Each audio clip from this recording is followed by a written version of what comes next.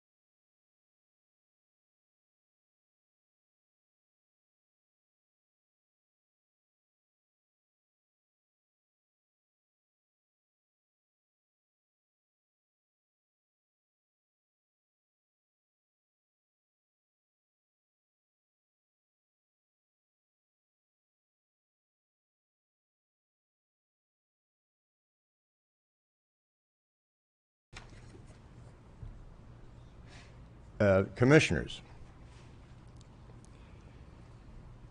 an existential threat to our democratic way of life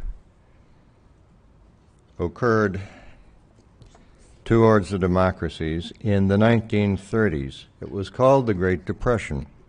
But when Franklin Delano Roosevelt made his inaugural address as President of the United States in 1932, he didn't tell people to be afraid and stay home.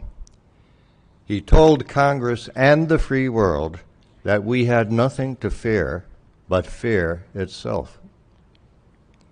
We heard a bit yesterday from Shelley Hipson about how data and statistics were manipulated to make people feel afraid in this province, Nova Scotia. No great nation prospers and grows on a platform of fear, but as a virus spread out from Wuhan, China, governments chose to opt for fear and to ignore their own previously approved and adopted pandemic plans, which instructed them to protect the vulnerable, allow others to carry on their lives normally, and maintain public confidence. They panicked into a war against a virus, a war which all reason and experience told them was futile and doomed to failure. And the first casualty of war is the truth. Many citizens might say the COVID crisis is over. I just want to forget about it, move on. The problem with forgetting about it and moving on is that governments may never relinquish power and control once they have it. Coercive measures such as injection mandates to travel by air are only suspended to be brought back whenever government deems necessary. And in many settings, including courts and hospitals, mask mandates are still in effect, despite the evidence of myriads of studies, the latest one being the famous Cochrane Review, the definitive study on masking, which reviewed 78 randomized control trials and concluded that masking was completely ineffective, masking of any type. That came out just 2 or 3 weeks ago. And they continue to double down on their advocacy of injections, whose efficacy data, you will hear, has turned negative, and whose safety is in heavy scientific dispute. No government in Canada has had the courage to hold independent hearings into their response to the COVID crisis and learn lessons for the future. What went right and what went wrong? Were we told the truth? Did politicians, officials, and media promote and enforce a single government-approved narrative, a dominant narrative, about SARS-CoV-2 and suppress alternative competing narratives based in science? If mistakes were made, what reforms should be implemented to reduce the chance of those or similar mistakes occurring in the future? Commissioners, at the outset, we should recognize and acknowledge the pain of those many people who lost family and friends to COVID, but we should also recognize and acknowledge the pain of so many people who have lost family and friends to the measures taken to combat COVID. You will hear evidence that these measures include the unscientific suppression of cheap and effective early treatment, deaths from loneliness, despair, and addiction caused by brutal lockdown and isolation methods borrowed from prison discipline, and the unprecedented levels of injury and death caused by experimental injectable products which did not fit the traditional definition of vaccine, and which government still promotes. We should also acknowledge the injuries of those who struggle with prolonged symptoms of infection, injury from the injectable products, and psychological injury from the campaign of fear and isolation. In the face of the COVID crisis upheaval since early 2020, it's only reasonable that this inquiry asks the question governments don't want to ask: why did so many Canadians die or fall ill, both from SARS-CoV-2 and from the efforts to mitigate its damage? Were our national public health responses based on the best possible evidence? And was that evolving evidence constantly reevaluated to optimize the outcomes for the population as a whole? Were any COVID countermeasures actually counterproductive? And did they result in more harm than good? In other words, did governments use cost-benefit analysis? Excuse me. Cost-benefit analysis to evaluate their actions, or were their actions, as many citizens suspect, the product of unspoken agendas for profit, power, and control? Answers to such questions are critical to the future of Canadian democracy, to the individual rights and freedoms which sustain Canadian democracy, and to our future economic well-being. In the absence of government interest in commissioning independent public hearings, a network of volunteers from across this great country has come together out of a desire for a better Canada. The National Citizens Inquiry is entirely citizen-funded and citizen-run, and is therefore entirely independent of any government influence. You, commissioners, have sworn to go where the evidence takes you and to make your findings and recommendations based on the evidence you will hear during this inquiry. And the evidence will be disturbing. The witnesses who have come forward to this inquiry told us, almost without exception, that they have done so because they want to give voice to a perspective which has been ignored and suppressed in the government-sponsored narrative enforced by mainstream media. The Commission has invited a large number of politicians, public health officials, and other leaders of the official response to the COVID crisis to appear before you and give evidence at a hearing venue convenient to them, either in person or by video link. If they fail to appear and explain to Canadians their side of the narrative, its basis in science, and why their actions were justified and continue to be justified, it will be because they do not wish to account for their actions to the citizens of Canada. It will not be because they were censored, silenced, or deplatformed by this inquiry. If leaders of the COVID crisis response do choose to explain themselves to Canadians, they could be asked for their response to the following issue. The AstraZeneca COVID-19 vaccine program was suspended in Canada due to its risk of causing severe adverse events. Excuse me, the main one was blood clotting. In 1 in 55,000 inoculated adults.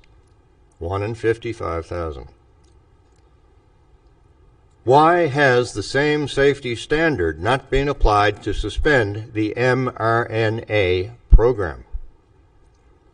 Dr. Joseph Fryman, from whom we will hear this afternoon, calculated with colleagues a 1 in 550 rate of serious adverse events, as revealed by reinterpretation of the clinical trial data, which is the supposed gold standard for knowledge about a new drug. The study by Dr. Fryman was published in the prestigious journal Vaccine and cited by the Surgeon General of Florida in his recent letter to the FDA. In suspending the AstraZeneca program, our regulator established a safety standard for itself for triggering suspension of a COVID injection program. This standard was 1 serious adverse event in 55,000 inoculations. Peer-reviewed estimates of the serious adverse event rate for the mRNA vaccines are orders of magnitude higher than 1 in 55,000. Why have we failed to apply the safety standard we applied to AstraZeneca products to the mRNA injection program. The issue of the safety and efficacy of the injectable products is a leading battleground of government propaganda and a focus of mainstream media suppression of the tsunami of scientific information which contradicts government claims. Government no longer claims that the mRNA injectable products stop infection transmission. You will hear evidence, and in fact have already heard evidence from Dr. McCullough, that these injections work by the injection of instructions to our cells to produce a foreign protein on their surface. This foreign protein, the spike protein, is produced in unknown amounts for an unknown time and is interpreted by the body as a toxin. You will hear that the shots have tremendous quality variation in the manufacturing process. Whether they are in fact experimental, no matter how they might be classified legally, with no medium or long-term information about their risks. You will hear evidence from a Canadian expert, Dr. Denis Rancourt, that these experimental injections have killed more than 10 million people worldwide. More than 10 million people worldwide. You will hear that scientific peer-reviewed literature has delivered the following verdict. An abundance of studies has shown the mRNA vaccines are neither safe nor effective, but outright dangerous. Outright dangerous. Commissioners, the life, safety, and health of our friends and family, the viability of our democracy, and our future national prosperity rest on your deliberations. The Charter of Rights and Freedoms states that Canada is founded on principles that recognize the supremacy of God and the rule of law. God speed you in your task, and may God and the rule of law prevail. Thank you.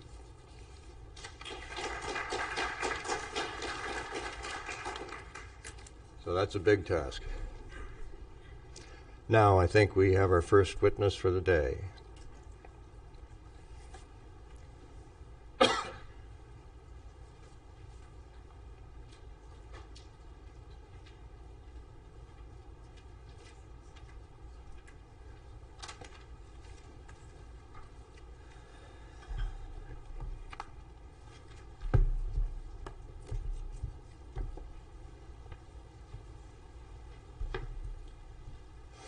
Good morning, everyone.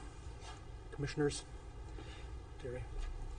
Sir, do you affirm to tell the truth, the whole truth, and nothing but the truth? I do. Can you hear me? Yes, we can hear you. Thank you. Can you please state your full name for us? Yes. Hi, Chris. Thanks for having me here today. My name is Daryl Shelley. I'm from Stephenville, Newfoundland. Relocated to Toronto in 2004, where I lived for 16 years, returning to Stephenville in December 2020 during the COVID pandemic. Before you moved to Newfoundland, you said you resided elsewhere, and can you tell me more about that? What precipitated you move to Newfoundland? I'm sorry.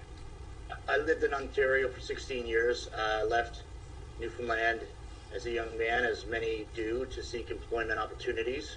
And I ended up starting a business called Mighty Mouse Staffing, which was founded in early 2017.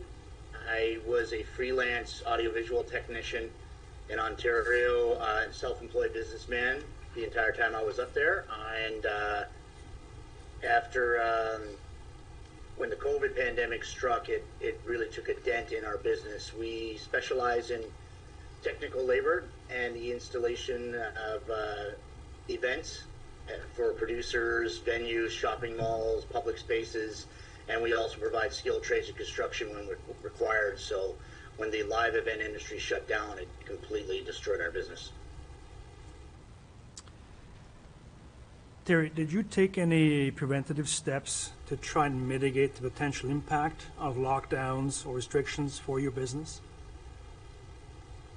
Yes, we did. So we ended up ordering KN95 masks, which are PPE from Asia, which is on par with the N95 masks you would get here for what we call respirators. And we wanted those because they were supposed to keep our workers safe if we had to continue to work throughout the pandemic. So we ordered thousands of them. We got an importation license, and we were ready to continue throughout the pandemic. We saw that it was coming before they had started to announce the emergencies in March 2020. So we were ordering these things about 6 to 8 weeks before that time. When we started out in 2020, we were just had peaked on our what was going to be our best year ever based on contracts we were landing. We had about 20 freelancers that were working close to full time and 80 freelancers on call. We were on a gross track for over 1.5 million in 2020 from a business that started with only $1,500 of one client back in 2017. So you built your business from 2017 to 2020, basically from $1,500 income to projected revenue of $1.5 million. Is that right? That's correct, yeah. And everything that we did was related to the event business at that time, the live event industry. So when the lockdowns happened in March, we had to tell everybody we're finished for now. We'll be back maybe in a few months. We weren't sure. So we held on to those KN95 masks, and we just put it as a tool in our arsenal, Chris, like the same as you would with your boots, your steel-toed boots, your hard hats or whatnot. And we figured we'll get back to work at some point in time. But when June hit, we realized we weren't going back to work, that we were going to be permanently locked out of work here.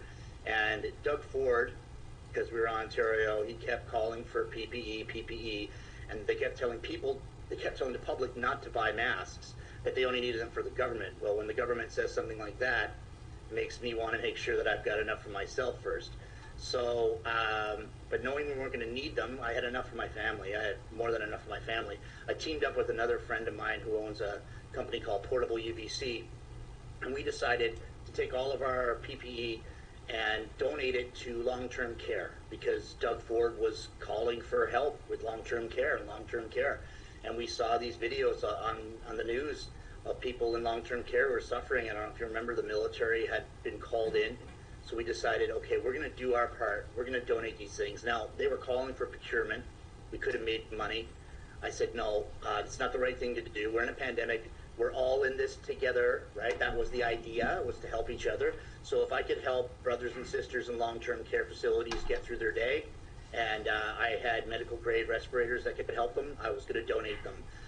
And then we hit a big snag when we actually decided to do that, which was the very first sign for me that there was a lot more to this pandemic that had to do with financial gain than it did to do about keeping people safe. Terry, how many masks were you donating or looking to donate?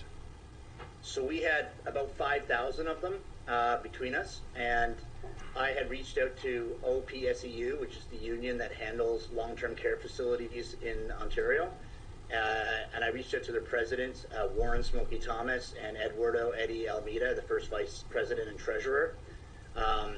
They wouldn't get back to me for the first few times. I tried calling, I tried repeated emails. Finally, I got a little bit aggressive with one of my emails, and I did get a response. And their answer was to give it to the government, at which point I said, I'm not interested in that. I'm interested in giving them to you. And I said, we will bring them ourselves.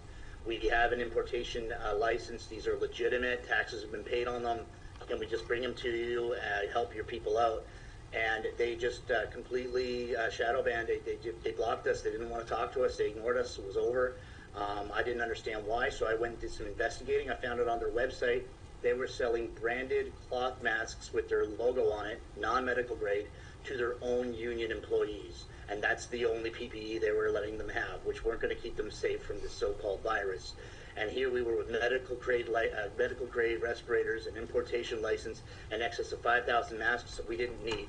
And now, on a side note, OPSEU is seeking nearly $6 million that they allege that Warren Smokey Thomas and Eddie Alameda had stolen from union executives over the years. So I don't know if they were making money off these masks, but it sure as hell put a red flag up for me, and we decided eventually to donate them to a homeless shelter called Homes First in Toronto. So we gave it to them, but it was pretty amazing that they were calling for help in long-term care, and here we were, and coming to save the day, and we weren't able to do it because they wouldn't let us. And you were shut down from providing masks to the elderly population, particularly, like you said, long-term care facilities, which were certainly at high-risk category. So thank you for that. Terry, what happened to your business? Because you said that you built it up from like the dream, so to speak, from very small income to a projected income of 1.5 million. And the second question, actually, let me preface that. I'm sorry. Your business had contractors. You had employees, 20 contractors, and you also said you had up to 80 subcontractors. When the lockdowns, when the restrictions came, what happened to your company? What happened to those employees, to those contractors and subcontractors? So the audiovisual community and event staffing community in the city, they had these online sort of events where they were trying to rally people to, let's be all in this together, and let's stay home, and let's stay safe, and all that. But after a while, after a few months, we started to see that this really wasn't the case. Walmart was open, the liquor store was open, people down in the United States in a lot of places were still open. A lot of technicians that were highly skilled moved to the United States temporarily. Some of them left the business completely. A lot of them switched trades or left the town because, living in southern Ontario near the GTA is ridiculously expensive. You need to keep making money every day or you're going to go under. And by the time we got said and done with it, I think we managed to pick up some work in 2020. Our 1.5 million projection ended up turning into about $9,000 in sales from March to the year end. And we almost lost our company. We managed to survive because we started an online pet supply business and dog breeding business when we came back to Newfoundland called Shelley's Pet Palace.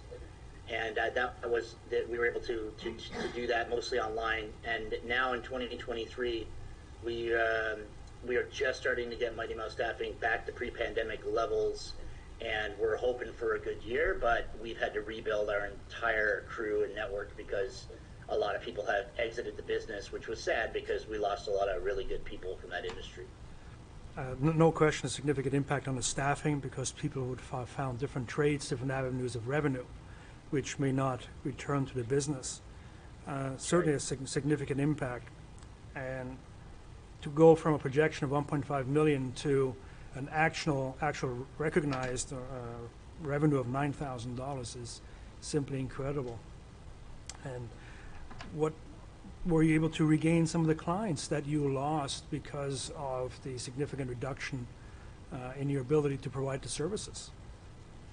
So thankfully, yes, we managed to keep a couple of our clients. One of them does a lot of work in shopping malls, which managed to remain open. So that little bit of work floated us during the tough years, the 2 tough years that we just went through. But it was it was nowhere near what we were at before. It was literally, I had to put myself on the jobs. I had to travel back, which was quite a struggle traveling throughout the pandemic with the various restrictions changing on a weekly basis, not knowing if we were even going to be able to travel. So kind of wanted to go into telling my little story about how I had to actually come home and try to take care of my mother because getting back to the island in Newfoundland during that time was a nightmare. Absolutely. And Terry, you've segued from the business aspect which affected you and your family, but I want to touch upon your personal story as well. You mentioned your mother, so certainly not a significant life event that impacted you. Can you tell me more about that? Yeah, Chris. So, what preceded, the story I'm going to tell right now probably brought me to where I am right now in my political and professional ambitions. Because I couldn't believe that this could happen in Canadian soil. I couldn't believe that this could happen in our country. So, my mom was having a rough time with her health at the beginning of the year. We didn't make it home for Christmas in that previous year, so we planned to come back sometime in year 2020 anyway. And in May, Mom got sick. May of 2020? 2020, like really sick, more than before.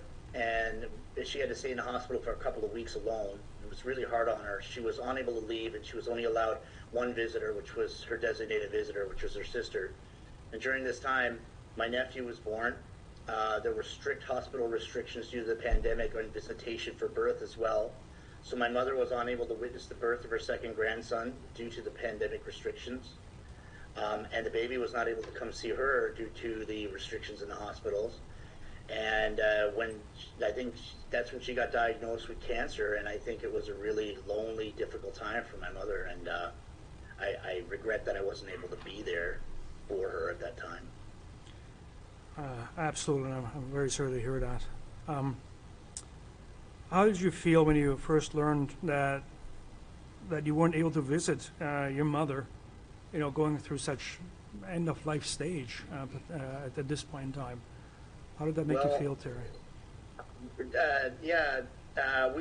We knew that we might be able to come home if we applied for an exemption, but in May of 5th, 2020, Bill 38, an act to amend the Public Health Protection and Promotion Act by the Newfoundland government, was enacted. And this included banning non-residents from entering the province. However, residents were still able to leave and return. So if you're from Newfoundland, you can leave and go to Canada, but if you're in Canada, you can't come to Newfoundland. First time I've ever heard of anything like that ever happening. Like, you're not allowed to go into this province, right? It allowed the police to conduct warrantless searches and detain persons who are suspected of being in contravention to the Public Health Protection and Promotion Act, to enter any premises without a warrant, to take samples, conduct tests, make copies, extracts, photographs, videos, as the inspector considers necessary, and to make available any means to generate and manipulate books and records that are in the machine-readable format, such as an electronic form, or any means necessary for the inspector to assess any books and records, and no timeline given. So they could just come into your house, take your laptop, leave, and come back 3 months later and say, we found something in your laptop. Absolutely. There were some very, very trying times for us. I'm sorry to interrupt you, Terry, but I want to focus back on your mother a little bit, actually. Because you weren't able to visit with her due to these travel restrictions that were brought in. But were you able to connect with your mother in another way, potentially? Yeah, Chris. Just correct you. It's Daryl on the... I'm sorry about that. Yeah, no problem. Just get that one. Like I was just about to get into, so in May 2020, the Civil Liberties Association wrote to the Attorney General and Minister Andrew Parsons concerning the restrictions put in place by the government. I sent that to my mother, and I said, I don't know if we're going to be able to get home. I don't know what's going on. So June 4th, my wife and I applied for travel exemption to enter the province, and to our surprise, we did get it the next day. Taking care of someone in palliative care assistance was an option. We chose that option, and we did a lot of teleconferencing, video calls with Mom. But we were really worried about traveling through the other Atlantic provinces because we heard about the difficulties other people were having. We didn't know if we were going to be able to get through New Brunswick and Nova Scotia. We didn't know if we were going to be able to even get on the boat, and then they may change that last minute. So Mom was doing better throughout the summer and had lots of family and friends to help her as she was going through chemo. So we didn't think it was necessary to really take the risk of trying to travel and maybe getting stopped along the way or something. So we didn't go at the time. And then in the fall, Mom took a turn for the worse. We decided to travel home right away to take care of her full time at that time. But then on November 7th, 2020, I had to apply for another exemption because the old one was only valid for 30 days. Now, this 30-day rule was never stated, was never made public. There was no way to know it. I had to inquire because I was going to pack up. I left my condo behind, everything behind, to come home. My business was shot, so there was no work happening anyway. And this time I applied for my entire family, and we were planning to travel back on November 23rd. Then on November 13th, I was talking to my mother on Messenger that day. Everything seemed fairly normal and fine. She was on the phone with her sister, I believe, that night, and sometime after midnight, she died in the kitchen. The restrictions that were put in play by the government in Newfoundland and Labrador and the other corresponding Atlantic provinces robbed me of being able to see my mother in her dying days. I'm very sorry to hear that, Daryl. Absolutely. As we're coming in towards the end, Just want to ask, were you able to find some closure after all this with your mother's passing? Yes, yes and no. We weren't sure, like I said, if our exemptions would be valid, but we came home anyway. But at this time, after Mom passed away, there was no way for me to be able to get back to see the body to say goodbye and do a proper send-off. She had to be cremated pretty quickly. So what we decided to do was to have a wake, and I knew that there was a 14-day isolation, and wasn't supposed to go. And some family members said to me, well, you know, do it anyway. And other ones said, no, you can't. So I didn't tell anybody I was coming back. And no one in town, no friends, no relatives, nobody knew of her wake. She was robbed of that. I didn't know anything about it. I came home, got in off an airplane full of people, got into a truck completely isolated, went to my house completely isolated, got in the truck, went to the wake, had to put a fake name down to walk in, went in and saw her in an empty room. And to this day, there's people in this town who didn't even know there was a wake. The only other person who went was my brother and his family. Nobody else was there. I didn't even see them because they went at a different time. People were calling me saying, you're going to get arrested if you break the quarantine. I said, my mother's dead. I said, I'm coming back to say goodbye to her body, and we paid thousands of dollars for it. I'm going to do it. So I sent her off. It was mixed emotions. I was completely alone with no one there to confide in. You know, my father was very helpful by giving me his truck and everything, but I mean, people in Newfoundland and Labrador were scared. They were totally petrified. The amount of discrimination I felt during the next few months, traveling home, getting on that boat, and coming from Ontario, from Newfoundlanders, my fellow Newfoundlanders, was despicable. It was ridiculous. You're talking about a person that hadn't left his condo for almost more than half a year. I was never sick. We weren't working. I was isolated most of the time. All I went outside to walk my dog. The amount of discrimination was ridiculous. The government had everybody pitted that the outsiders were going to bring some killer plague to the island of Newfoundland, and everybody believed that this was going to happen. I heard things like, you're going to be the first case in Stephenville. You might infect the entire town. When I came back, I came back on December 1st is when we finally landed. Finally got over with our stuff. We quarantined for 14 days. The last day of quarantine was my 40th birthday. No one came to visit me on my birthday. We saw people called and things like that, but nobody came. It was my last day. Like I said, we saw very little family over Christmas. It took 29 days before I was able to sit down with my brother and discuss my mother's affairs. The government destroyed everything and had everybody living in fear. It was so sad. People found out we were from Ontario. They would run away from us. And we couldn't get help offloaded. I couldn't get help to offload my things, even if I isolated in another room by myself. I was offering somebody $200 an hour to help me offload my stuff after driving all the way from Ontario, getting harassed by a border guard in New Brunswick who said I couldn't stop, having to take the license plates off my truck and off my trailer. It took 3 days to offload that stuff by myself, and I had to return to my mother's house full of her belongings. Same towels that she used were still hanging in the bathroom, and nobody to help us. The intimidation factor was unreal, and I couldn't believe that the people of Newfoundland were so scared and convinced that we were going to bring back this plague and kill everybody, and it took a long time for us to be able to reconcile that as friends with our neighbors and our families, and Absolutely for people to get back into normal. And we are still reconciling with that. So thank you, Terry. We were coming short on time. Yep. I have no further questions for you. I appreciate your time, but I'm going to defer to the commissioners if there are any questions that you'd like to ask of Darryl. No? Yes, I'm sorry, there's one question there. I'm just wondering, when it comes to the different travel regulations or guidelines in the different provinces, when you mentioned that you were harassed in New Brunswick by the Border Patrol, could you just kind of elaborate a little bit further on that? Sure, yeah. It was after driving through Ontario and Quebec with no issues, really. We got to the New Brunswick border at Edmundston, and they had a full lockdown situation with, like, it was almost like driving into I've traveled in Europe. I've gone from countries to countries, France to Switzerland and other places, and when you do, there are places where they search you and they lock you down, and, you know, that's understood. It felt like that. It felt like I was going into another country, like I was being questioned about who am I, where am I going, why am I going there? And I had my papers. I said I'm going on back to Newfoundland. And she said, well, you can't stop along the way.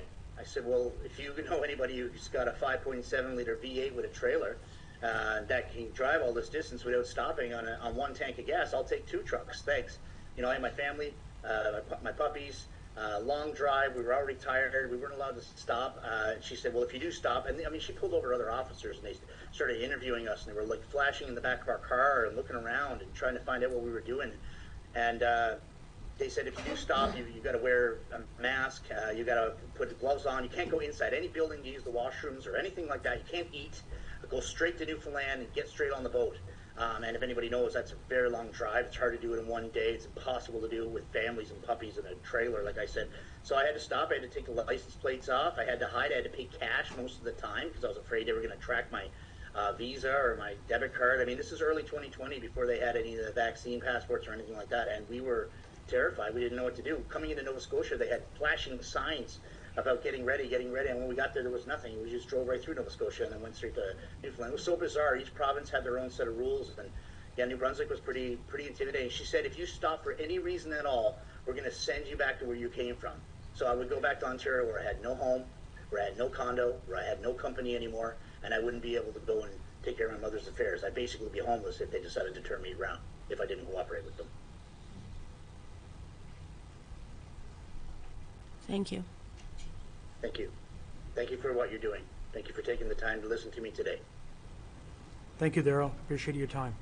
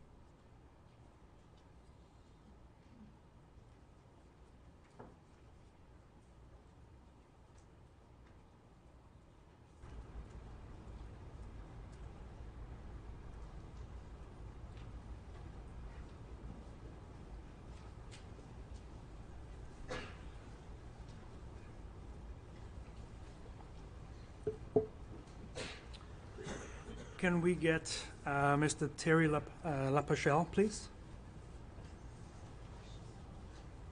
Sorry. Mr. Terry Lapachelle. Thank you, Terry. Good morning. Good morning, Mr. Lapachelle. Do you, in the testimony you will now give, affirm that you will tell the truth, the whole truth, and nothing but the truth? I do. Good morning, Terry. Good morning. I know we've already sort of mentioned it, but can you please give us your full name? I'm sorry? Can you please give us your full name? Yes, my name is Terry LaChapelle. Where do you live, Terry? Right now we live in rural New Brunswick. And what did you do for a living? I'm a retired military veteran of 21 plus years. Where were you posted, Terry? Six different provinces, really. Let me be fair. Let's go with the most recent, or your last posting. Right, CFB Trenton. Okay. So before moving to PEI, to rural New Brunswick, your residence was Trenton in Ontario. Correct. What did you do for the military? What was your occupation or your capacity? My occupation was military, or MSC op, mobile support equipment operator, basically a truck driver. Okay. Yeah. I retired in 2018, mid-2018, and I started working on the base as a civilian in, sorry, this is a little hard to say, but in 2020 as a public service. Breathe. Nice and relaxed. Yeah. Right. It always helps to breathe deeply. Take a couple deep breaths, and we'll go from there. Okay. I'm good. Excellent. Terry, you retired from the military in 2018, and then took a public service position with the military. Is correct? As a public service. Yes, as a civilian. As a civilian. Yeah. Okay. And then you left that job, or you did. You left that job in 2020, you said? In late 2020, yes. What precipitated that? Well, just about, early 2019, early 2020, the COVID pandemic was happening. And I listened to a lot of different news outlets, not just mainstream media, but also alternative news outlets. And I was hearing rumors and reading rumors about possible injection mandates for all public service employees. My wife also worked on the base as a public service employee. And I was watching that really carefully because I was worried, obviously, right, what was going to happen. So between the two of us and my military pension, we were doing fine. I mean, $170,000 a year roughly. We had a couple nice vehicles, nice home, completely renovated, camper, pool, hot tub for my back, and everything was going good until I believe in September or October, it was announced from the federal government. You can look it up, it's still on their website, that, indeed, if no jab, no job. So you either take the injection or you'll be placed on indeterminate leave without pay for public service employees.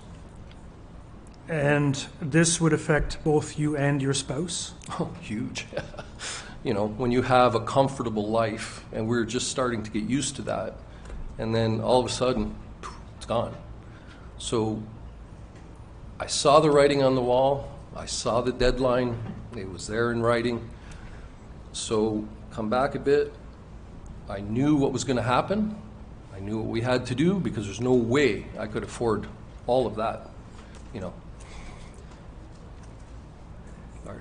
So you've made a decision. It sounds as though, and please let me know if I'm incorrect, but you said you reviewed documentation. So then you've made a choice and then you received documentation from the military that says if you're not vaccinated by a certain date, that your employment would effectively be terminated. Right. And so, but you've made a decision not to get vaccinated. Is that correct? Because a lot of red flags. I mean, mRNA is nothing new. I'm sure everybody in this room has looked it up, did a little research, whatever. It's decades old technology. And the first red flag to me was, why wasn't it ever brought to market before? And then the push, I mean, coercion? Like, really? Coercion to take something that I don't want to take, to take a medical procedure I don't want to undergo. You never buy the first model Tesla. You're going to wait until they work out some bugs first, right? And my backup plan was always, well, if I'm wrong, I can always take it. When you said coercion, can you tell me a little bit more about exactly what you mean by that? Well, when the government announced that you either take it or you lose your job, or get placed on leave without pay for basically forever, I talked with my wife and I said, we got to sell everything. We have no choice because I can't afford this on a military pension isn't very big, right? So we had to sell the house. We went down to one vehicle, sold the motorcycle, sold everything. I mean, a lot of stuff I couldn't even take with me, the movers wouldn't take. Luckily for us, we did make a little bit of money on the sale of the house, so that kind of tied us over for a little while. I hired some movers. We moved back to southern Ontario, back to Niagara. Ended up in a small, maybe 550 square foot apartment on the third floor. Big difference. It's not something I really want to wish on anybody. I mean, it might have been easy, just take it, carry on with my life, but no. You felt that based on the research you've conducted and the information available at the time, that it wasn't safe for you to continue employment rather than potentially, that the prospect of losing your home, your vehicles, everything that you've built up, because you had quite a long, lengthy career with the military. Right. So, based on what I was reading not just, I mean, I watch a little bit of mainstream media, but I try to stay away from it. A lot of other alternative sources. I never take anything I see online at face value. You know, you have to kind of read between the lines, use a grocery store method, take what you need and leave the rest, you know, behind. The stuff I was reading was just like, wow, no, I don't even want to take a chance on this right now. So I'm going to wait. I'm going to see what happens. Unfortunately, I didn't have time to wait because the date was on the wall, November 1st, and then November 15th, you're being placed on leave without pay. So we did what we had to do, and it was really like a punch in the face, you know. Here's an organization I worked for half my adult life. Okay, when I was in the military, I was medically released. I kind of understand that. I mean, you get to a certain point in life where you can't do what you used to do. So yeah, I couldn't do the soldier thing anymore, that's fine. You know, I understand that. And there were some benefits there for me on retirement. But this, there's just basically nothing. They're taking away 2 full-time incomes and replacing it with nothing. I mean, we all know what happened with CERB. I didn't even want to go near that because I knew they'd come back to get it. It's the government after all, right? So, yeah. So it sounds like your overall experience with the military up to this point has been rather favorable. You enjoyed your career with the military? For the most part. Ups and downs. Well, like any job, right? Absolutely, absolutely. But overall, it was pretty good until these mandates came into effect, and then you had to make a life-altering decision. Why did you choose to move from Ontario to rural New Brunswick? Well, before we moved to Niagara, we looked for an apartment in and around the Belleville, Trenton, even as far as Kingston. No way I could afford an apartment on a military pension. I mean, they're $1,800, $2,000 a month. That's basically my military pension, right? So there'd be no money for food, there'd be no money for bills, there wouldn't be anything. So we did manage to find a small apartment in Niagara that was just over $1,000 a month. So we rented that while we tried to figure out what we were going to do. And I contacted a veteran friend of mine in rural New Brunswick, and he said, hey, why don't you come and look around here? I'm sure you can find something. The prices are still reasonable. So we did. I did. I jumped in the car. I came to New Brunswick. I looked around. I found a spot. My mortgage broker made it happen. It was a miracle, really. So just based on my pension, we qualified for the property because I said, there's no way this is going to be taken away from me again. You know. So any other little job that my wife could get or I could get or something like that, it's just a bonus. Right. How did we end up? That's how we ended up in New Brunswick, 1,600 kilometers away from my father and my brother. Did you have any family in New Brunswick at all, or that? I have some cousins around Sussex and St. John's, and my one veteran friend there, not too far from us. And there's other veterans in Fredericton, and I think there's a few in Moncton. That's going way back to my Armored Corps days, but yeah.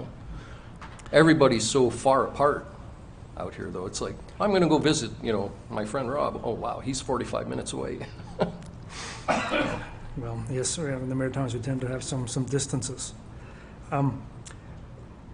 Terry, I know you've talked to us and you gave us a glimpse into your financial situation when you went from a combined income of about $170,000 a year, benefits from the federal government working for the military, to roughly $35,000 a year. Right. And you know, you were reluctantly had to move from Ontario, where your immediate family is, to a place where you really have no immediate family, which is a significant distance away. Right. How are you dealing with, and if I may ask, how are you dealing with that, you know, emotionally? How is your mental health because of all this as well? Well, how do you deal with it? Day by day. I mean, what do you want me to say, right? Yeah. You do what you got to do and get it done. It certainly. My rock is over there, and my wife, right? Absolutely. And I can appreciate that very much so. Since moving to New Brunswick, have you had contact, or have you seen your immediate family, like your dad? When was the last time? No, not since. I mean, it takes money to drive, from New Brunswick to Ontario, and I have to do it in short hops. Like, I almost threw my back out just driving here today, but I wanted to be here And I appreciate you because being this here. is so important. It is, absolutely.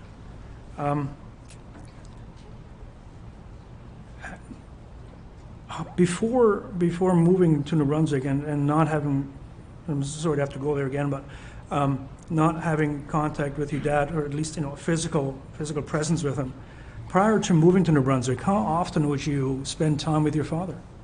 Almost every day. That was really the whole pull to move there, was not only it was one of the only places we could afford to rent, was also to spend time, with family. Do you have Because, other family? Oh, sorry, go ahead. Trenton is about a 3-hour drive, so it's a 6-hour round trip. Being right there, I mean, I could just go knock on his door and say, hey, come on over, for breakfast. All right. So you went from a lot of contact to actually zero contact. Zero. None. None at all. Well, other than maybe, a Facebook conversation or Right. a video conversation or a phone conversation, yeah. Right. But certainly no quality time, so to speak, in person like you would have before, like we'd like to do with family. Correct. Do you have any other family in Ontario that you had to move away from as well, aside from your father? My brother, my daughter, a lot of friends, acquaintances. When was the last time you saw your daughter? Last time we saw her when we left. That would have been roughly mid-August of last year. Of 2022. Yeah. So Yeah. about 7 months, roughly. And if it wasn't for my brother helping us move, don't know how I would have done it.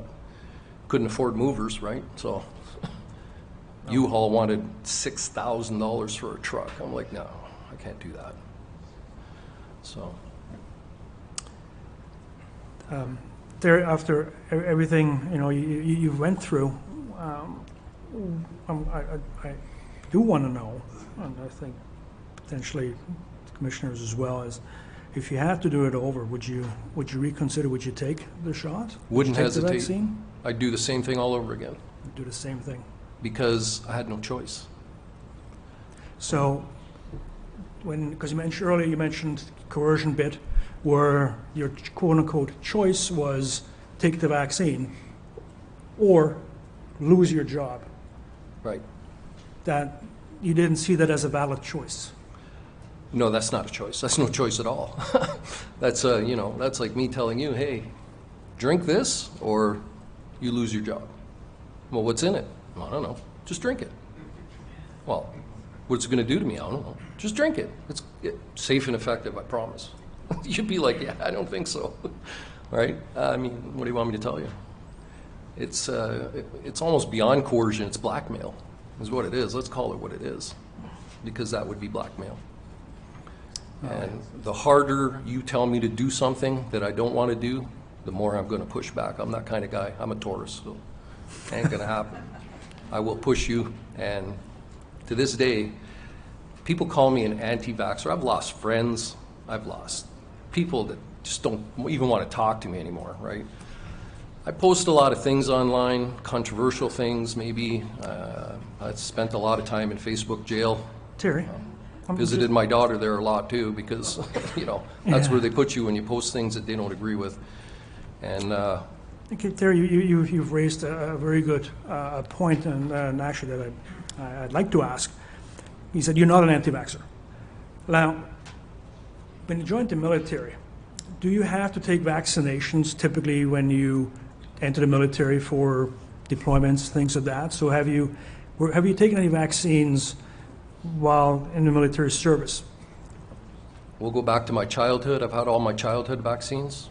I did the Needles Parade right here in Cornwallis, Nova Scotia in 1985.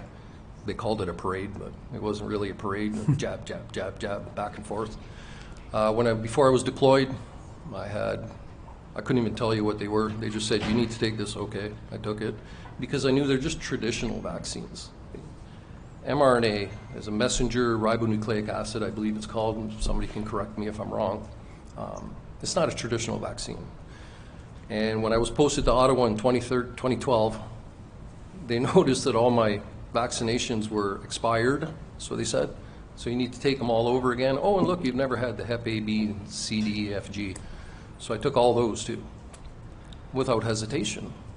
I put my vaccine booklet up against anybody's in this room, any day. So you Hands had- down, I'm going to win. So no hesitation No whatsoever hesitation. for all the prescribed vaccinations within the military Yep. up until the COVID-19 came in. And based on what you said to us is that there simply, I'm going to paraphrase it, but simply there wasn't enough documentation and proof of safety for you to take a risk on an experimental vaccine, but you had no issues whatsoever taking any of the vaccinations that were required because you know they've been proven and they've been effective if they've been around. Correct. Is that correct? Yep. Too many red flags. Thank you, Terry. I appreciate your time. I'm going to refer to the commissioners for any questions.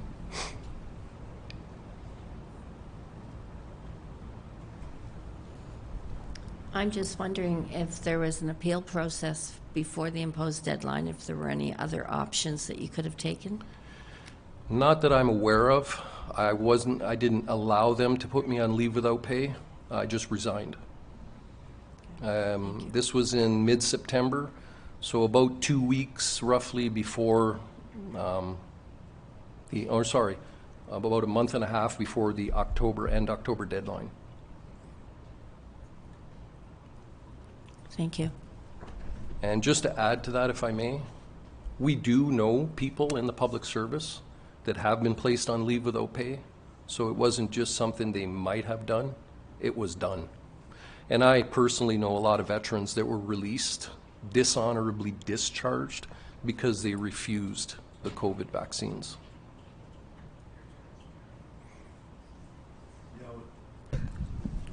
Thank you for your testimony. I was going to ask exactly the question about, in your assessment, what would be the proportion of people that refuse to take the jab according to the people you know around you in the military, for example? Well, there was a number floating around of approximately 800 to 900 military personnel that were dishonorably discharged. And coincidentally, some of them I know personally, and they were actually called back. And they said, no, you kicked me to the curb, I'm not coming back. And as far as the civilians, I only know of a couple myself, personally.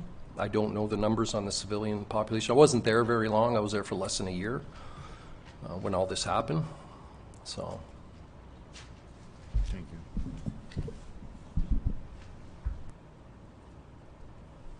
Thank you very much for your time, Terry. I'm very grateful for you being here today.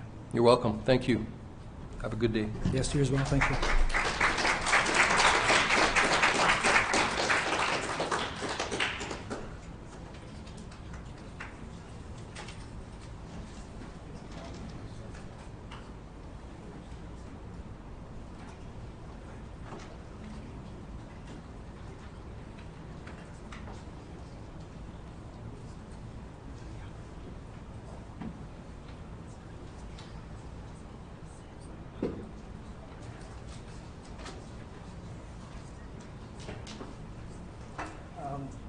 I need just a moment, please.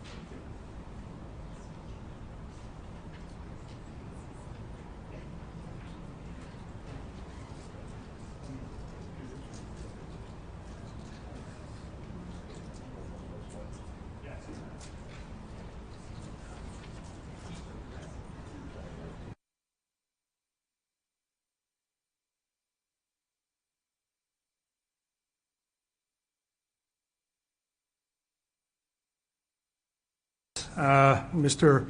Peter Van Callen, if you could please come up. Peter brought the exhibits that that I've introduced electronically. He has them printed out, and he will show them to you. Unfortunately, I don't believe they're available electronically at this time.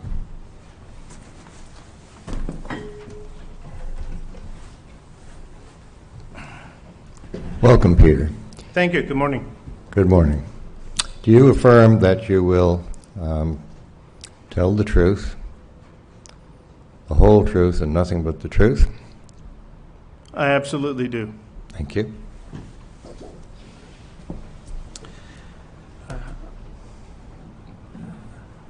Good morning. Hi, Chris. Can you please just repeat your full name for us? My name is Peter Van Colart. I'm a resident of Kelvin Grove, Prince Edward Island. Have been there since 2019 in November, and moved from Niagara, Ontario to Prince Edward Island. My family and I moved because we have a business and discovered a business opportunity that was going to work for us, provided we weren't interfered with. And as everybody knows, March 11th, the interference came, and it's changed our lives drastically. March 11th of 2020. Mm-hmm. Peter, you said you moved from Ontario to Prince Edward Island for business development opportunities. That's correct. Can you tell me more about your business, please? My wife and I run a business that is a private post-secondary institution for training the people who are the professional operators running water treatment plants and wastewater treatment facilities in this country. Our work is comprised of preparing those people for their provincial examinations for recertification and initial licensing.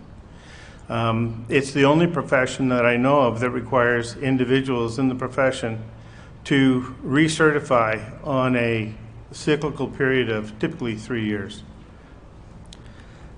And what exactly, to make sure everyone understands what that means, what exactly do you teach them? What is the subject matter? Yes, what's the importance? We provide the training in the physical, chemical, and biological sciences, hydraulics, the engineering, the chemistry, the biochemistry of treatment of drinking water, public drinking water, the conveyance of that drinking water in the distribution systems, the collection in the wastewater collection systems, and the ultimate treatment in the wastewater treatment facilities for final end disposal. When you say for final end disposal, what does that mean? Wastewater has to go back to where it came from. And how long have you been doing this? Since 1987. Since 1987. And when you instruct, how does that typically take place? The instruction largely is in-class, in-person instruction with small numbers of students. It's somewhat boutique training, mostly hands-on because there are many skills that have to be transmitted through verbal communication and reinforcement. I've brought some photos that I'd like to introduce to the commission, and I'll hold them up and then pass them on. The first photo is a photo of me with a class of students in a laboratory doing this kind of work. The second photo is a photo of the students performing an analysis after the instruction. This is very typical. So initially we'd have a small classroom briefing, then go into the laboratory and perform the work. And I've done this for over 33,000 students in the period of time that I've been instructing in this field. Incredible. Where do your students come from? All over the world, Canada, United States? We've had students from the United Nations Human Resources branch, from Cyprus. I've conducted classes in Australia. I've conducted training throughout Ontario. The military bases across the country, Newfoundland, Labrador, Ontario, here in Nova Scotia, Alberta, Manitoba, and British Columbia. You have clearly a breadth of experience. For the commissioner's notes, the pictures that that Peter held up are exhibits number TR0009 as well as TR-0009A. Peter, you then you made a choice to move from Ontario to Prince Edward Island for those business development opportunities. How were you impacted, or was your business impacted by the lockdowns, restrictions, or government mandates? The simple answer is yes, but I will elaborate.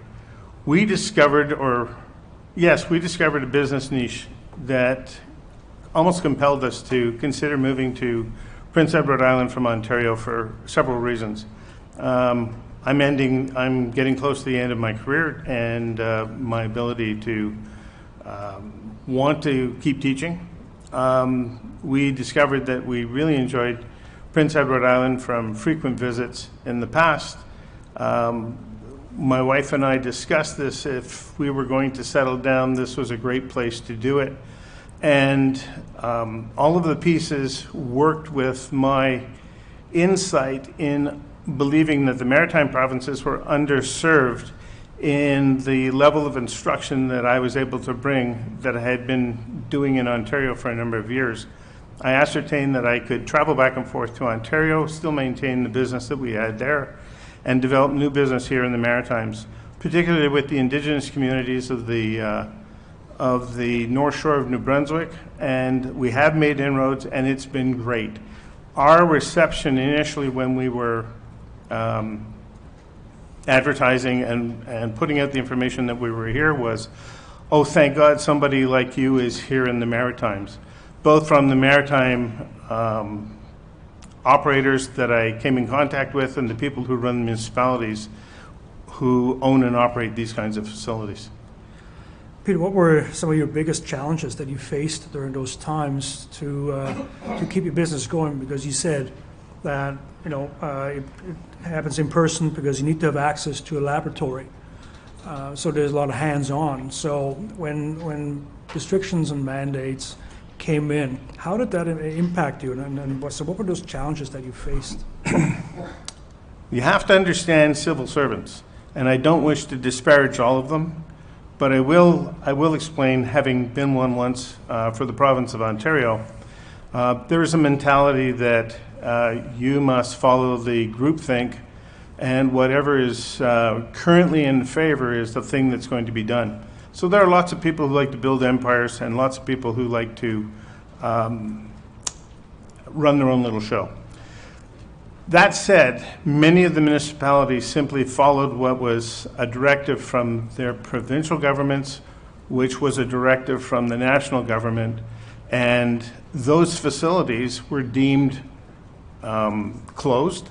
So there was no access to drinking water facilities, there was no access to wastewater treatment facilities, the laboratories associated with them, or the people who staff them.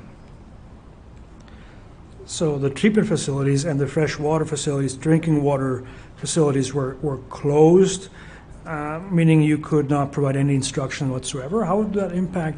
The impact was huge. Revenues essentially went from one level to zero.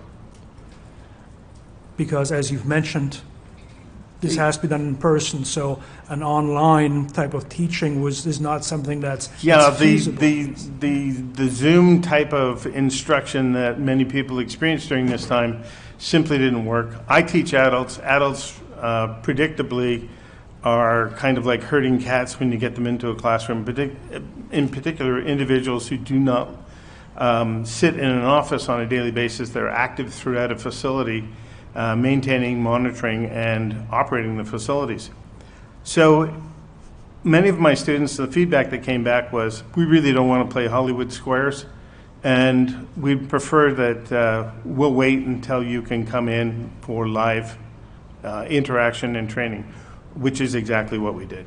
In buying the time, I have to stress that I had to dissolve assets. So corporate assets, personal assets, monies we had saved for retirement, that sort of thing, was all used to try and keep our lives afloat. So in order to make ends meet, so to speak, you had no choice but to essentially shut down your business because of these mandates and restrictions. The business essentially shut down, and I refused to take the vaccine until the last possible moment. And unfortunately, I had to take the vaccine because I was faced with an economic crisis that I didn't want to go through. And the necessity for taking a vaccination, what was that for? The federal government declared that nobody could travel on an aircraft without vaccines or without the injections. And I had an economic benefit that was available to me in Ontario. My own province, however, constrained me from traveling by car because I could not return back to the island unless I had been vaccinated. For all the mandates that happened everywhere else, the mandates on Prince Edward Island were even more draconian because basically a bunker mentality was set up on the island to prevent any sort of person from coming onto the island. And if anybody was following numbers and stats, there was a period of time when everybody was glib about the fact that, you know, we were an island, we were isolated, therefore we were very lucky, and, you know, the angel of death had passed over us, and we were not going to be impacted nearly as bad as what we saw in the news and other places. How did it make you feel that, because it sounds as though, based, you know, what you said, you had to wait until the very last minute, and then you got the vaccinations simply for not simply is not the right word to word, but for not the right word to use, but for an economic benefit. How did that make you feel? It's the decision I most regret in my life. My wife and I both went to go and get the first shot, and I had to do it for us and for our family. She did not have to do it, and she turned to me and said, I just can't do it.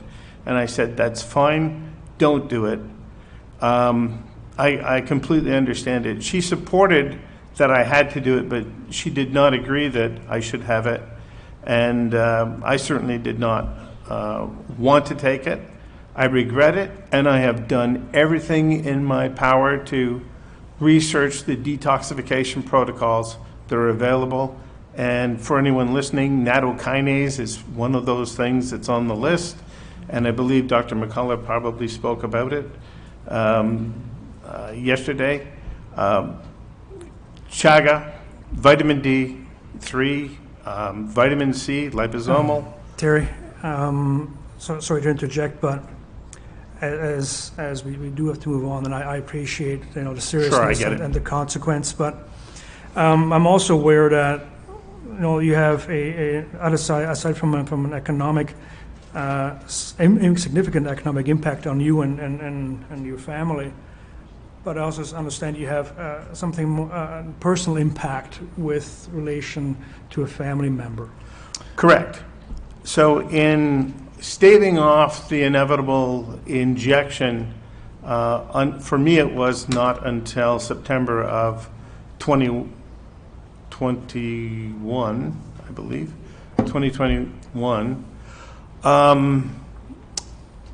I was not able to travel to my mother, who was in care in Ontario, and my second biggest decision is, regrettably,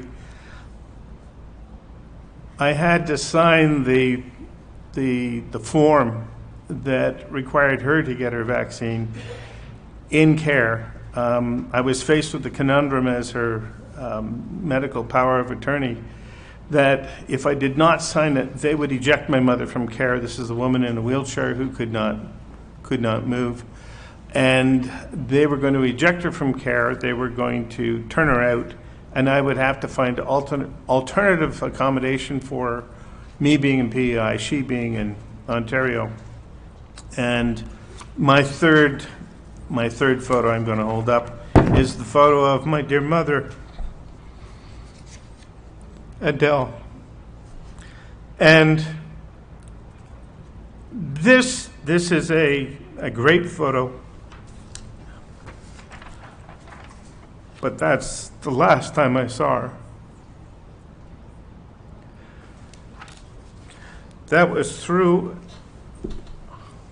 a window at a healthcare facility in November of 20, when I was able to fly before vaccines were made available, under the constraints that were imposed at the time. She was on a second floor window in her room. We had an hour-and-a-half conversation because I was fully aware that that was perhaps the last time I was going to see her for a long time. And after she had her second injection, she developed vaginal bleeding. And this is a woman in her 80s who'd never had any problem with her reproductive system whatsoever. She bore 4 children naturally. And to develop vaginal bleeding was curious at the most. And her wishes were carried out very quickly after her death. And I wish to hell I had insisted on an autopsy and a particular investigation as to the cause of what really killed her. Thank you, Terry. You said that your, once again, a choice, the word choice, that you faced was because of your medical authority, power of attorney, that if you had to sign for your mother to get vaccinated in the care facility, if not, she faced ejection. Correct. The healthcare facility, or the care facility, was a not-for-profit care facility in Ontario, and the care she had received up until that time was exemplary. It was much better than many of the places my wife and I had sussed out. The year previous, we had seen horrible places. And so we were very confident that she was in the best care possible at the time. But they, of course, went full mandate, full blinkers on. There were no deviations from their rules, and their imposed rules, they claim they came from the government. I know that everybody claims they come from the government, but they pile on their own little twist to them. And by the time every one of us had to deal with people who said, well, you have to wear a mask here, or have to show your pass there, we all had some pretty stiff, what's the word I'm looking for, encounters with zealots. Thank you, Terry. Peter. Well, I have more questions. We are running short on time, so I think you've already presented great testimony, so I will defer to the commissioners for any questions and follow-up.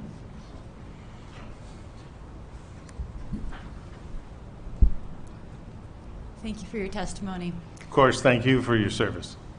I just have a few clarifying questions about your business. Thank you. You mentioned that you had adult students. I'm just wondering if you can tell me who a typical student would have been in your business. Oh, certainly. All my students are adults. None of my students are directly out of college or university. They're all people who are actively employed as a result of their employment in this industry, the water and wastewater industry. They have to seek provincial licensing in order to continue to work in the business. That licensing is only valid unless they recertify. The recertification usually takes place every 3 years.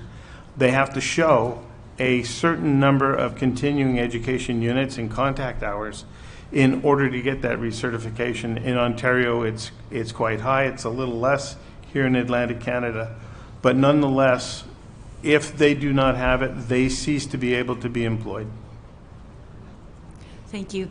And one other question. I think I heard you say that one of the reasons you your business became depressed in PEI was because of the closure of facilities, but that if you could travel to Ontario, you could still work. And was something different in Ontario from PEI at that time? No, the net kept getting tighter and tighter. Every time I made an overture to arrange something, and I had made several things work, at the last minute, it was somebody within the municipality who suddenly came down with no, we can't have anybody from outside our group to infiltrate and potentially infect us, and therefore we're closed. Okay, thank you. You're welcome. You alluded to the protocol that had been developed and still developing for detoxification from vax injuries. Did you personally suffer any vax injuries? No vax injuries, but I am grateful that I have used the knowledge and skill I have to find the things that I needed necessary to diminish whatever potential I believe is out there for a vax injury. I do question a change in my overall energy level, but I cannot conclusively say, because part of the problem of all of what has gone on in the last 3 years is that everything is broken. Access to the medical system is broken. Access to get tests and confirmatory things done are broken. I happen to be a pilot, and I've been a pilot since I was 17, and I can tell you that a 2-year medical examination that was a normal course of events is no longer a normal course of events. It's a telephone conversation with a medical practitioner to get reassessed. And being a pilot, I have 2 major concerns. That is, those pilots in this country and other places who got the vaccine, if they have a potential for some sort of vaccine injury, I have a real concern about being in the air with those pilots. And the second thing is that the pilots that didn't get the vaccine, who were furloughed for whatever reason because their airlines had mandates or their mandates were imposed on them by the federal government, those people are the ones that you definitely want to seek out and fly with and support whatever airlines they might be with. And lastly, I think there's going to be a large amount of Canadians who, when it comes time to receive or transfuse blood in medically necessary conditions, a condition about whether or not you're receiving vaccine available blood or non-vaccine available blood will be an issue as well. Thank you. Sorry, I have just a couple of brief questions about your mother. Thank you. How long after she got the second injection did her medical condition start, and how long after did she pass away? She passed away 4 months after the second shot. Her medical conditions occurred within 3 weeks of the first shot. Secondly, did you have any discussions with the medical personnel that you thought it might be a reaction to the vaccine? I did, and you can probably understand what that reaction would have been. Oh no, you can't possibly know anything because you're not a doctor. So then, is it safe to say that it was not registered in the CAFIS system as an adverse reaction? I believe it wasn't. Thank you. You're welcome.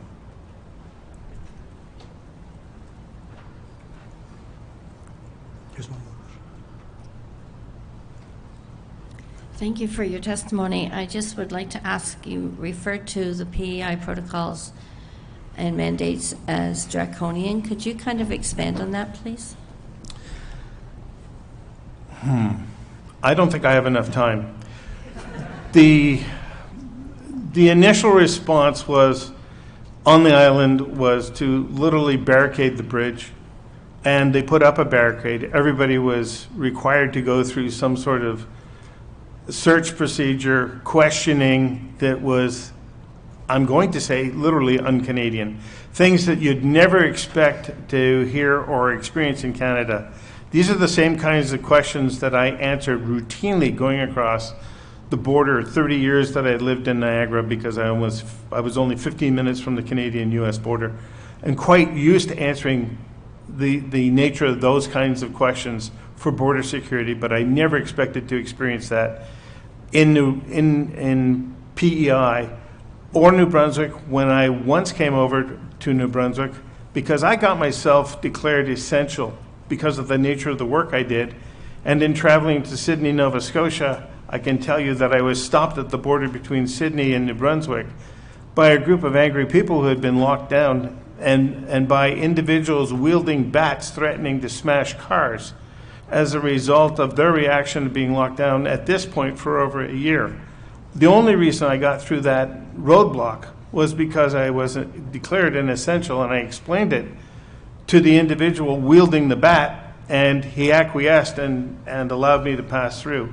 I was able to deliver the training in Sydney, Nova Scotia to the people who were waiting for me there. Sadly, I was only into that training 2 days before Nova Scotia locked down Nova Scotia, and I was required to return back to Prince Edward Island. So that training was postponed for another period of time, and I was able to go back and complete it, but almost 3 or 4 months later.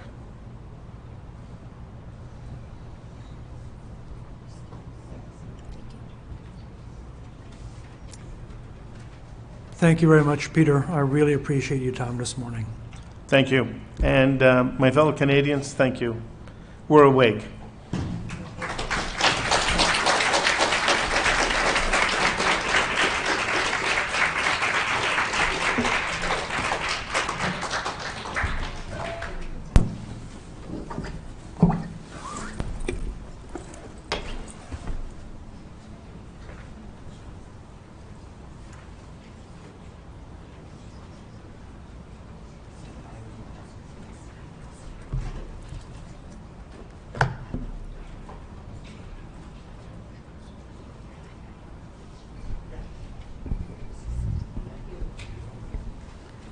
Is Amy Johnson here?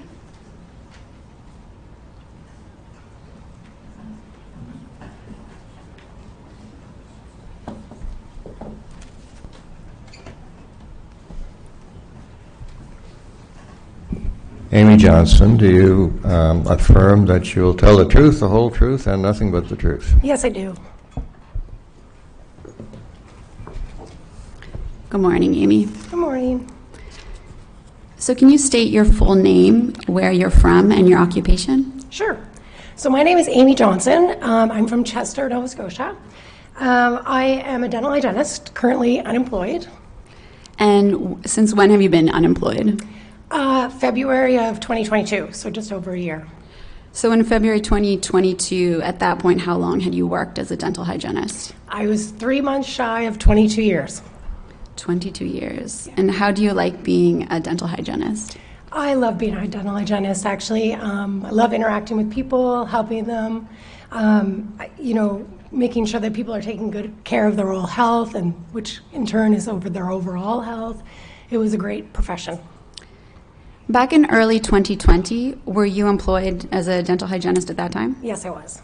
And who was your employer? Chester Family Dental, Dr. Natasha Zink.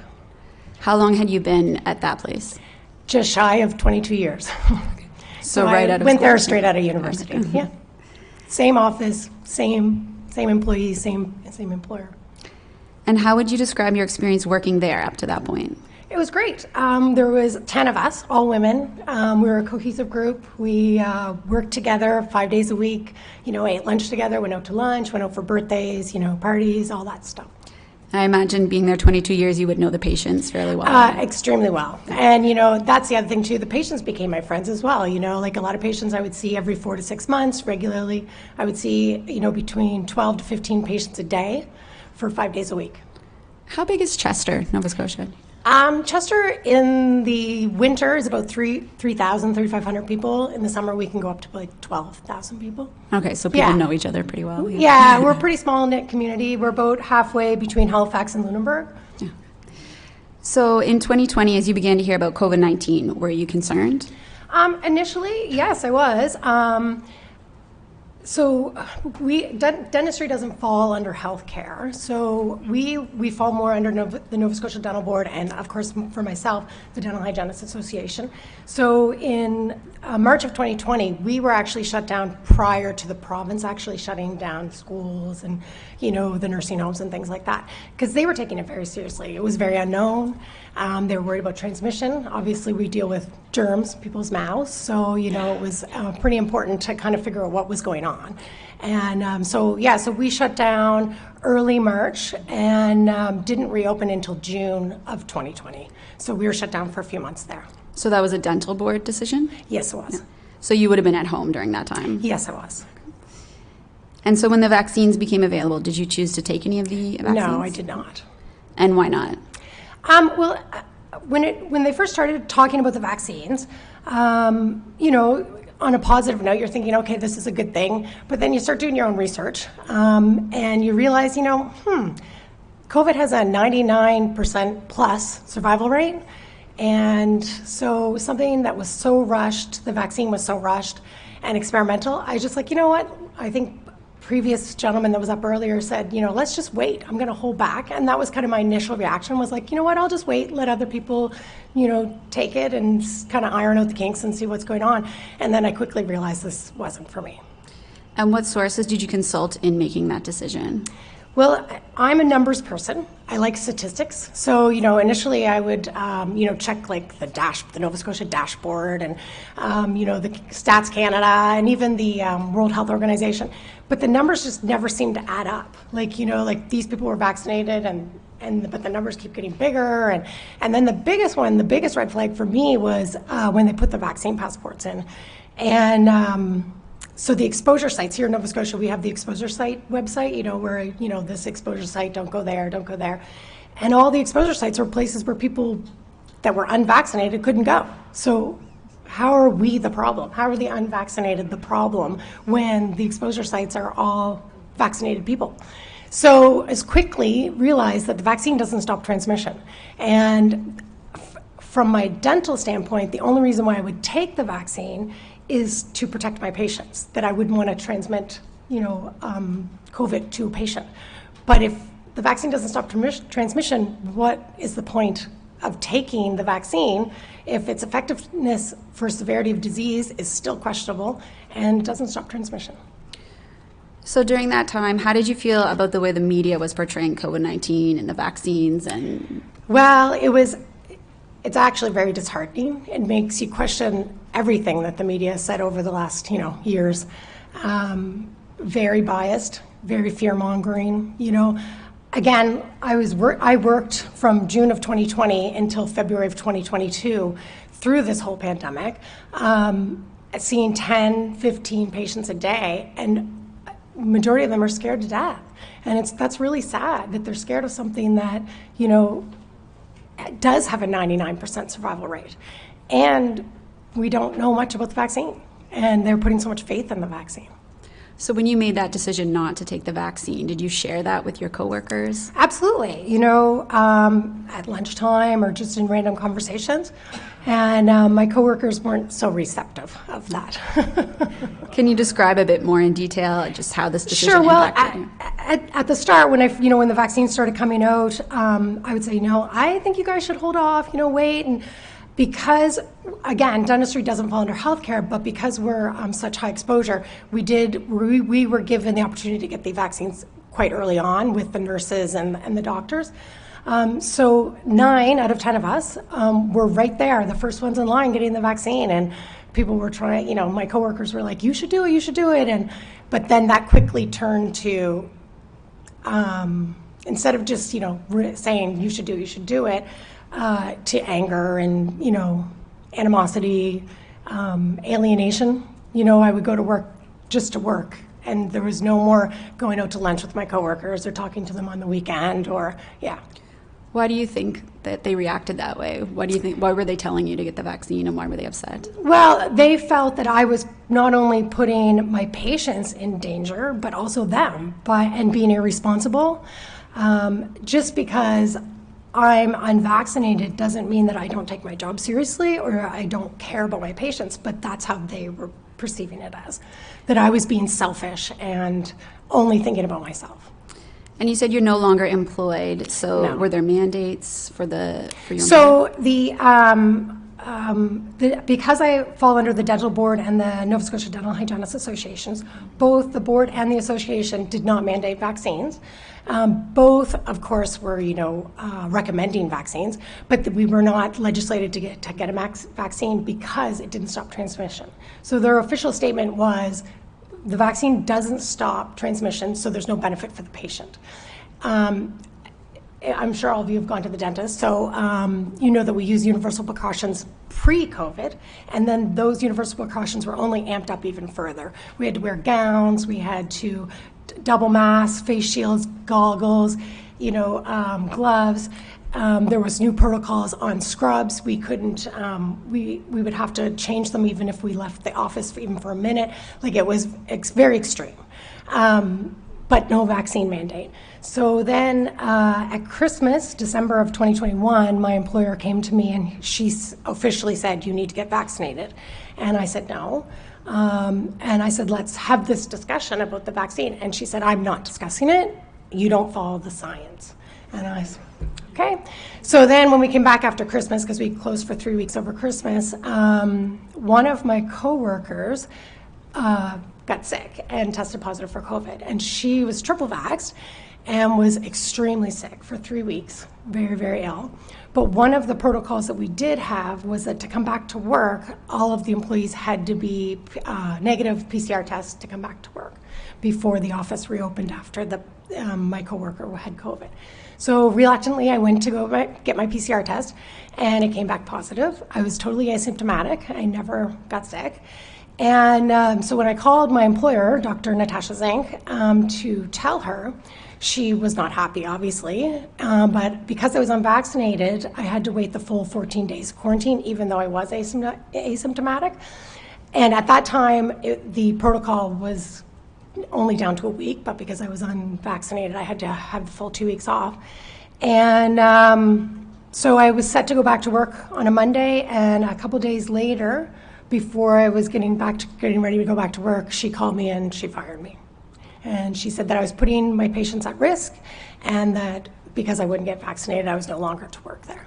So you were immediately terminated? I never went back to work after testing positive for COVID.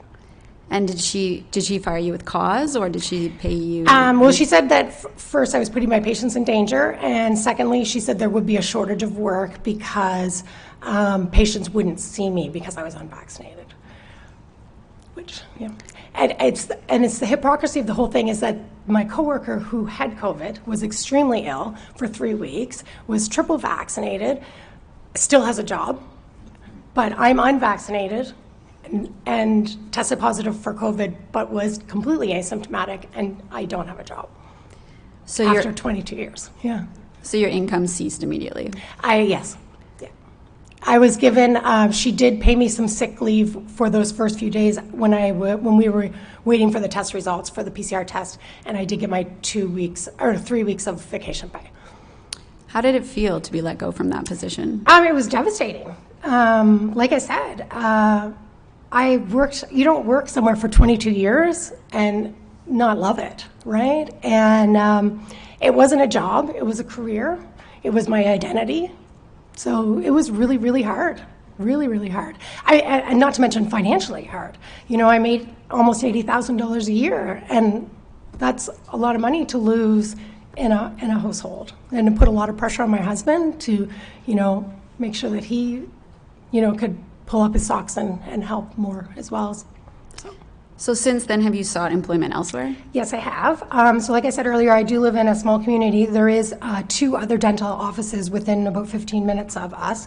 So one of the hygienists was retiring, and I had, from a friend, had heard that. So I reached out to, it's called Chester Dental Clinic, Dr. Andrea, and reached out via email and, asking her if she would be interested in me possibly working there. And she did reply with a lovely email. I actually brought it today. But when I applied for the job, I never mentioned my vaccine status because it's not really anyone's business. But And so then when she replied back to me, she had already knew my vaccine status and would not hire me, and I have the email, would not hire me solely based on the fact that I wasn't vaccinated. So that was one. Would you like to read the email or share? Yeah, sure, I can. It is. She says, thank you for reaching out to me regarding our soon-to-be vacant dental hygienist position.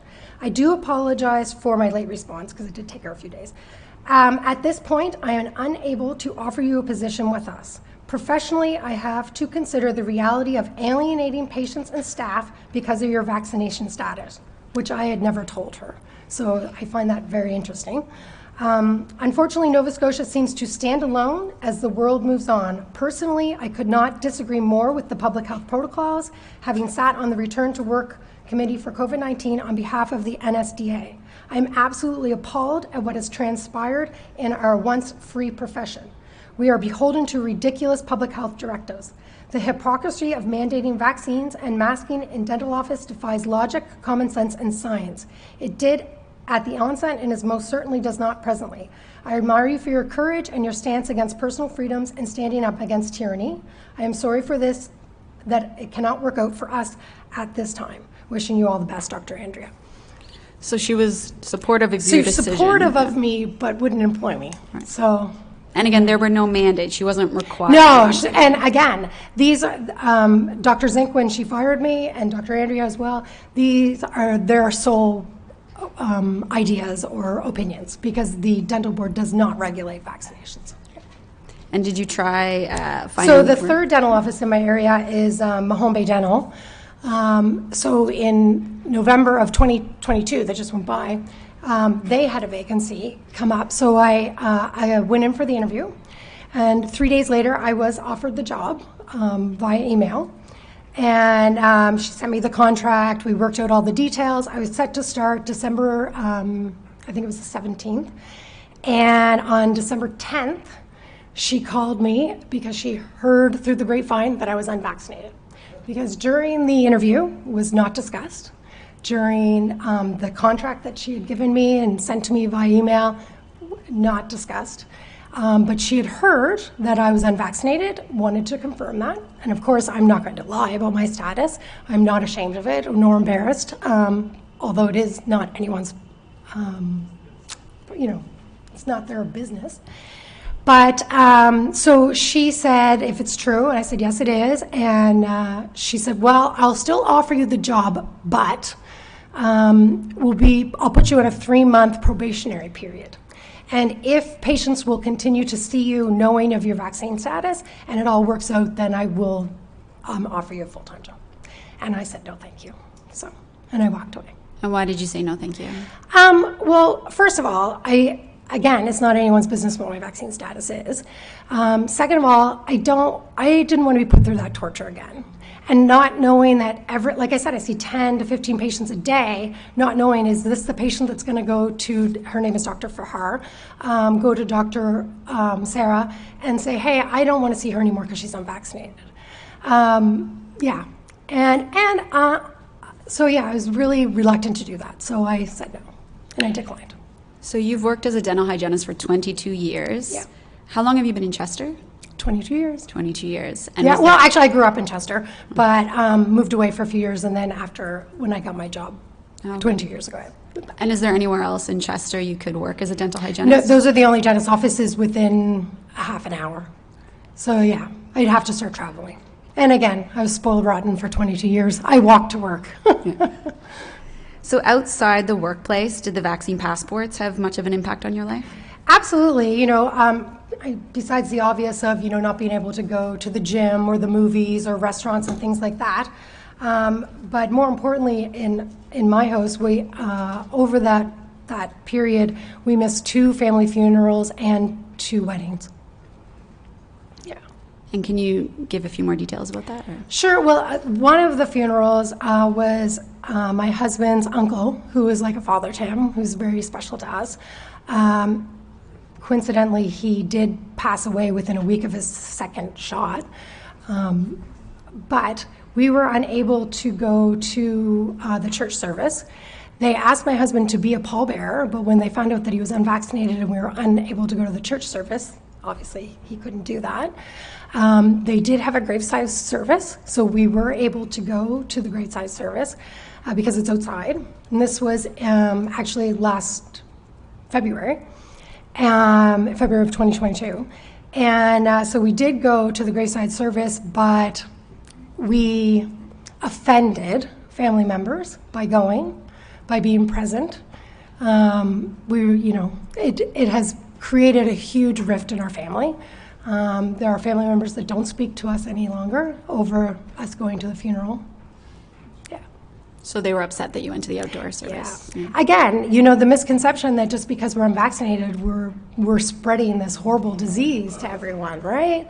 And it's really sad. And, if you look at the numbers, people that are vaccinated are the ones getting COVID currently. And I go back to my own experience at my work office. It's okay for a triple vax person to get COVID, but it's not okay for me to get COVID or even be around people. So would you say that the measures impacted relationships in your life? Absolutely, it did, yeah. Yeah, unfortunately.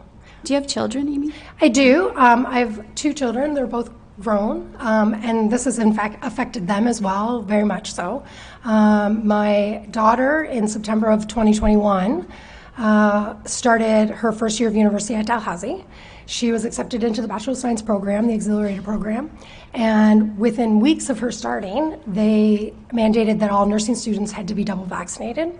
So she chose not to get vaccinated, so she left the nursing program and switched to a Bachelor of Science. And her hopes were then to be a naturopath. And shortly thereafter, the Dalhousie decided that all students had to be double vaccinated. So we were kind of in a bit of a dilemma there, but then they transitioned to online learning. So she was able to do all her courses online. So we were happy with that. But then she started receiving letters that coercing her or threatening her to get double vaccinated or she wouldn't be able to complete her year at school. And turns out they came true. And she ended up, we lost all of her tuition money and she wasn't able to get the credits. So they just told her to leave? Yeah. She wasn't able to go to in person to Dalhousie to write her exams. So she did the courses all year long online. And then when at the end of the term, when she came to do the exams, they wouldn't make special accommodation for her because she was not able to be on the premises without being double vaccinated. Would that affect her transcripts? Yes. That ended up, she did get fails, like Fs, but they said that if you come back and take that same course again, they would replace the failure. So yeah. And so my son and my husband, they own a construction company called Noss & Son Construction. And they were also, it was the fall of 2021, they were doing a project on an Airbnb owned by Colin and Carol McDonald in Chester. And it was a large project. They were intended to be there probably about 5 months. They were about halfway through, and it was right before Christmas of 2021. And the manager of the property, his name is Victor Lovett, he heard, apparently through the grapevine, that my husband and son were unvaccinated. And he arrived on the job site, livid, irate, kicked them off the job site, told them to take their tools and that they were fired. So, it's very difficult living in a small community because everyone knows everything. And the defamation of character as well, that people talk behind, And my husband and son being self-employed, we worry about their business. Jacqueline, my daughter, has now since opened up her own business, Coastal Charcuterie, doing charcuterie boards. And, she's doing really well and really successful, but, you wonder at what point sometime that might come back again. And Amy, I just have one final question. Sure. Do you regret your decision? No, not at all. My health is far more important than any money. Or and again, I'm at the age that I'm approaching 50. So I was in a position that I was able to stick to my guns and my morals and make a choice for myself and my health and my family. But I feel horrible for people that are younger or even older that have to feel the pressure to cave to that coercion. And, and I'm not going to say that maybe when I was, in my late 20s, early 30s and had 2 small kids and great big mortgage and car payments, that I might have caved as well. And I was just really fortunate that I was in a position that I was able to, continue to stick to my moral standards. Thank you. And I'll turn it over to the commissioners if you have any questions.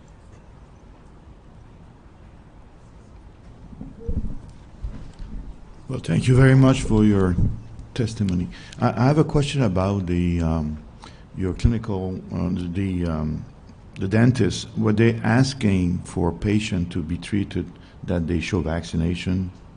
No, so that at the dental office you didn't have to be vaccinated to come, because again, dentistry kind of falls under that healthcare, but it doesn't. So we did not ask people their vaccination status, and all people were treated equal. Okay, thank you.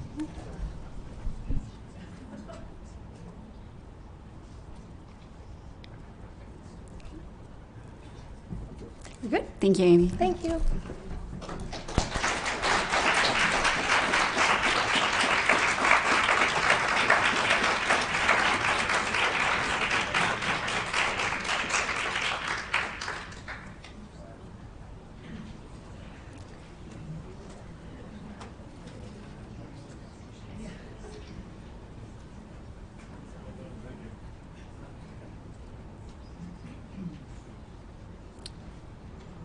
Great. Next, we have Kathy Howland. We'll swear her in.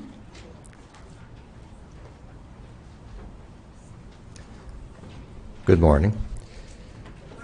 Do you affirm that you will tell the truth, the whole truth, and nothing but the truth? Yes, I do. Good morning, Kathy. Good morning.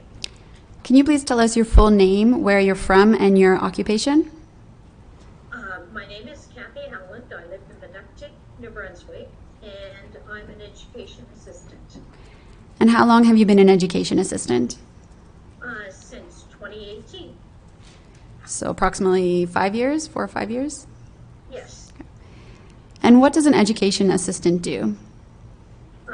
I focus on primarily special education students, students with Down syndrome, autism, learning, different learning abilities, ADHD students.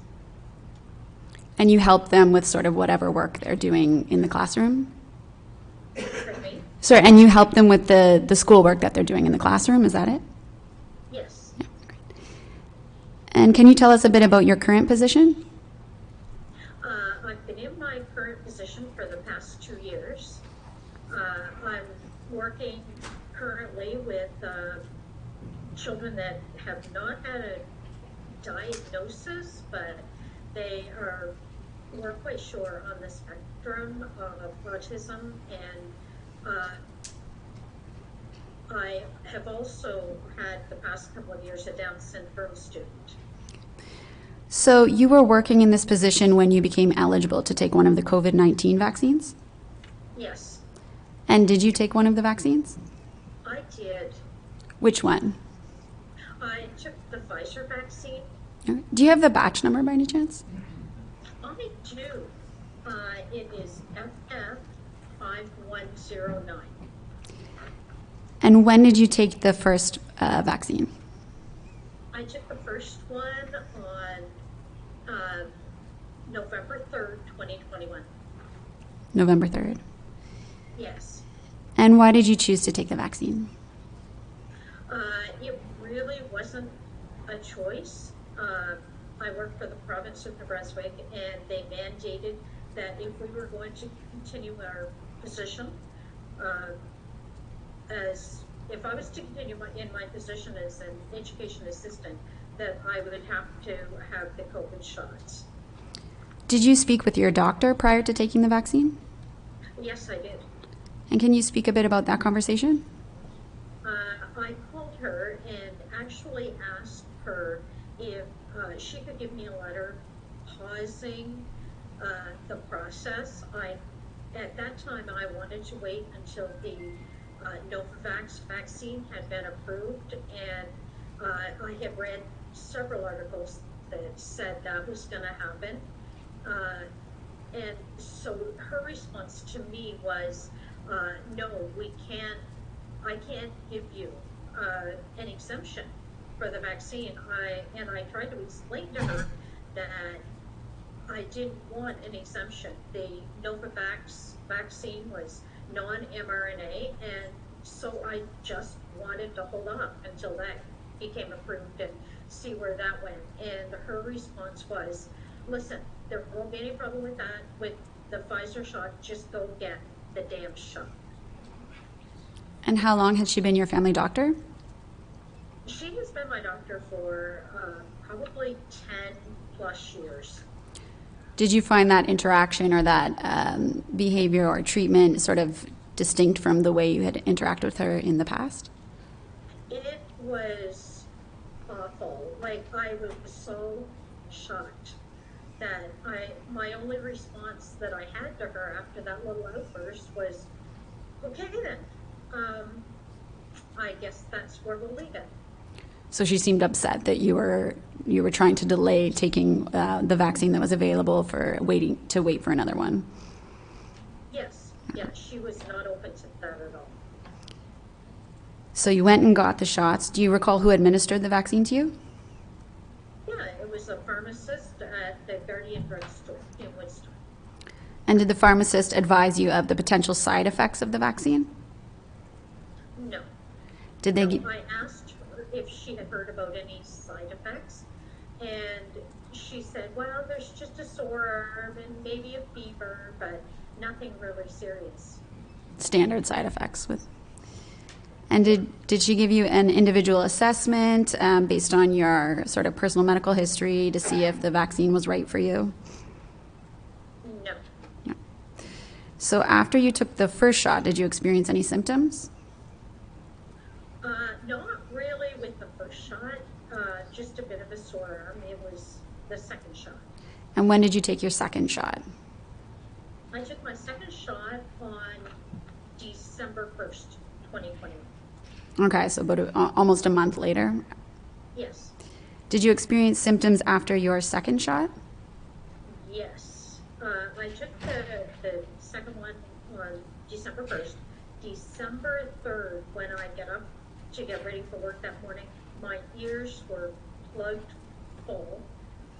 My left ear was peening quite severely, and I had this awful ringing in my ears. It was so loud. And so I had to miss work that day. The following day, Saturday, December 4th, I ended up going to emergency because of my symptoms. So you spoke with a healthcare practitioner about the symptoms? Yes. And did they find anything? No. He did looked in my ears, and he said, I can't see really any infection or anything. So he gave me ear drops and a nasal spray and sent me on my way. And did your symptoms persist? Yes. And did you eventually get any further testing done to assess sort of what was wrong with your ears? I did. I talked to my family doctor, and she stopped the ear drops and the nasal spray because when your ears are already full, she didn't think that it was appropriate to add more to that. So, and then she referred me to an ENT. Okay, and did you also get an audiology report? I did. Okay, and did you give me a copy of this audiology report? I did. Do you happen to have it in front of you? I do. Okay, so this is Exhibit TR-00005A. Yes. Perfect. Okay, and do you mind if I read from it a bit of the finding here? Not at all. Sure. So it says hearing sensitivity, left ear, mild to moderately severe sensorineural hearing loss, and right ear, mild to moderate sensorineural hearing loss. So stronger hearing loss in your left ear, but hearing loss in both. Right. So had you had an audiogram done in the past that they were able to compare this to, I assume? I did. Yeah, okay. So they found that you'd had some significant hearing loss in both ears. And then it also adds ENT consult. Did you end up seeing an ENT then, you had said? I did see an ENT. And do you have a copy of your ENT report in front of you? I do. So your audiology report was January 14th, 2022. And then February 16th, 2022, you have your ENT report from River Valley ENT. Is that correct? Right. Okay, and that's exhibit TR-0005. Right. And do you mind if I read from that report as well, if you exhibit or excerpts, right? Not at all. Great. So the ENT wrote, I saw Catherine today in my otology clinic. She has an interesting history. She had her second dose of her Pfizer COVID vaccine December 1st, 2021. Within 24 to 48 hours, she started noticing fullness, pressure, and discomfort in both ears, worsening tinnitus and subjective hearing loss. He speaks about your audiogram, acknowledges the hearing loss, and that there are nothing else, no history or nothing to explain it. And then he adds, in summary, this is a patient with bilateral sensorineural hearing loss with left asymmetric sensorineural hearing loss. And adds, this may represent a vaccine side effect. Is that correct? Right. Yep. That's correct.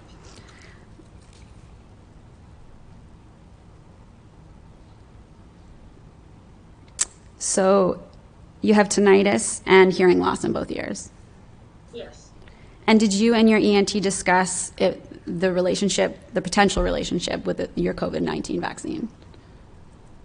Yes, we did. And he said it was quite possible, but because he is prevented by coming right out and saying that the government has stopped the doctors, apparently from what I've been able to learn, has prevented the doctors from actually attributing vaccine injuries to the COVID-19 shots. So he expressed that concern that he was not permitted to directly attribute it as a cause? Yes. Okay, and so he put it in the report though just as a potential effect? Yes. And have you spoken with your family doctor again regarding your diagnosis? You mentioned you had. Did she sort of accept that there could be a link with the vaccine? Yes, she did. She said that she had read some articles that did say that people were having problems with the vaccine, and that their symptoms were hearing loss and tinnitus. But she, again, would not put that down on paper for me. So the doctor who told you to go get the shot and not to wait for another shot that you had been waiting for was now acknowledging that you could have developed tinnitus and hearing loss based on having taken it. Right. Okay, so Kathy, can you speak a bit to what it's been like living with tinnitus and hearing loss? This report was approximately a year after your second shot, a little bit more. So how has that been? How has it impacted your life? It's been difficult. I've always been a social butterfly, an extrovert, and I had completely flipped because it is so hard to be in crowds or around a group of people because I don't hear well. Background noise is particularly annoying, so you can imagine being in my job with a classroom of children, especially elementary kids. They're very boisterous and can be loud, and so I've withdrawn a lot, and I've struggled with depression because I do miss those gatherings. I did direct a group of 30 vocalists and with a live band, and I can no longer do that because I can't stand. It's just too hard to be in a room with a lot of music. It's overwhelming, and my ears close up even more, and the tinnitus rings even louder. As far as my family goes, they don't believe that I would actually have been hurt by a vaccine. So that's another hurdle that's been difficult. So you used to be quite involved in music. You said you directed a group of music, and now it's too painful for you to be sort of surrounded by that many people and that level of noise. Is that correct? Yeah, I can't. I just have a hard job with it now at this point. And how has it affected your relationships? You said family members are doubtful or skeptical. Yeah, my family, my parents are very skeptical. My sister is very skeptical. In fact, they're just like, well, I mean, you're getting older, you're going to lose your hearing anyway. And I'm like, not necessarily. I was fine. And they just don't want to believe that it was part of the vaccine because they've all had several shots. And so do you feel that you can't speak comfortably about this issue in social circles or in certain groups? I can't talk about it, no. People they shut down. If I say anything, like, I'm sorry, I can't hear you, I had a vaccine injury, and I'm not going to hide behind that. I'm not going to stop with, I'm sorry, I can't hear you. I want to tell people that this is what this vaccine has done to me and thousands of other people.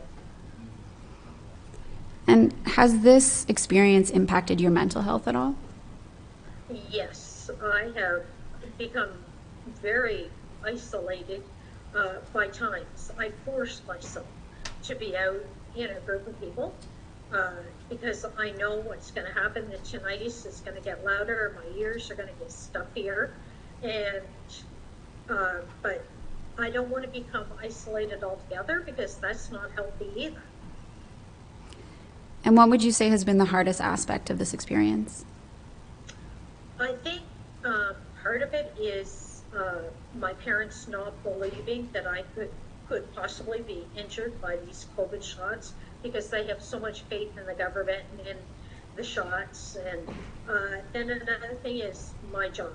I love my job. I love my kids that I work with, and it's so hard to hear their voices. And I work mostly with literacy, trying to work with the kids to bring up their literacy skills so they can do math easier, science, anything is based on literacy. And so we will want them to be right top drawer, but if I can't hear whether they're saying a D, a B, or a V, or a T, like, it's just crushing to lose that ability to know what those kids are doing and be able to help them. I just don't feel I can do my job as well as I did before. Thank you very much, Kathy. I have no further questions, but the commission might. I'll just give them a minute.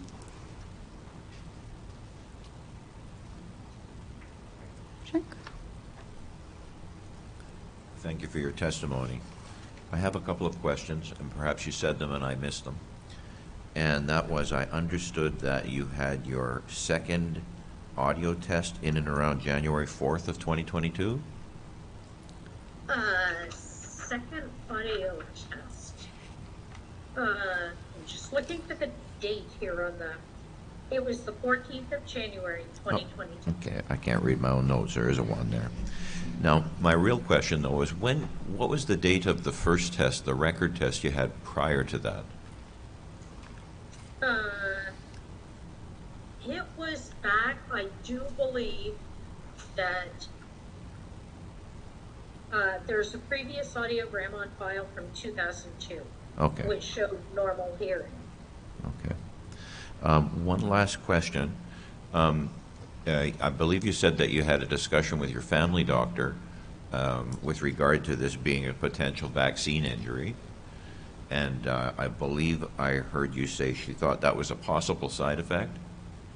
Right. She had been reading some literature online that was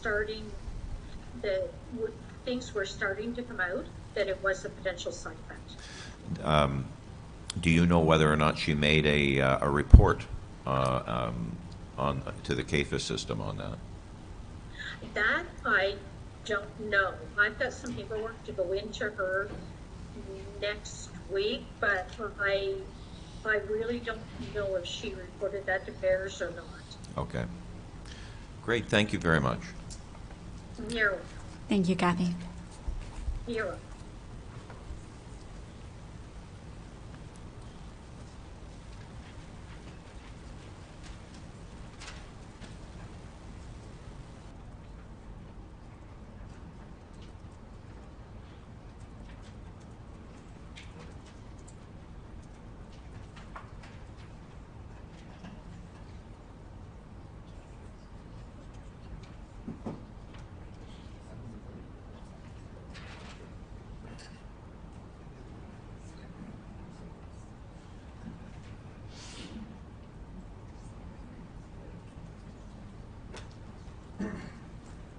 So we're going to break for 15 minutes and come back after the break. Thanks.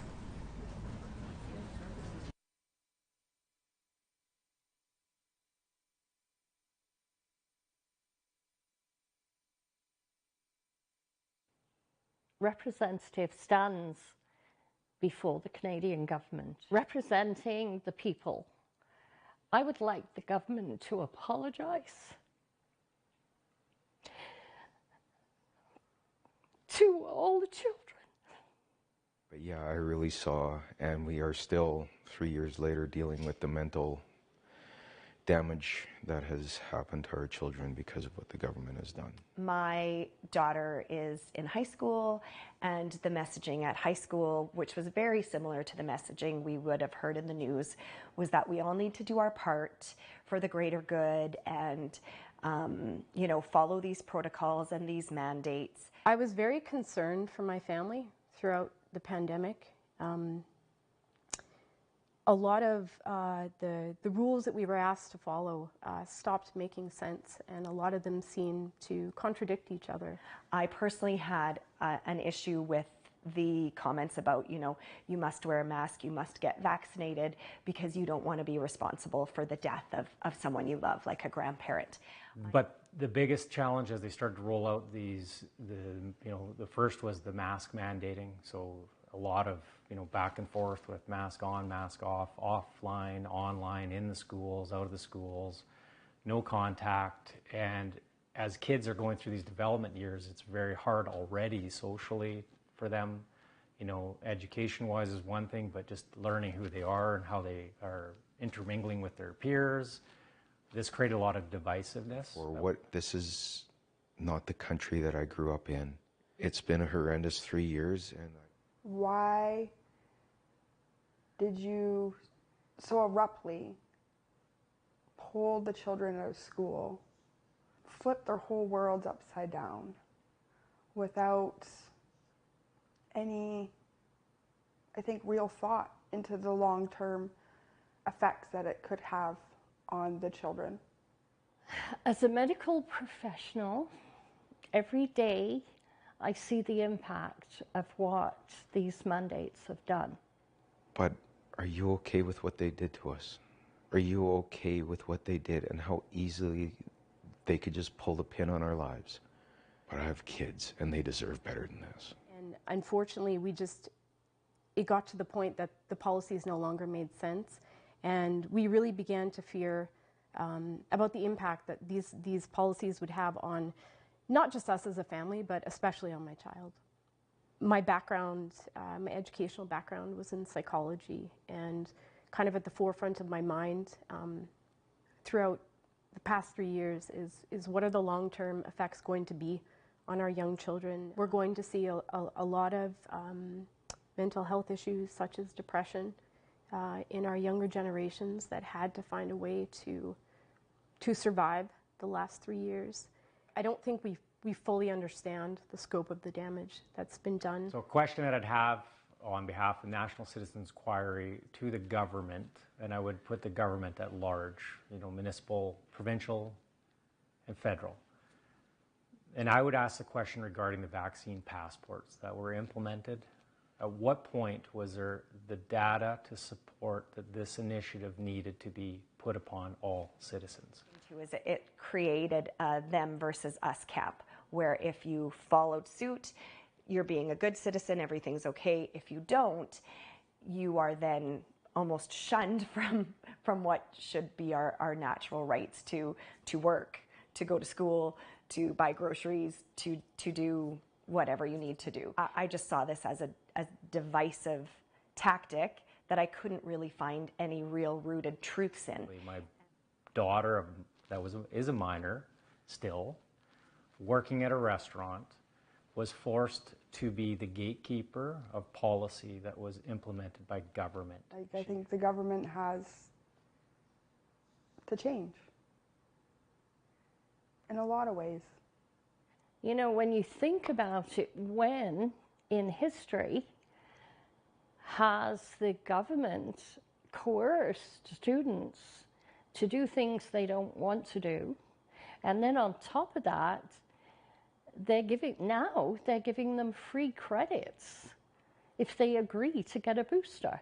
I want the National Citizens Inquiry to stand before the government and ask them, why are you mandating children?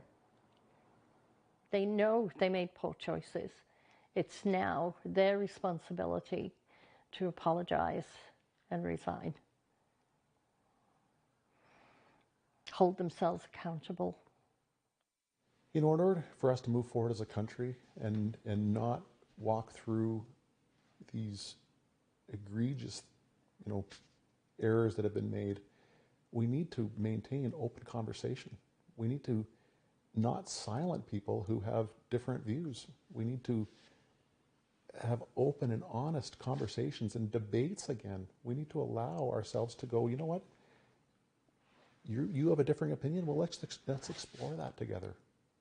And not shut down the ones who weren't, shouting out the government message. I think that's going to be really important in the medical community. Again, let's have conversations. I heard once that science is not to be trusted, it's to be tested.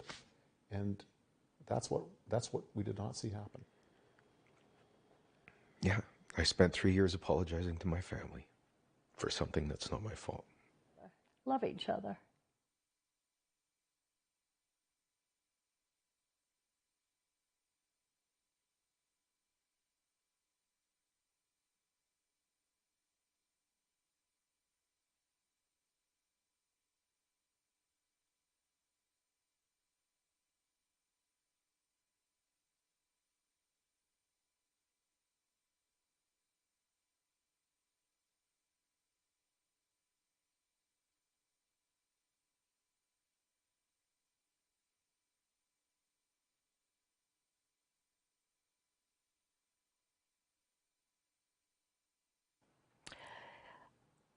When the National Citizens Representative stands before the Canadian government, representing the people, I would like the government to apologize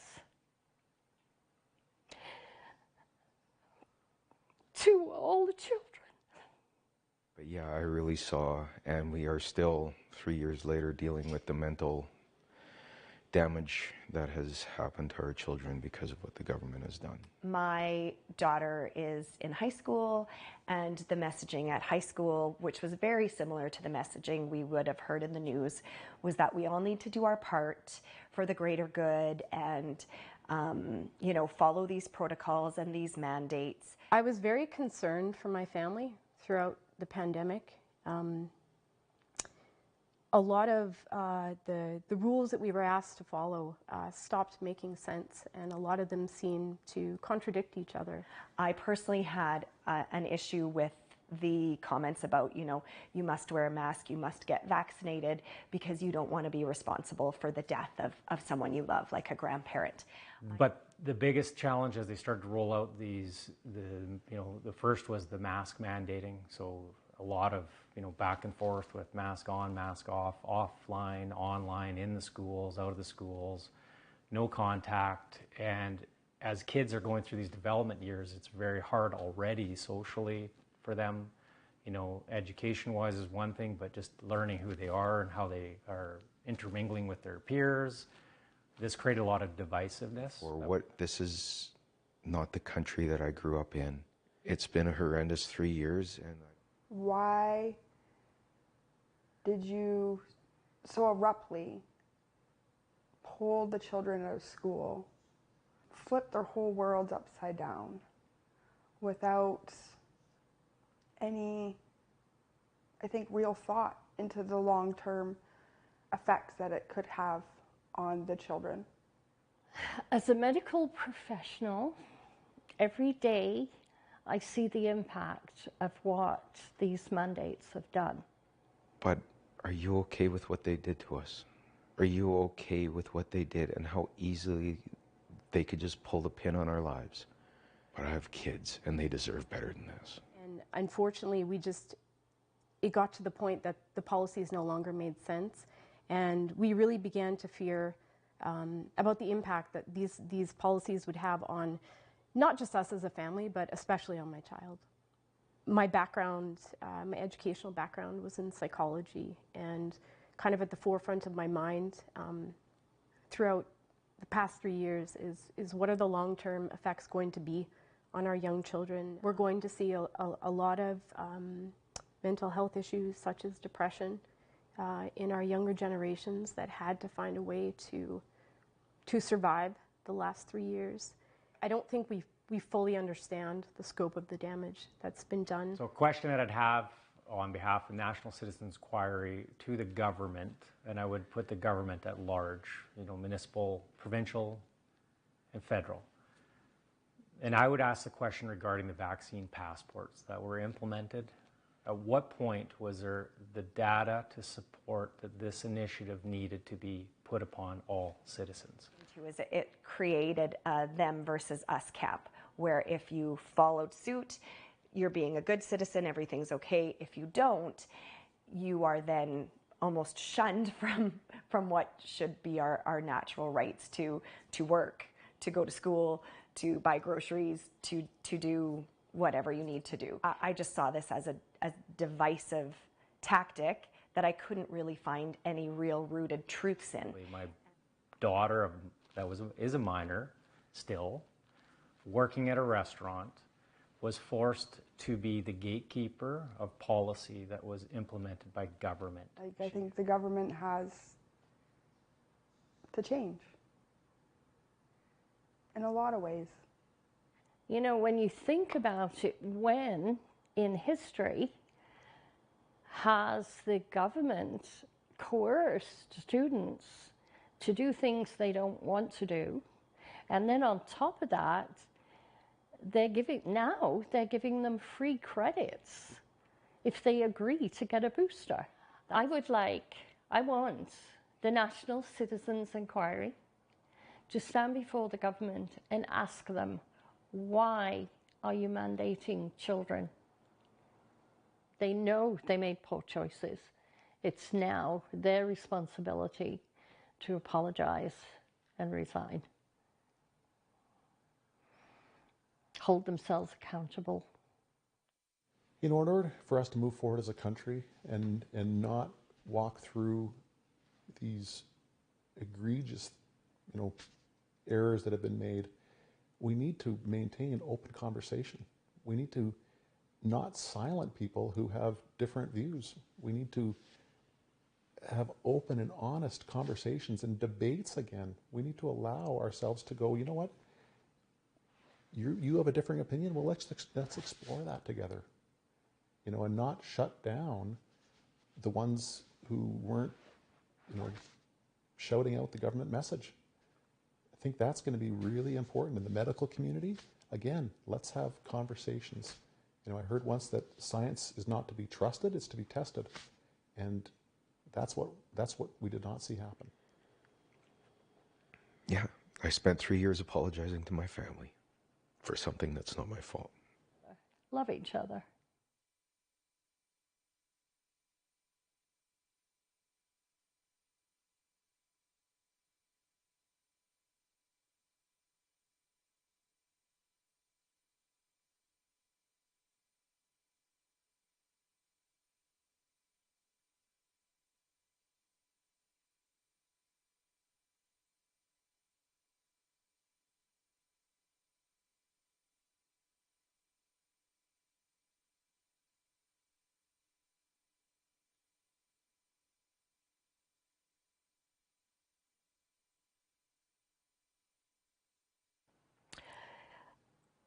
When the National Citizens Representative stands before the Canadian government, representing the people, I would like the government to apologise to all the children. But yeah, I really saw, and we are still 3 years later dealing with the mental damage that has happened to our children because of what the government has done. My daughter is in high school, and the messaging at high school, which was very similar to the messaging we would have heard in the news, was that we all need to do our part for the greater good and you know, follow these protocols and these mandates. I was very concerned for my family throughout the pandemic. A lot of the rules that we were asked to follow stopped making sense, and a lot of them seemed to contradict each other. I personally had an issue with the comments about, you know, you must wear a mask, you must get vaccinated because you don't want to be responsible for the death of someone you love, like a grandparent. But the biggest challenge as they started to roll out the first was the mask mandating. So a lot of, back and forth with mask on, mask off, offline, online, in the schools, out of the schools, no contact. And as kids are going through these development years, it's very hard already socially for them. Education-wise is one thing, but just learning who they are and how they are intermingling with their peers. This created a lot of divisiveness. This is not the country that I grew up in. It's been a horrendous 3 years. And why did you so abruptly pull the children out of school, flip their whole worlds upside down without any, I think, real thought into the long-term effects that it could have on the children? As a medical professional, every day I see the impact of what these mandates have done. But are you okay with what they did to us? Are you okay with what they did and how easily they could just pull the pin on our lives? But I have kids and they deserve better than this. And unfortunately, it got to the point that the policies no longer made sense. And we really began to fear about the impact that these policies would have on not just us as a family, but especially on my child. My background, my educational background was in psychology, and kind of at the forefront of my mind throughout the past 3 years is what are the long-term effects going to be on our young children. We're going to see a lot of mental health issues such as depression in our younger generations that had to find a way to survive the last 3 years. I don't think we fully understand the scope of the damage that's been done. So a question that I'd have on behalf of the National Citizens Inquiry to the government, and I would put the government at large, municipal, provincial, and federal. And I would ask the question regarding the vaccine passports that were implemented. At what point was there the data to support that this initiative needed to be put upon all citizens?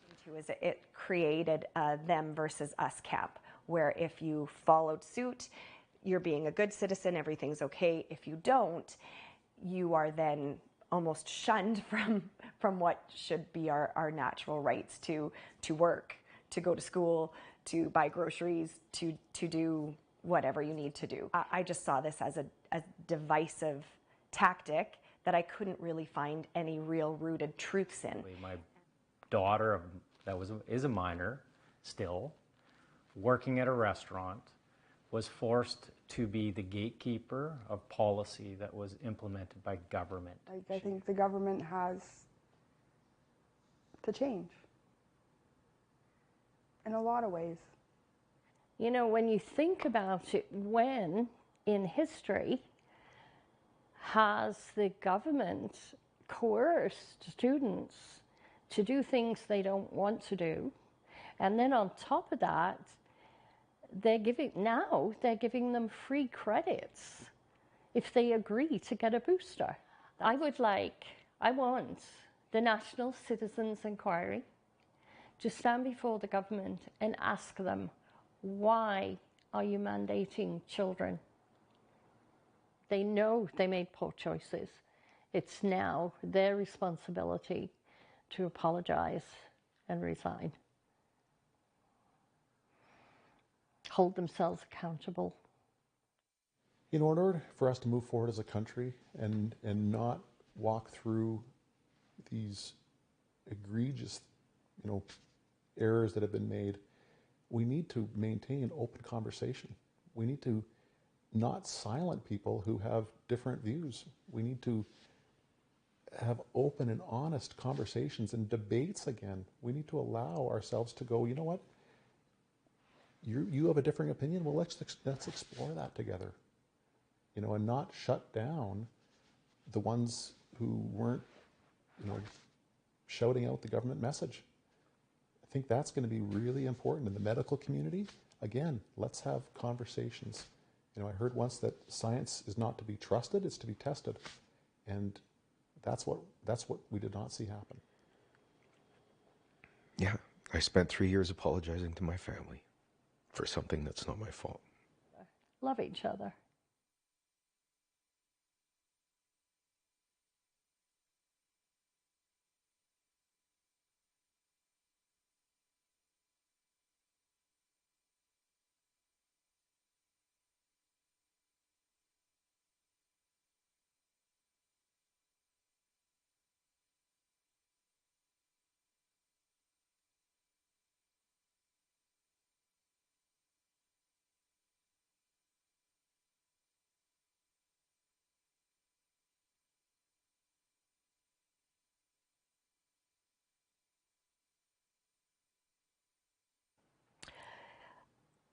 When the National Citizens Representative stands before the Canadian government, representing the people, I would like the government to apologize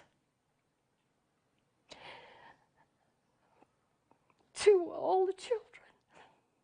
But yeah, I really saw, and we are still 3 years later dealing with the mental damage that has happened to our children because of what the government has done. My daughter is in high school, and the messaging at high school, which was very similar to the messaging we would have heard in the news, was that we all need to do our part for the greater good and follow these protocols and these mandates. I was very concerned for my family throughout the pandemic. A lot of the rules that we were asked to follow stopped making sense, and a lot of them seemed to contradict each other. I personally had an issue with the comments about, you must wear a mask, you must get vaccinated because you don't want to be responsible for the death of someone you love, like a grandparent. But the biggest challenge as they started to roll out the first was the mask mandating. So a lot of, back and forth with mask on, mask off, offline, online, in the schools, out of the schools, no contact. And as kids are going through these development years, it's very hard already socially for them. Education-wise is one thing, but just learning who they are and how they are intermingling with their peers. This created a lot of divisiveness. This is not the country that I grew up in. It's been a horrendous 3 years. And Why did you so abruptly pull the children out of school, flip their whole worlds upside down without any, I think, real thought into the long-term effects that it could have on the children?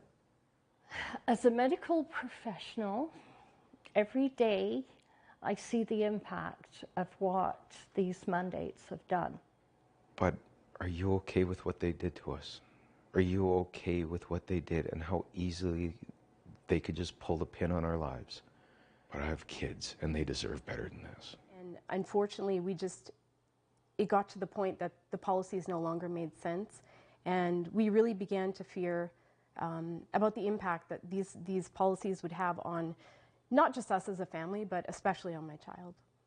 My background, my educational background was in psychology, and kind of at the forefront of my mind, throughout the past 3 years is what are the long-term effects going to be on our young children. We're going to see a lot of mental health issues such as depression in our younger generations that had to find ways. Okay. Good morning, everyone. Thank you for being here at National Citizens Inquiry this morning. Just want to let you know it's 2-minute notice. Let's all get seated, please, so we can get back underway. Thank you very much. Government at large, municipal, provincial, and federal. And I would ask the question regarding the vaccine passports that were implemented. At what point was there the data to support that this initiative needed to be put upon all citizens? It created a them versus us cap, where if you followed suit, you're being a good citizen, everything's okay. If you don't, you are then almost shunned from what should be our natural rights to work, to go to school, to buy groceries, to do whatever you need to do. I just saw this as a divisive tactic that I couldn't really find any real rooted truths in. My daughter is a minor still, working at a restaurant, was forced to be the gatekeeper of policy that was implemented by government. I think the government has to change in a lot of ways. You know, when you think about it, when in history has the government coerced students to do things they don't want to do? And then on top of that, they're giving them free credits if they agree to get a booster. I want the National Citizens Inquiry to stand before the government and ask them, why are you mandating children? They know they made poor choices. It's now their responsibility to apologize and resign. Hold themselves accountable.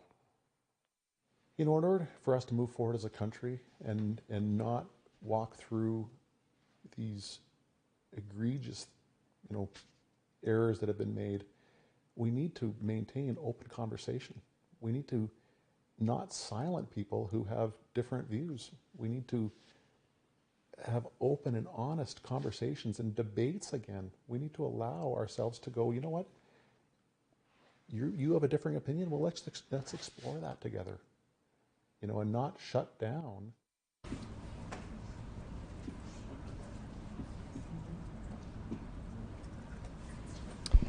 Alison Petton, thank you for attending. Do you affirm you will tell the truth, the whole truth, and nothing but the truth?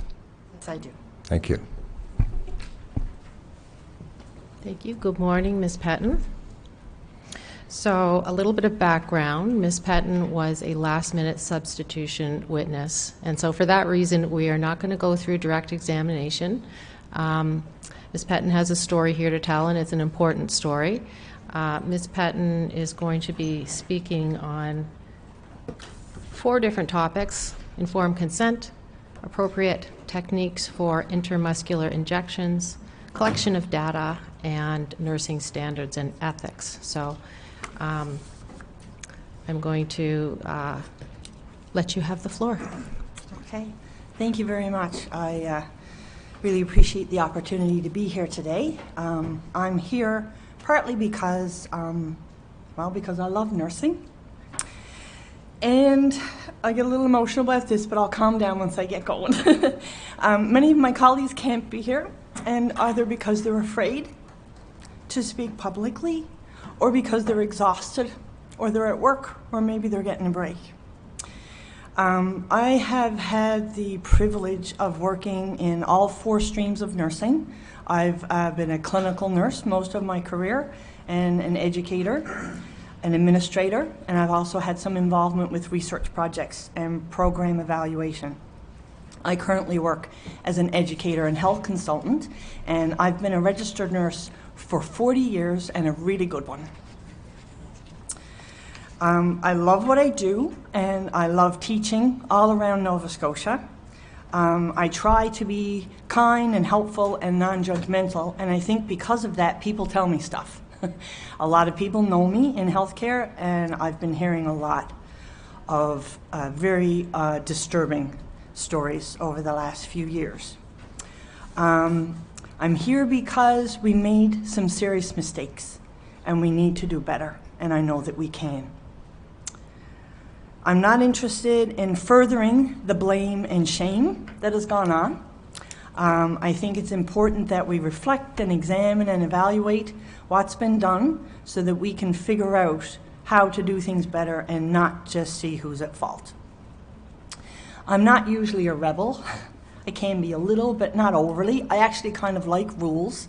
We need policies and protocols and guidelines and laws to guide us and support us, but we need to follow them, and they also need to make sense. So as I talk about these 4 things, informed consent, intramuscular injections, collecting data about possible adverse effects, and nursing and our code of ethics, I'd like to spend a little more time on nursing and the code of ethics, but I'll try to be brief as I go along, and I invite you to help me with my time because I know I will. Yeah. And if I talk too fast, you could slow me down. Okay. With informed consent, I guess I would like to convey that with 40 years in nursing, I'm blown away. To me, informed consent, I thought, was a basic, foundational, secure piece of the healthcare system that we weren't allowed to mess with. For 40 years, I'm not allowed to touch people hardly. I'm not allowed to put something on someone's body or in somebody's body without them understanding it and choosing to accept it, unless the person doesn't have capacity to do so, and then there's a process we go through with that. Information is required. When you look at the definition of informed consent, coercion is not allowed. People are not allowed to be punished for the choices that they make with healthcare. There's not supposed to be negative repercussions for their choices. With regard to mandates, quite honestly, I never dreamed that we would do that. And especially with the high vaccination rate that we had, with all that blame and shame and encouraging people to get vaccinated, we had a very high vaccination rate. So I'm not actually sure why they were mandated at all, really. People wanted them. Before we, heard messages about unvaccinated people being racist or misogynist or having unacceptable views, people want drugs. Look at the TV ads. There's new drugs out there to help you with your COPD, your breathing problems. And in order to, decide you're going to have them, you're being told that you might have headaches or high blood pressure or a heart attack or sudden death, but people have the information and they can make those choices, and they sell the drugs. It happens. We had nurses giving vaccinations to nurses who were crying because the nurses knew enough to know that we didn't know enough about these vaccines. You couldn't get an exemption for love nor money in this province. I only know of one individual who got an exemption, and that was after their first vaccination, after they regained consciousness several days later. We know there are a lot of people for whom this vaccine was not a good idea. The chemically sensitive, the neurologically vulnerable, and many others, but I probably shouldn't spend much time on that because other people are. We heard doctors telling their patients, I don't think this vaccine is a good idea for you, but I'm not allowed to give you an exemption. Doctors were prevented from practicing medicine and providing appropriate care for individuals according to their individual situation. Yesterday, I learned that 114 Nova Scotians died from COVID, I think in the first 2 years. I'm not positive, but I'm pretty sure that I could find you 114 people who either died or aren't sure how they're going to live because of vaccine injuries. Some of those people chose, but some of those people didn't feel they had a choice, so it wasn't informed consent in that case. And I think it's interesting and very sad to see that we are noting now we have more COVID deaths after people have had 2 or more vaccines. So not my area of expertise, but it does seem like maybe they aren't working. So that's informed consent. I'd like to talk about the appropriate technique for intramuscular injections. I teach this stuff, and I teach to aspirate. So shall I just explain briefly what that means? Yes, please. So normally, when we're giving somebody an intramuscular injection, so if we're using the deltoid, we have to make sure there's enough muscle there that we can actually, get into a muscle. We're not going to hit bone. And so we bunch up, we landmark to find bone and the right place to inject. And then when we quickly inject the needle, we hold it steady, and we pull the plunger back just a little bit, create a little negative pressure to see if a little blood comes back into the syringe. If blood comes in the syringe, that means I'm not in muscle, I'm in a blood vessel. So I have to pull the needle out, put pressure there so they don't get a bruise and whatnot, throw that out, and then I have to draw up and landmark and inject in a different site. Because if I go ahead and give that injection, I will be giving it intravenously. And if I give a medication intravenously, usually it's with a lower dosage. So the way these vaccines were developed and the research that was done around them was around them being given IM. So I was quite taken aback to see that in Nova Scotia and across Canada, and I understand from the CDC, because I did some research to see what I could find out was happening now. They're saying it's not necessary for vaccines. What's not necessary? It's not necessary to aspirate. Okay. Not necessary for vaccines.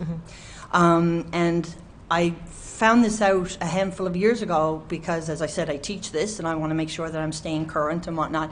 And what I found out was there's no research around that. The wording is there's no evidence to support that aspiration is necessary, but there's also no evidence to support that it's not. And if I don't aspirate and I inadvertently give a medication into a vein, I could cause an overdose because we have a different dose. So for example, with morphine, if I'm giving it IM, I might give 5 to 10 milligrams. If I'm giving it IV, I give maybe half to 2 milligrams. So it is important that we aspirate. Maybe they're not concerned about overdosing with a vaccine, but it wasn't intended to go directly into the bloodstream. It was supposed to get there gradually from the muscle. And the only reason I can really think of for them wanting to do that, that would be a good reason, would be because of wiggly children. Most of the vaccines that we give go into young children, and no young child wants to have a sharp piece of metal in their body for very long, and they're wiggly. So maybe that's why, but I didn't find any rationale documented anywhere for that. It only takes a few extra seconds to aspirate. What takes longer is if you are in a vein, then you have to throw that away and draw up a new one, so you have a little bit of wastage and a little bit more time. But that's important. I'm going to give you the 10-minute warning. Thank you. My son wanted me to tell you that he was taught in paramedic school to aspirate. And then suddenly when they rolled out the vaccines, it doesn't matter. So he is rightly disgusted because it does matter. With collecting data about possible adverse effects, a lot of people are talking about that in a variety of ways. So I think I will just tell you what I thought and what I expected, and it didn't happen. I first thought, uh-oh, that was fast. This is new technology. These vaccines are so new and different, they had to change the definition of vaccine in order for them to meet that definition. But I thought, oh my, we're in a pandemic. We have to do things differently. I suppose we'll have to do this as long as we are and there was no talk of mandate at that point. And I thought, as long as we are collecting data about possible adverse effects and we're ready to pull the plug, I guess we have to do this. And I honestly I've known for years that we're not good at reporting adverse effects for drugs and whatnot. I think it gets reported maybe about as much as sexual assault, like 10% or less of adverse effects for drugs and vaccines actually gets reported. And this is after 40 years of nursing, I know this. I expected that we were going to do this amazing rollout of how to use the adverse event following immunization forms.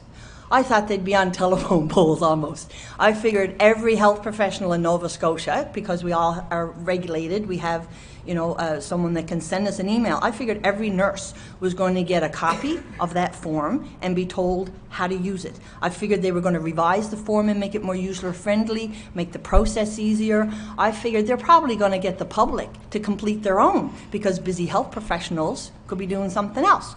So none of that happened. And the way that it's supposed to work is we don't analyze what we submit.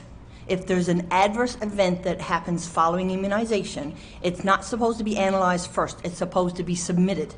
When you say analyzed, you mean for the causal connection to the vaccine? Yes. You just report it regardless. We because report it if it's following. Yeah.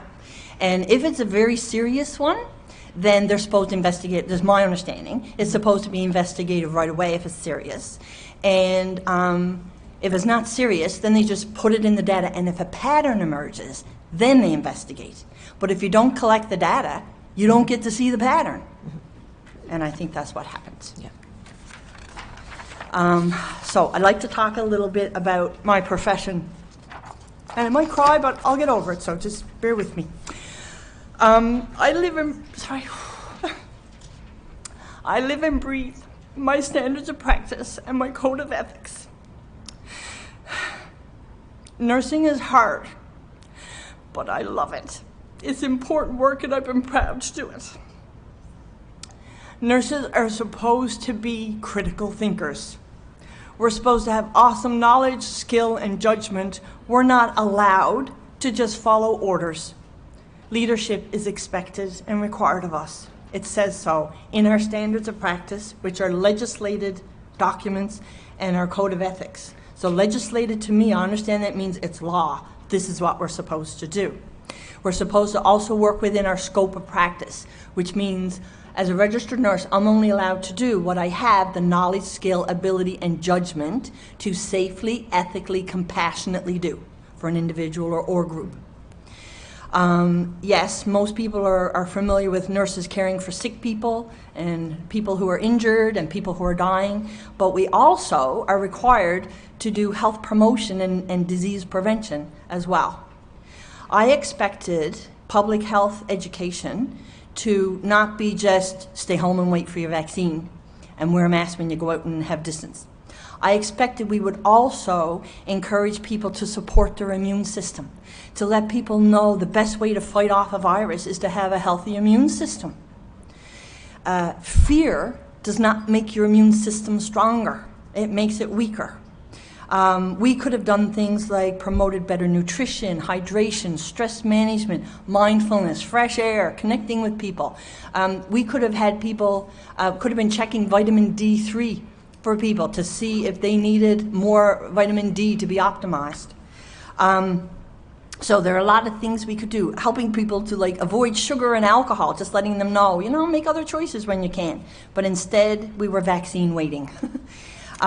So I want you to know that the Code of Ethics for Registered Nurses in Nova Scotia, I'm going to quote from it, 2 things. It says, in anticipation of the need for nursing care in a disaster or disease outbreak, nurses assist in developing a fair way to settle conflicts or disputes regarding work exemptions or exemptions from the prophylaxis or vaccination of healthcare providers.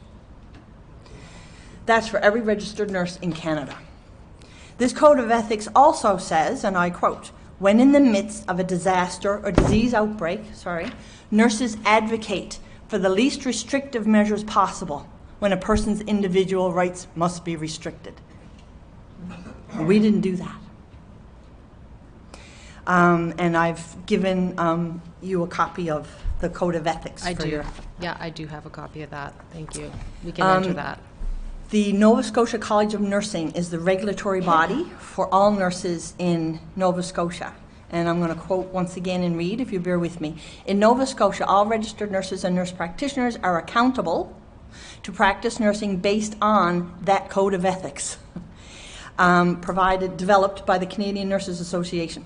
The Code of Ethics is a resource to help you practice ethically and work through ethical challenges that arise in your practice setting with individuals, clients, families, communities, and the health system. That didn't happen either. In August 2021, I sent an email to, I heard that there was talk of maybe mandating vaccines. So in August 2021, I sent an email to my nursing regulator because my understanding is that they exist for the purpose of protecting the public from nurses.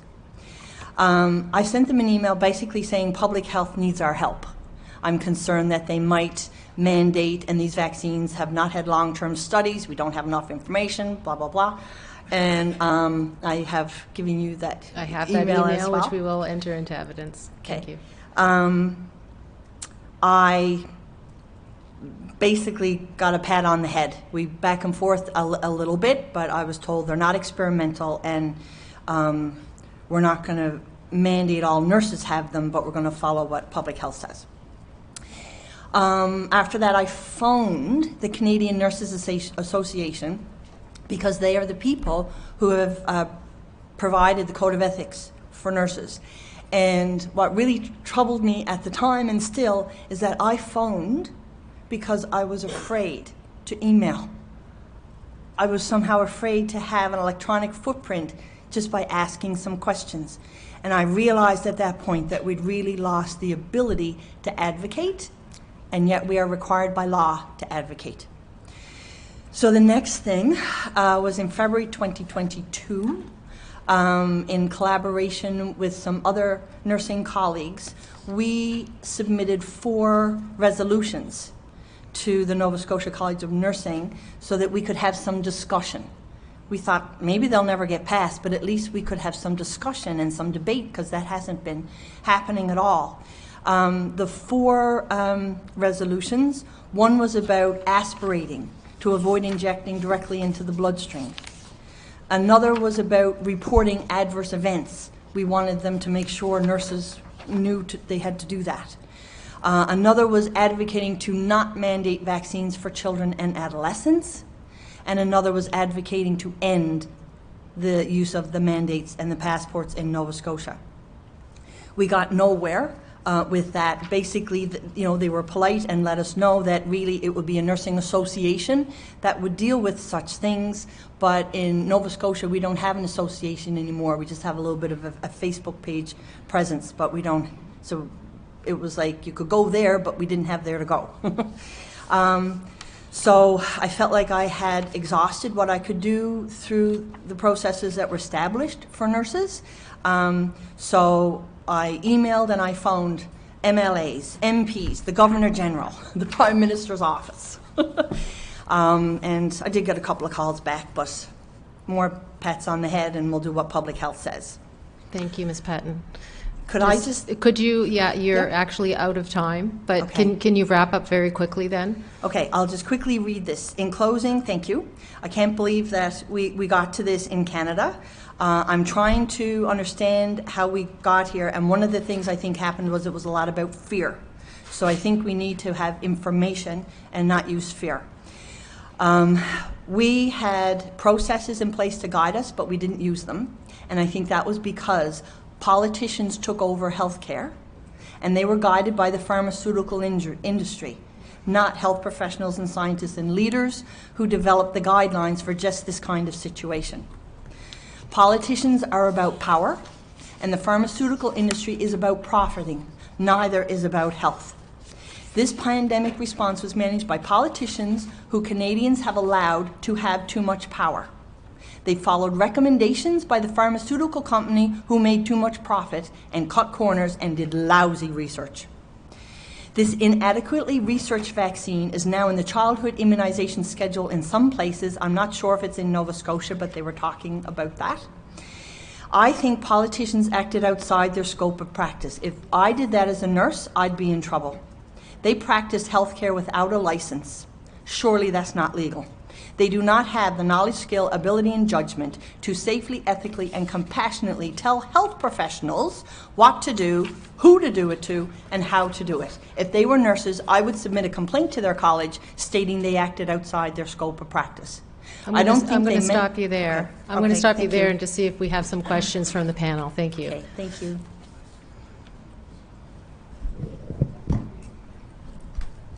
Thank you for your testimony. I had a couple of questions around your thoughts on informed consent. First of all, I'm just wondering if you've had any formal training on it. Is there anything as part of your nursing training? Oh, yes, yes. In nursing school, through my diploma program, also through my baccalaureate program, and reinforced during orientation for any job that I had. Yep. Okay, thank you. And do you know if there's anything about informed consent in the nursing code of ethics that you've been talking about? Oh, yes. Yes, it's required. We are not allowed to provide nursing care without informed consent. And when if a physician was to prescribe something that I thought was not appropriate for somebody, maybe a physician prescribed something like 100 milligrams of something, and I know this person has chronic renal failure and that's too high a dose for them, then I'm not allowed to give it, and I'm required to question them. And if they say, oh, give it anyway, then I have to go over their head. So. Okay. Thank you. One other area you spoke about was about gathering information and adverse event reporting. Can nurses complete adverse event reports? My understanding is they can, but my understanding is what I've seen in practice is that we typically don't. So usually it's physicians who do, but if you read the instructions online of any health professional is able to do it. So I had assumed during the pandemic we'd really make sure all the nurses knew you can do that and this is how you do it. Right. And we made it easy for you. So you yourself were never asked to prepare one, or you never actually prepared one? I did submit a couple. Oh, you did? Okay. For a couple of clients who had problems that they had reported to their doctors, and their doctors said that they weren't going to report it, and I asked the clients if they wanted me to do it for them. Okay. Thank you. You're welcome. Maybe a quick medical question about aspiration, because I've seen a lot of recent literature on that. I was not aware of that really before. In your best, I would say, professional opinion, would you say that the lack of aspiration, in other words, the direct injection in intravenous, could be actually the source of many of the side effects that we've seen? In my own opinion, I think that it's possible, and I've had some other nurses share with me they're wondering, do you think it's possible that with some of the things we've heard about young men and athletic young men with big biceps, they're going to have bigger blood vessels. So we're wondering, is it possible that maybe we're hitting a blood vessel and giving the vaccine directly into the bloodstream by mistake and we don't know?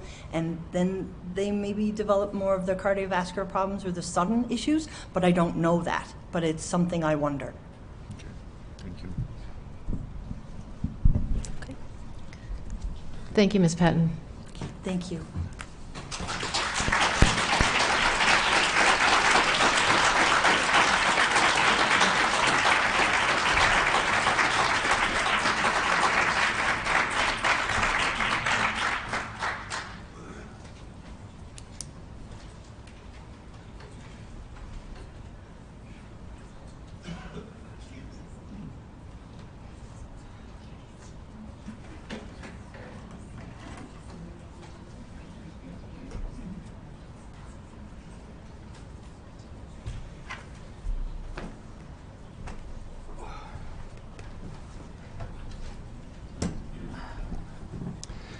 Elizabeth, do you affirm that you will tell the truth, the whole truth, and nothing but the truth? Yes, I do. Thank you. Can you state your full name? Yes, my name is Elizabeth Cummings.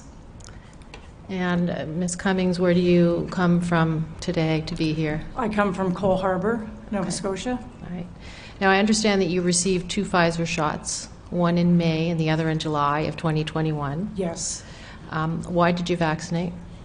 I vaccinated because I take care of both of my elderly parents. One is ambulatory and one is not. And at the time, Dr. Strang and Ian Rankin had advocated that it was proper to protect our older community by vaccinating if you were going to be around the elderly, and I absolutely, without question, took their directive and did my part. Okay. Did you have any adverse reactions following the first shot? No, I did not. And did you have any adverse reactions following the second shot? Oh, yes, I certainly did. And so what happened?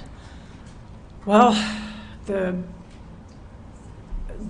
first shot was fine. It was just like a sore arm. But the second one, I had the sore arm while I was sitting there in the 15-minute timeout period, and I started to develop a headache there.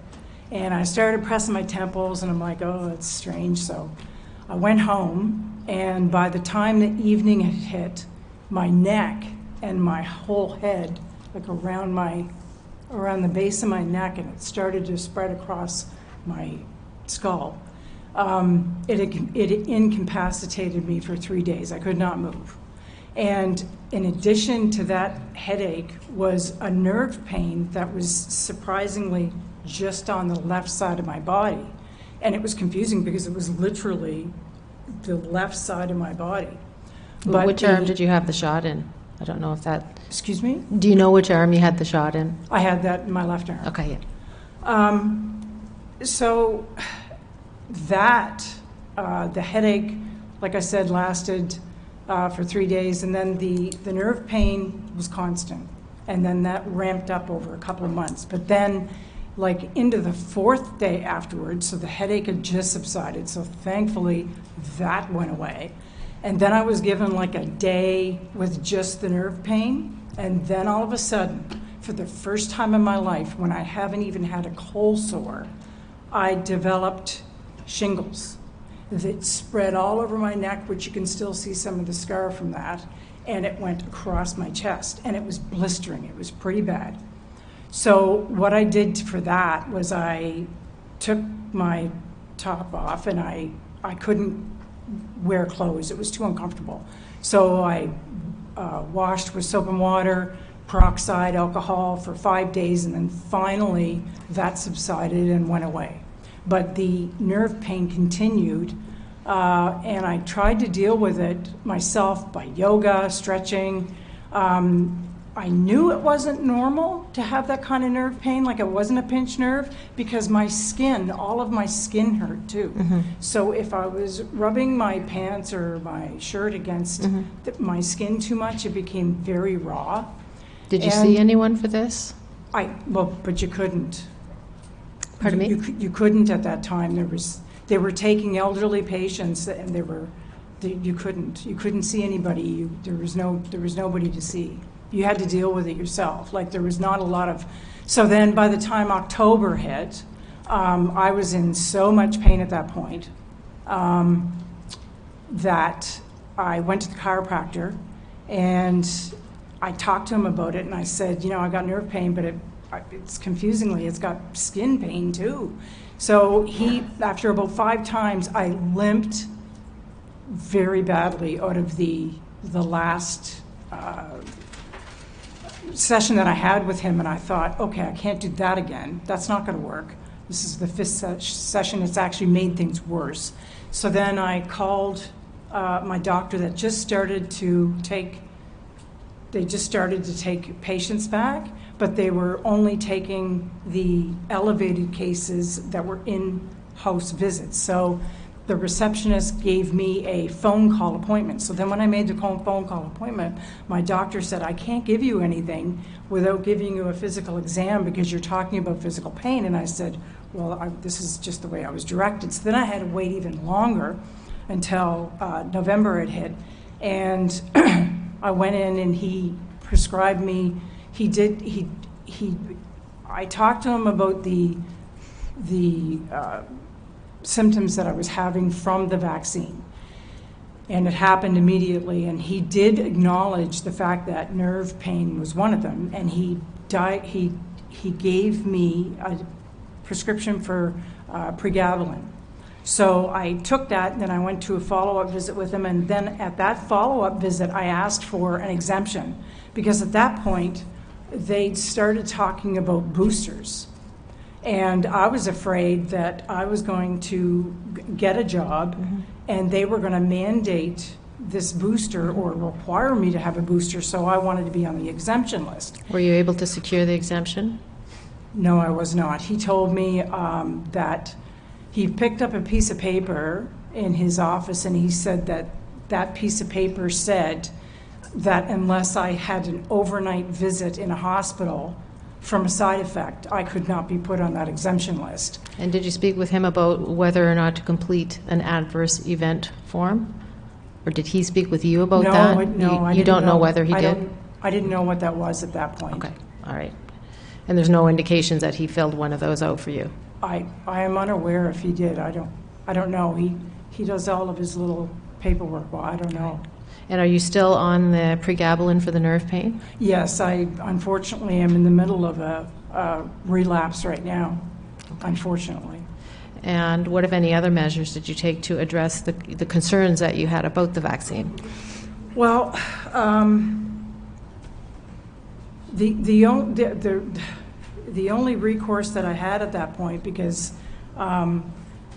was, I guess what happened was, I noticed in March of 2022 that there was a Pfizer dump of the safety data.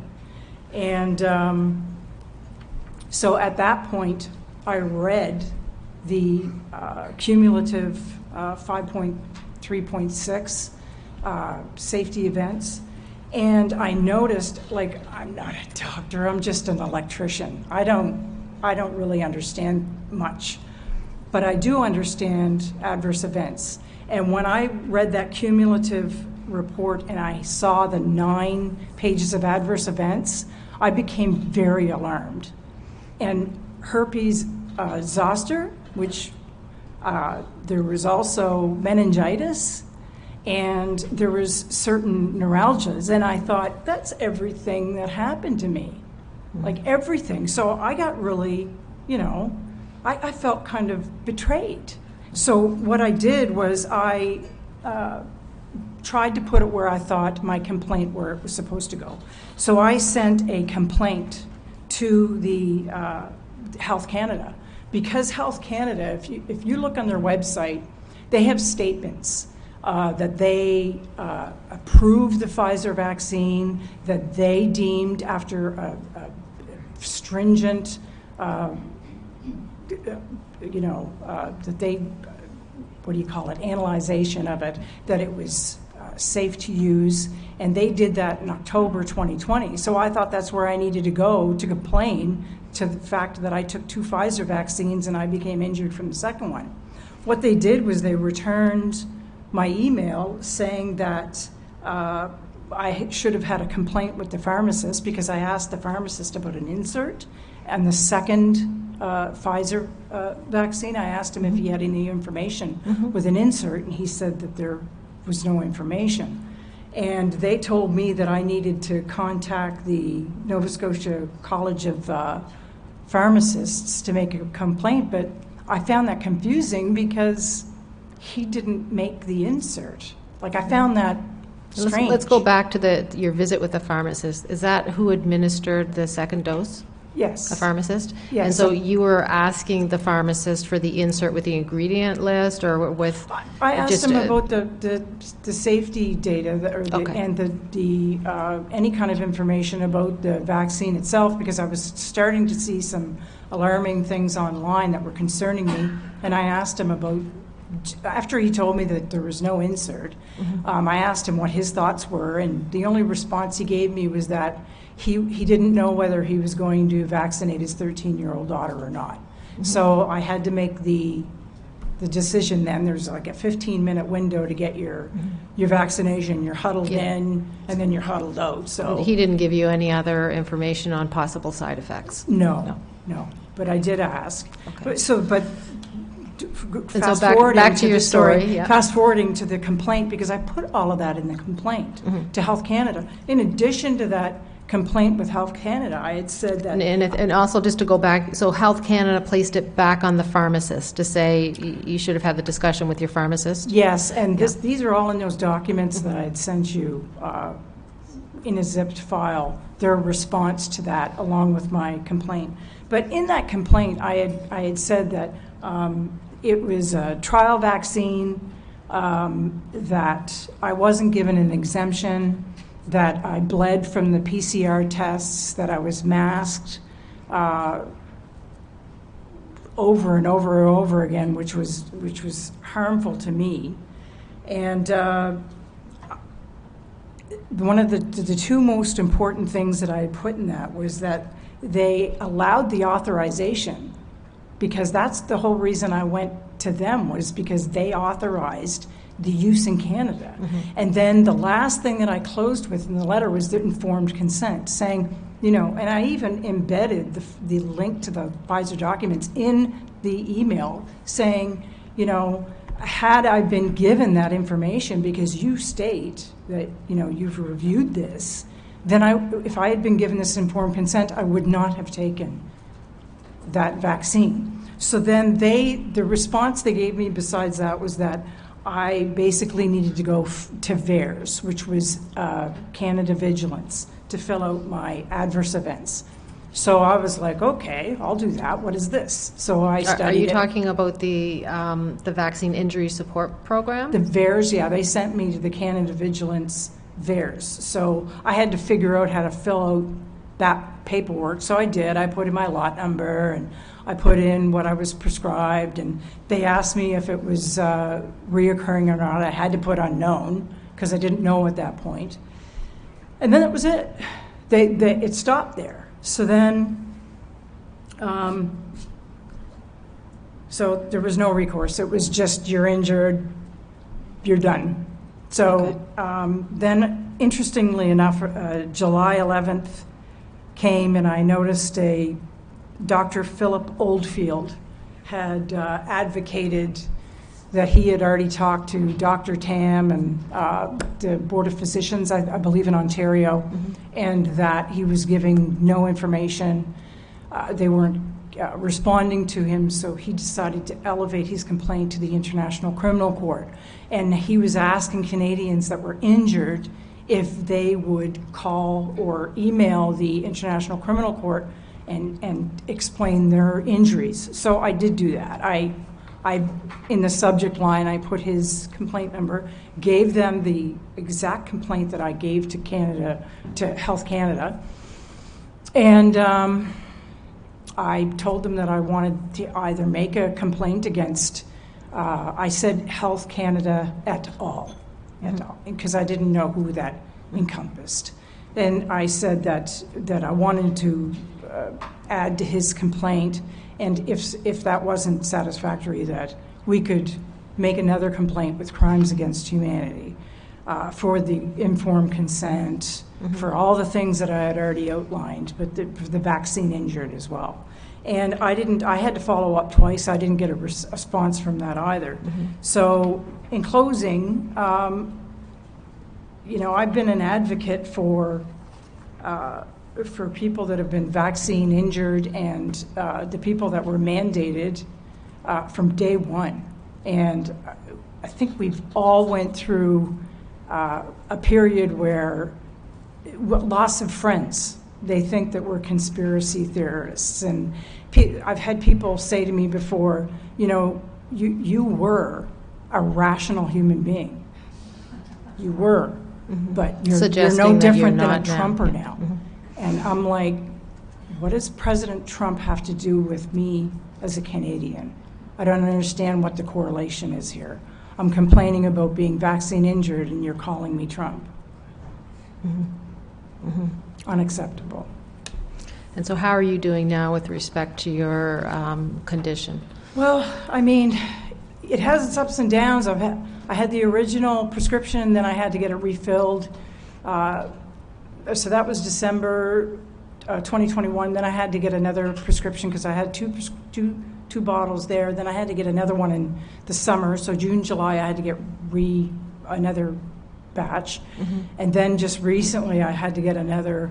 So now, unfortunately, I'm going to have to look at this personally and as a something that's chronic, that's reoccurring, because now it's over a year and a half and it's still going on. So, and it's uncomfortable. It's very uncomfortable. I can be sitting there and the pain is just, I'll have to get up because if I'm moving in a wrong direction, it'll inhibit me lifting. I was a robust, a very healthy individual before this.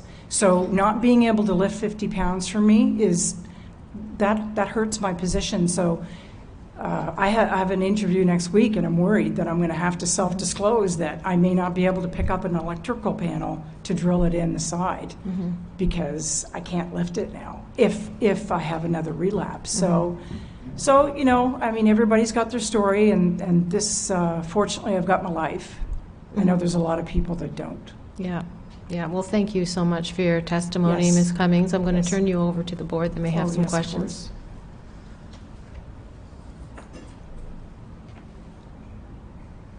No questions. Oh, all right. Okay. Thank you kindly.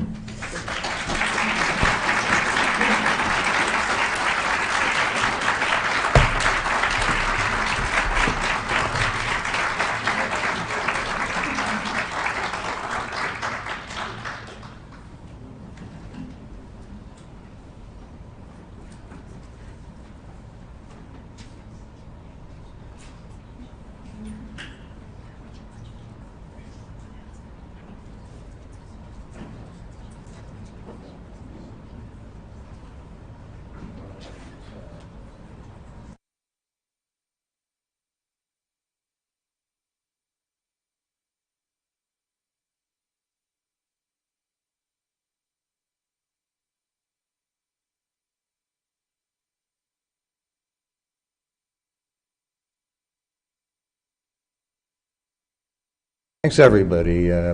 Because we're running a little late here, we're going to ask the audience and people watching from home to be ready to restart at 20 after 1. So lunch break starts now. Thank you.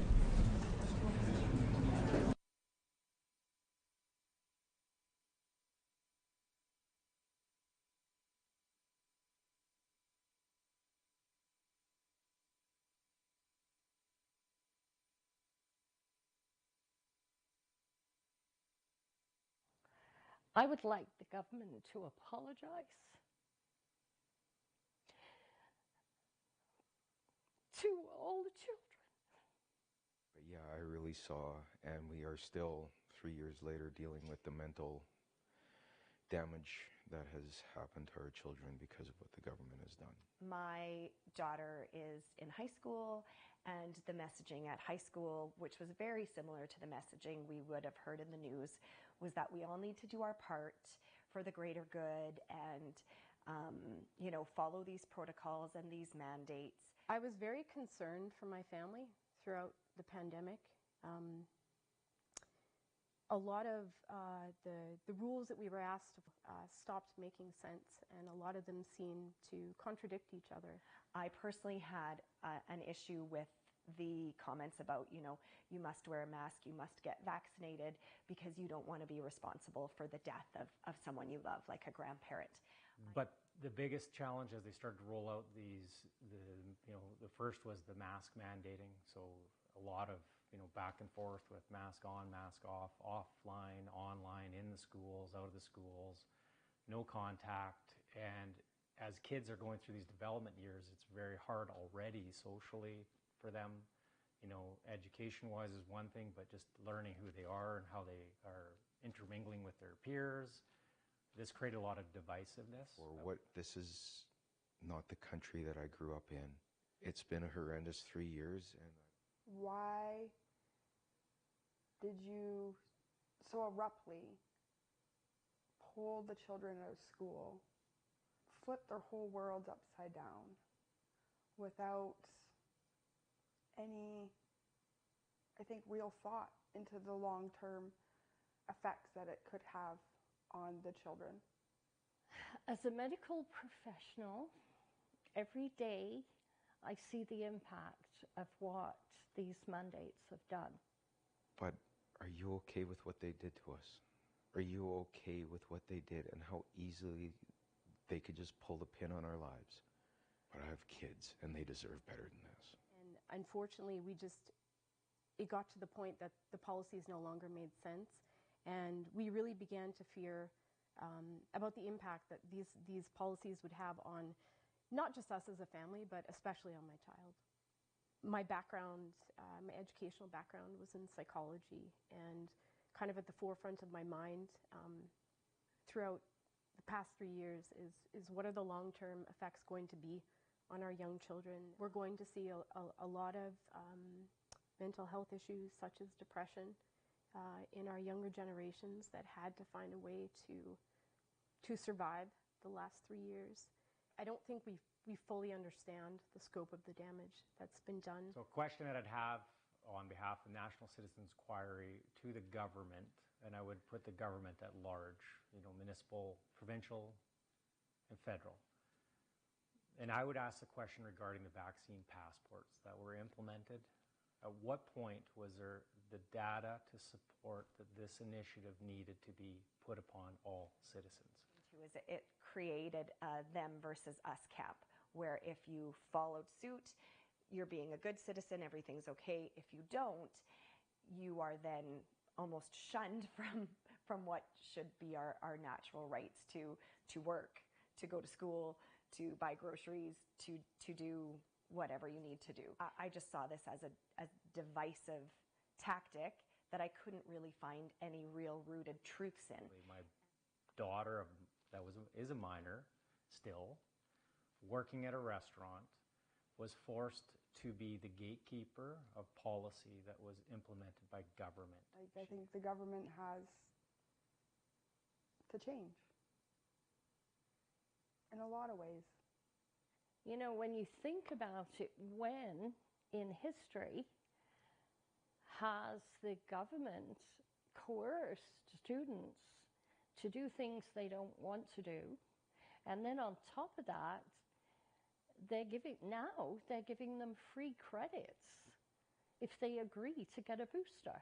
I want the National Citizens Inquiry to stand before the government and ask them, why are you mandating children? They know they made poor choices. It's now their responsibility to apologize and resign. Hold themselves accountable.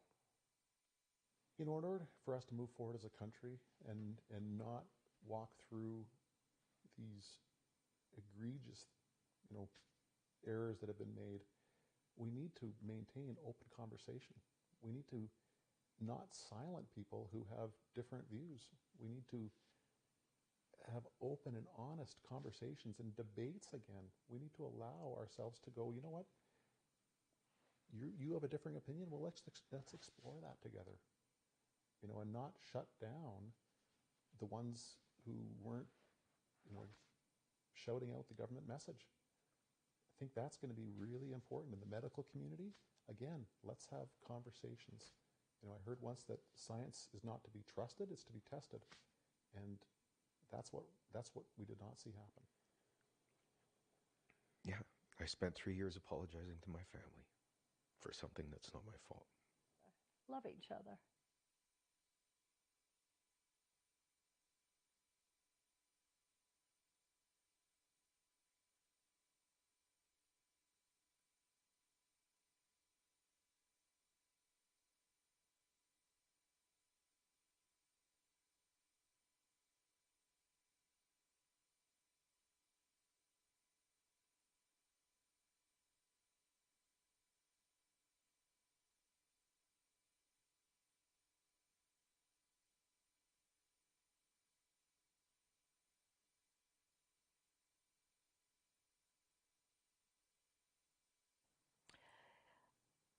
When the National Citizens Representative stands before the Canadian government, representing the people, I would like the government to apologise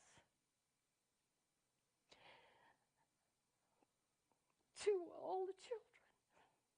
But yeah, I really saw, and we are still 3 years later dealing with the mental damage that has happened to our children because of what the government has done. My daughter is in high school, and the messaging at high school, which was very similar to the messaging we would have heard in the news, was that we all need to do our part for the greater good and you know, follow these protocols and these mandates. I was very concerned for my family throughout the pandemic.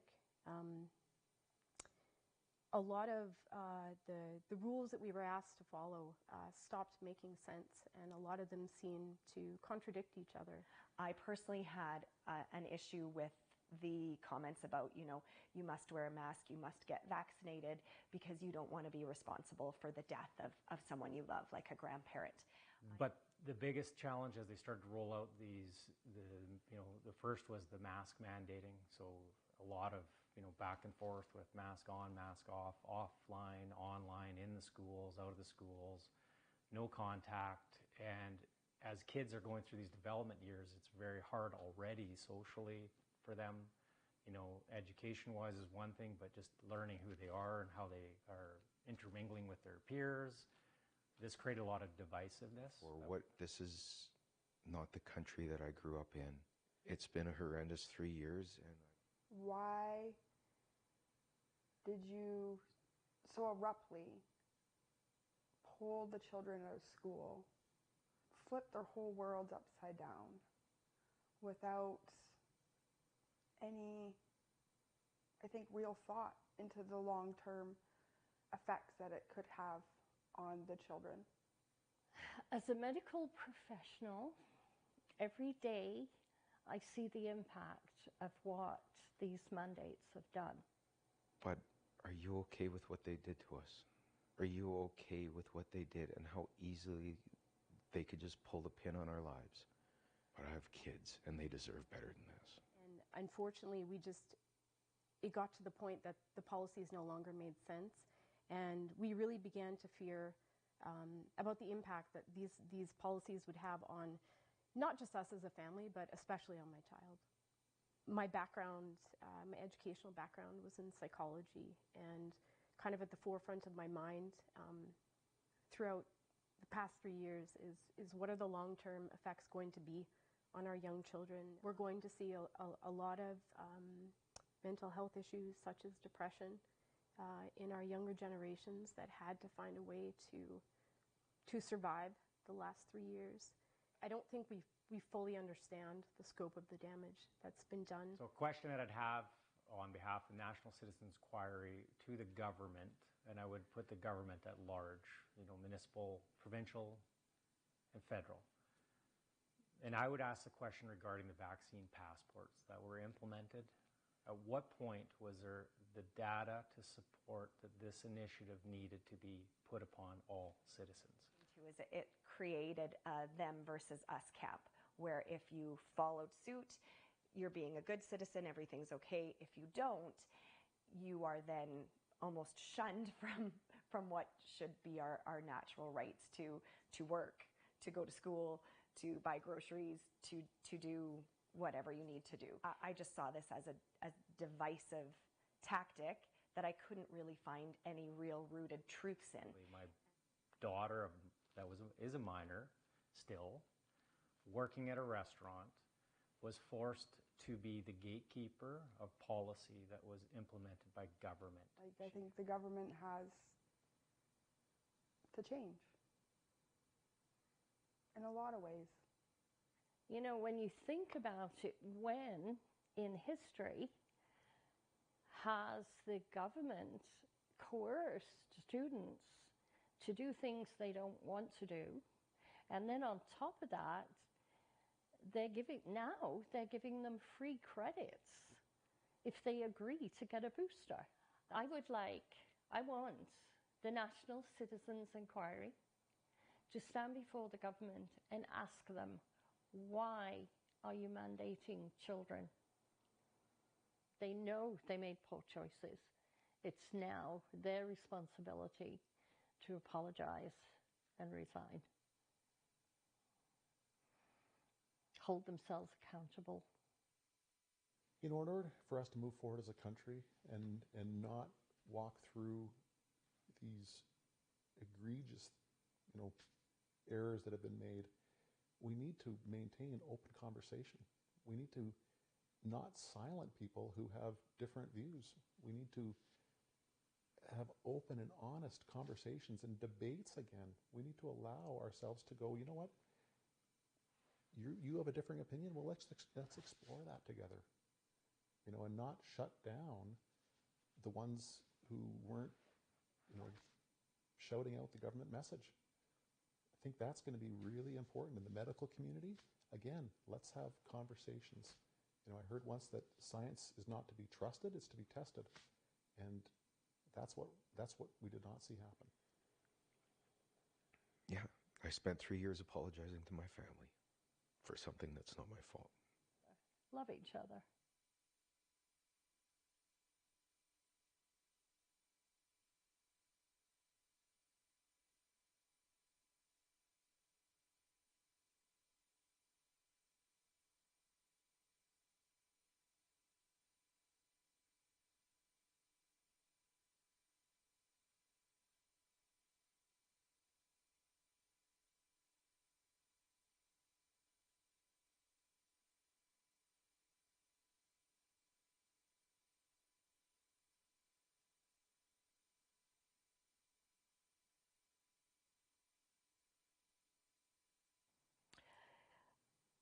When the National Citizens Representative stands before the Canadian government, representing the people, I would like the government to apologize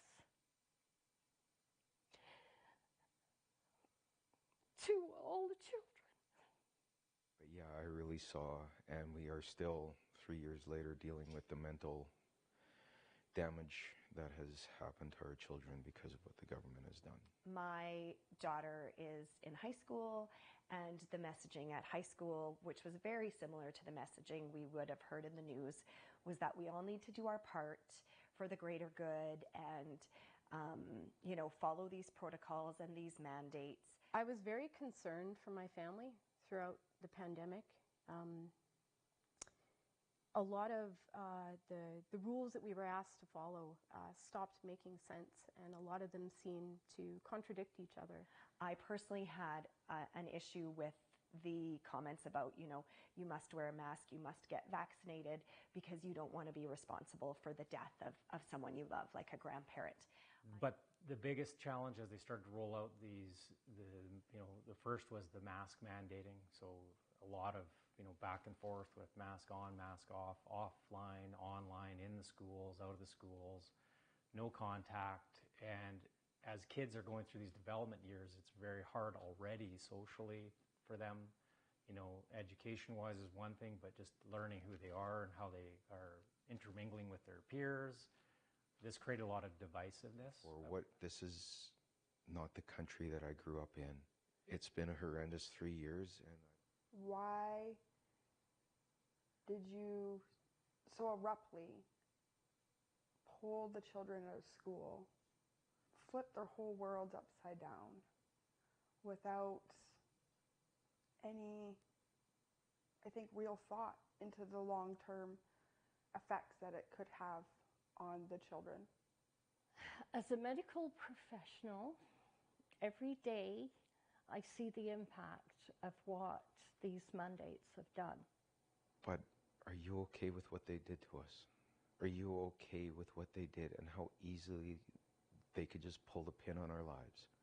But I have kids, and they deserve better than this. And unfortunately, it got to the point that the policies no longer made sense, and we really began to fear about the impact that these policies would have on not just us as a family, but especially on my child.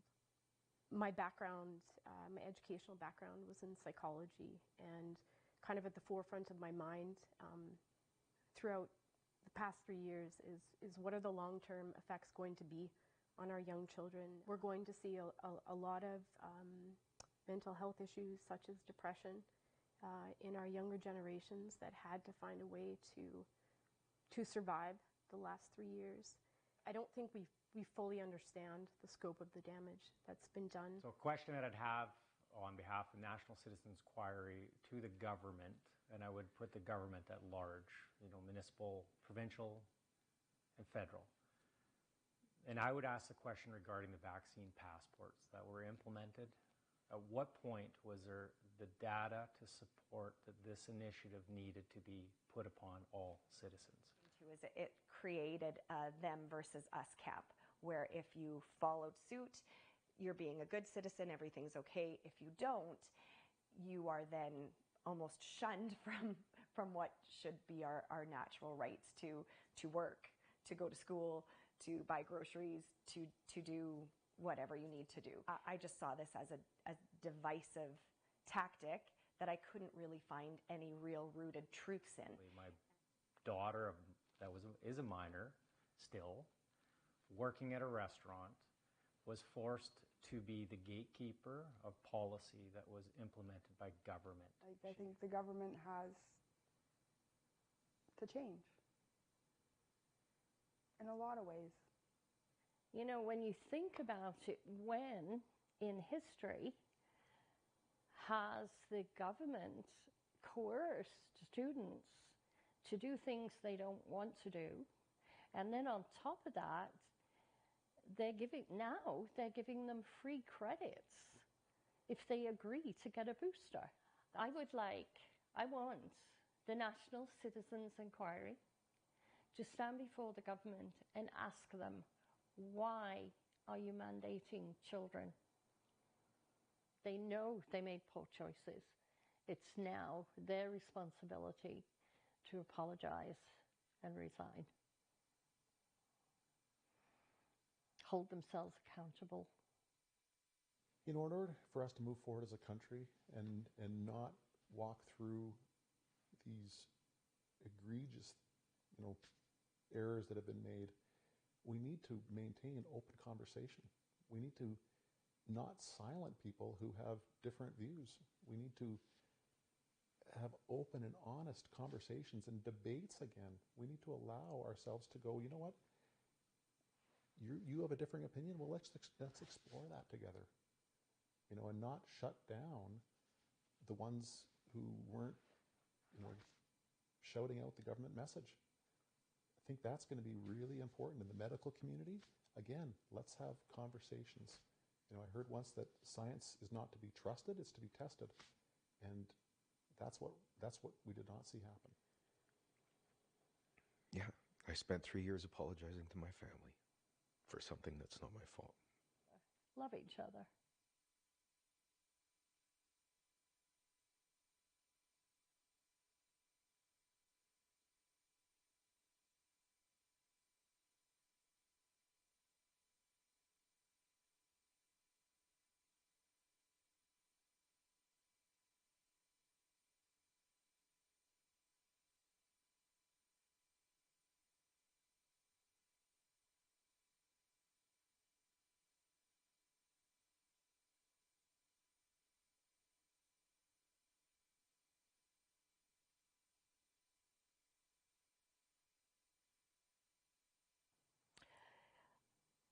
When the National Citizens Representative stands before the Canadian government, representing the people, I would like the government to apologise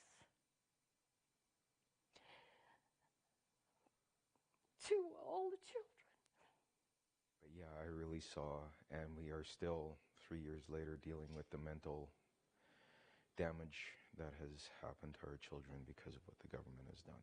My daughter is in high school, and the messaging at high school, which was very similar to the messaging we would have heard in the news, was that we all need to do our part for the greater good and follow these protocols and these mandates. I was very concerned for my family throughout the pandemic. a lot of the rules that we were asked to follow stopped making sense, and a lot of them seem to contradict each other. I personally had an issue with the comments about, you you must wear a mask, you must get vaccinated because you don't want to be responsible for the death of someone you love, like a grandparent. But the biggest challenge as they started to roll out the first was the mask mandating. So a lot of, back and forth with mask on, mask off, offline, online, in the schools, out of the schools, no contact. And as kids are going through these development years, it's very hard already socially for them. Education-wise is one thing, but just learning who they are and how they are intermingling with their peers. This created a lot of divisiveness. This is not the country that I grew up in. It's been a horrendous 3 years. And Why did you so abruptly pull the children out of school, flip their whole worlds upside down without any, I think, real thought into the long-term effects that it could have on the children? As a medical professional, every day I see the impact of what these mandates have done. But are you okay with what they did to us? Are you okay with what they did and how easily they could just pull the pin on our lives? But I have kids, and they deserve better than this. And unfortunately, it got to the point that the policies no longer made sense, and we really began to fear about the impact that these policies would have on not just us as a family, but especially on my child. My background, my educational background was in psychology, and kind of at the forefront of my mind throughout the past 3 years is what are the long-term effects going to be on our young children. We're going to see a lot of mental health issues such as depression in our younger generations that had to find a way to survive the last 3 years.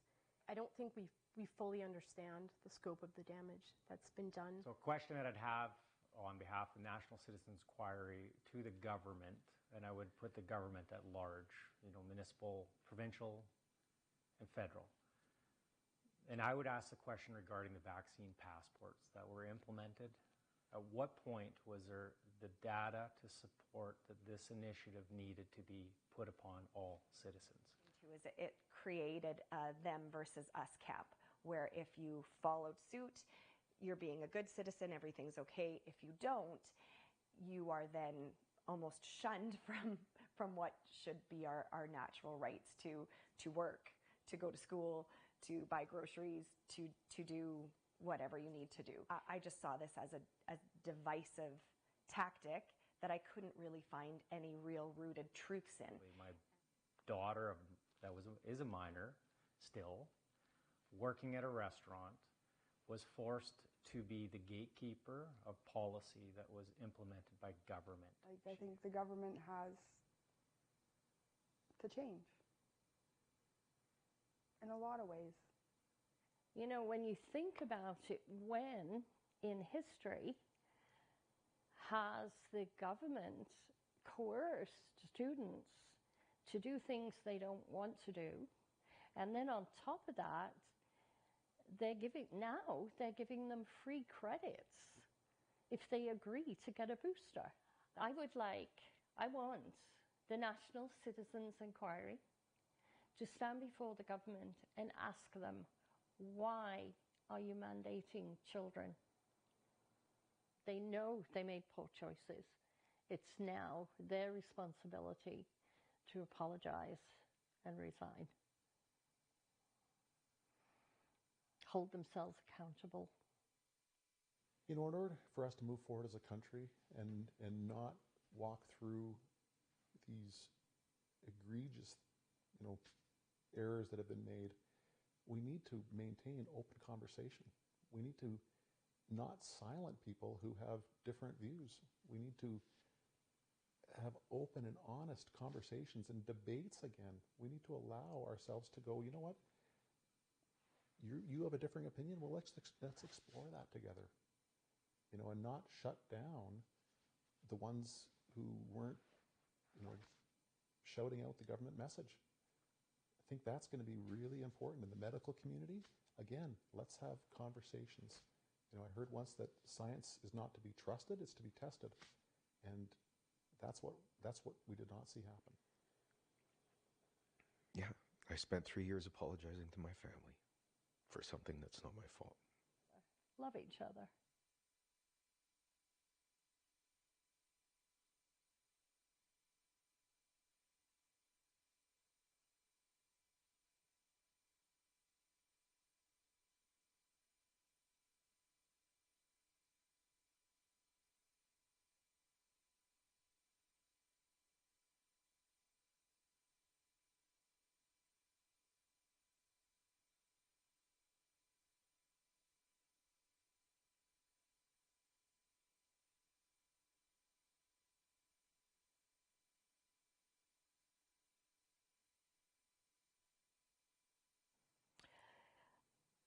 When the National Citizens Representative stands before the Canadian government, representing the people, I would like the government to apologise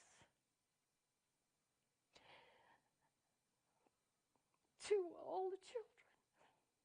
But yeah, I really saw, and we are still 3 years later dealing with the mental damage that has happened to our children because of what the government has done. My daughter is in high school, and the messaging at high school, which was very similar to the messaging we would have heard in the news, was that we all need to do our part for the greater good and follow these protocols and these mandates. I was very concerned for my family throughout the pandemic. A lot of the rules that we were asked to follow stopped making sense, and a lot of them seemed to contradict each other. I personally had an issue with the comments about, you must wear a mask, you must get vaccinated because you don't want to be responsible for the death of someone you love, like a grandparent. But the biggest challenge as they started to roll out the first was the mask mandating. So a lot of, back and forth with mask on. When the National Citizens Representative stands before the Canadian government, when the National Citizens Representative stands before the Canadian government, representing the people, I would like the government to apologise to all the children. But yeah, I really saw, and we are still 3 years later dealing with the mental damage that has happened to our children because of what the government has done. My daughter is in high school, and the messaging at high school, which was very similar to the messaging we would have heard in the news, was that we all need to do our part for the greater good and follow these protocols and these mandates. I was very concerned for my family throughout the pandemic.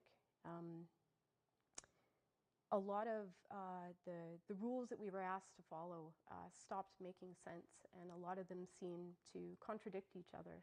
I personally had an issue with the comments about, you must wear a mask, you must get vaccinated because you don't want to be responsible for the death of someone you love, like a grandparent. But the biggest challenge as they started to roll out the first was the mask mandating. So a lot of, back and forth with mask on, mask off, offline, online, in the schools, out of the schools, no contact. And as kids are going through these development years, it's very hard already socially for them. Education-wise is one thing, but just learning who they are and how they are intermingling with their peers. This created a lot of divisiveness. This is not the country that I grew up in. It's been a horrendous 3 years. And why did you so abruptly pull the children out of school, flip their whole worlds upside down without any, I think, real thought into the long-term effects that it could have on the children? As a medical professional, every day I see the impact of what these mandates have done. But are you okay with what they did to us? Are you okay with what they did and how easily they could just pull the pin on our lives? But I have kids and they deserve better than this. And unfortunately, it got to the point that the policies no longer made sense. And we really began to fear about the impact that these policies would have on not just us as a family, but especially on my child. My background, my educational background was in psychology, and kind of at the forefront of my mind throughout the past 3 years is what are the long-term effects going to be on our young children. We're going to see a lot of mental health issues such as depression in our younger generations that had to find a way to survive the last 3 years. I don't think we fully understand the scope of the damage that's been done. So a question that I'd have on behalf of the National Citizens Inquiry to the government, and I would put the government at large, municipal, provincial, and federal. And I would ask the question regarding the vaccine passports that were implemented. At what point was there the data to support that this initiative needed to be put upon all citizens? It created a them versus us camp, where if you followed suit, you're being a good citizen, everything's okay. If you don't, you are then almost shunned from what should be our natural rights to work, to go to school, to buy groceries, to do whatever you need to do. I just saw this as a divisive tactic that I couldn't really find any real rooted truths in. My daughter is a minor still, working at a restaurant, was forced to be the gatekeeper of policy that was implemented by government. I think the government has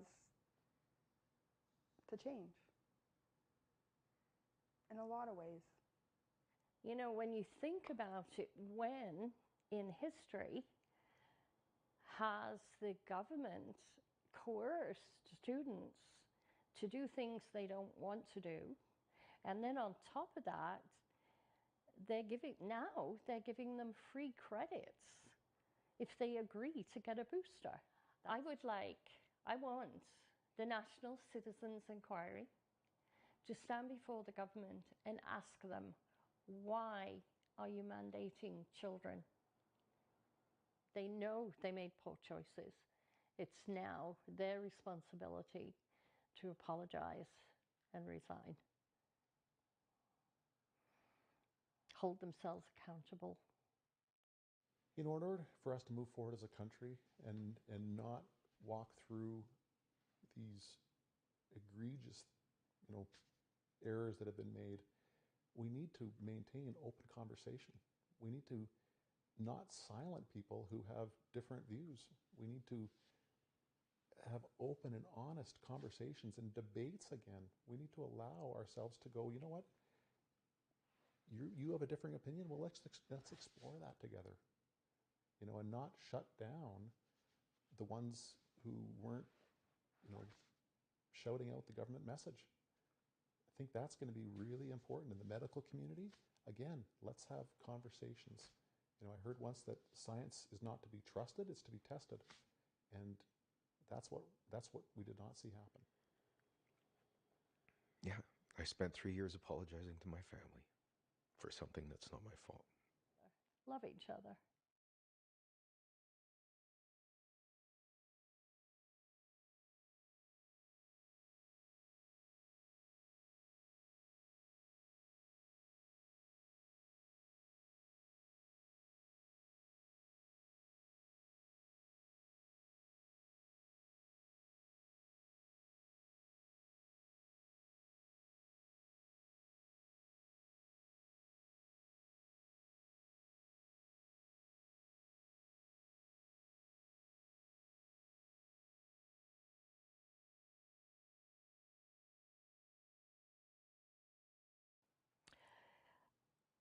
When the National Citizens Representative stands before the Canadian government, representing the people, I would like the government to apologize to all the children. But yeah, I really saw, and we are still 3 years later dealing with the mental damage that has happened to our children because of what the government has done. My daughter is in high school, and the messaging at high school, which was very similar to the messaging we would have heard in the news, was that we all need to do our part for the greater good and follow these protocols and these mandates. I was very concerned for my family throughout the pandemic.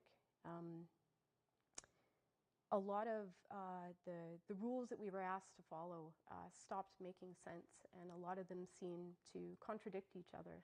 I personally had an issue with the comments about, you must wear a mask, you must get vaccinated because you don't want to be responsible for the death of someone you love, like a grandparent.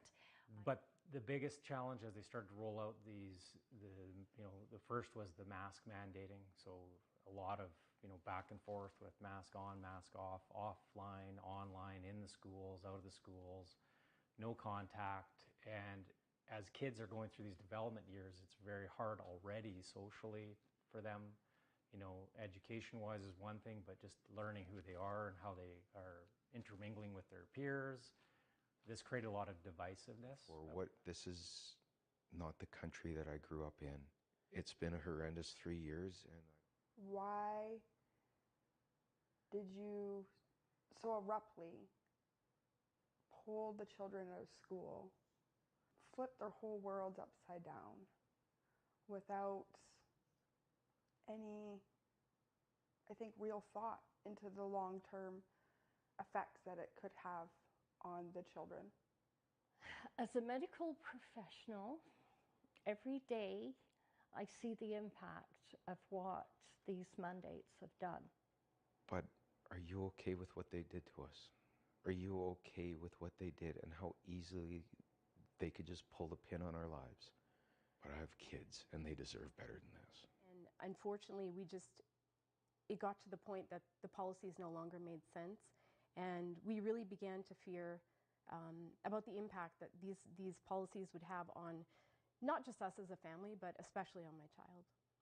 My background, my educational background was in psychology, and kind of at the forefront of my mind throughout the past 3 years is what are the long-term effects going to be on our young children. We're going to see a lot of mental health issues such as depression in our younger generations that had to find a way to survive the last 3 years.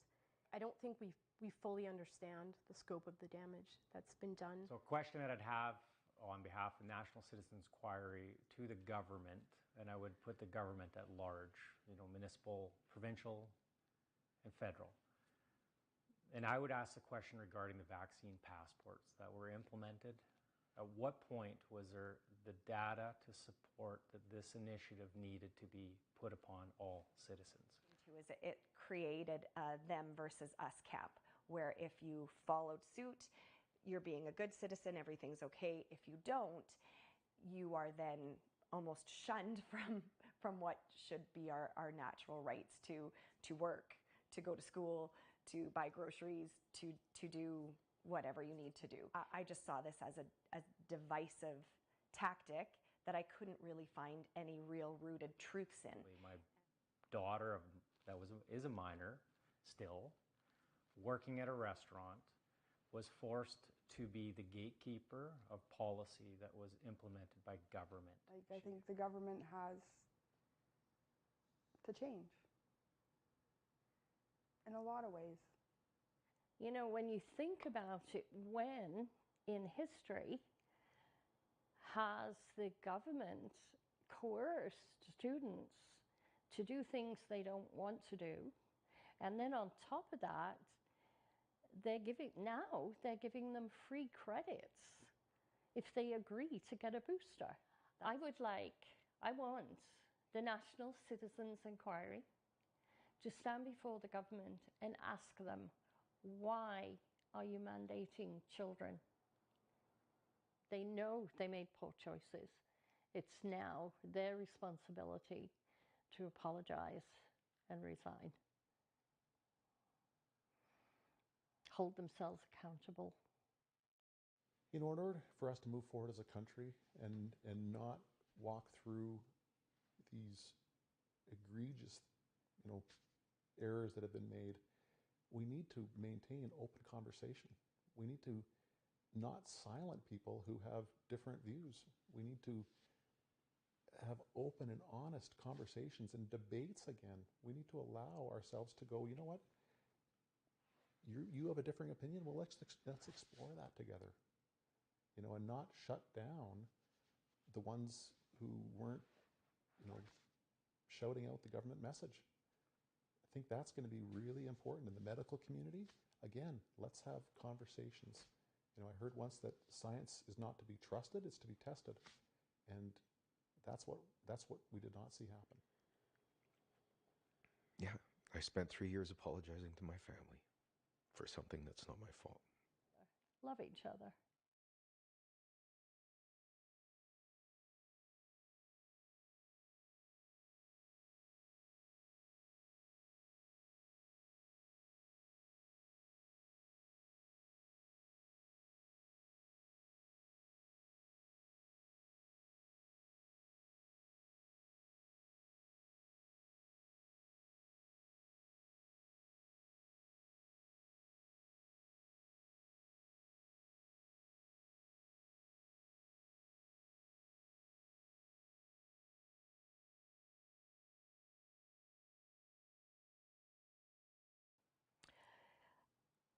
When the National Citizens Representative stands before the Canadian government, representing the people, I would like the government to apologise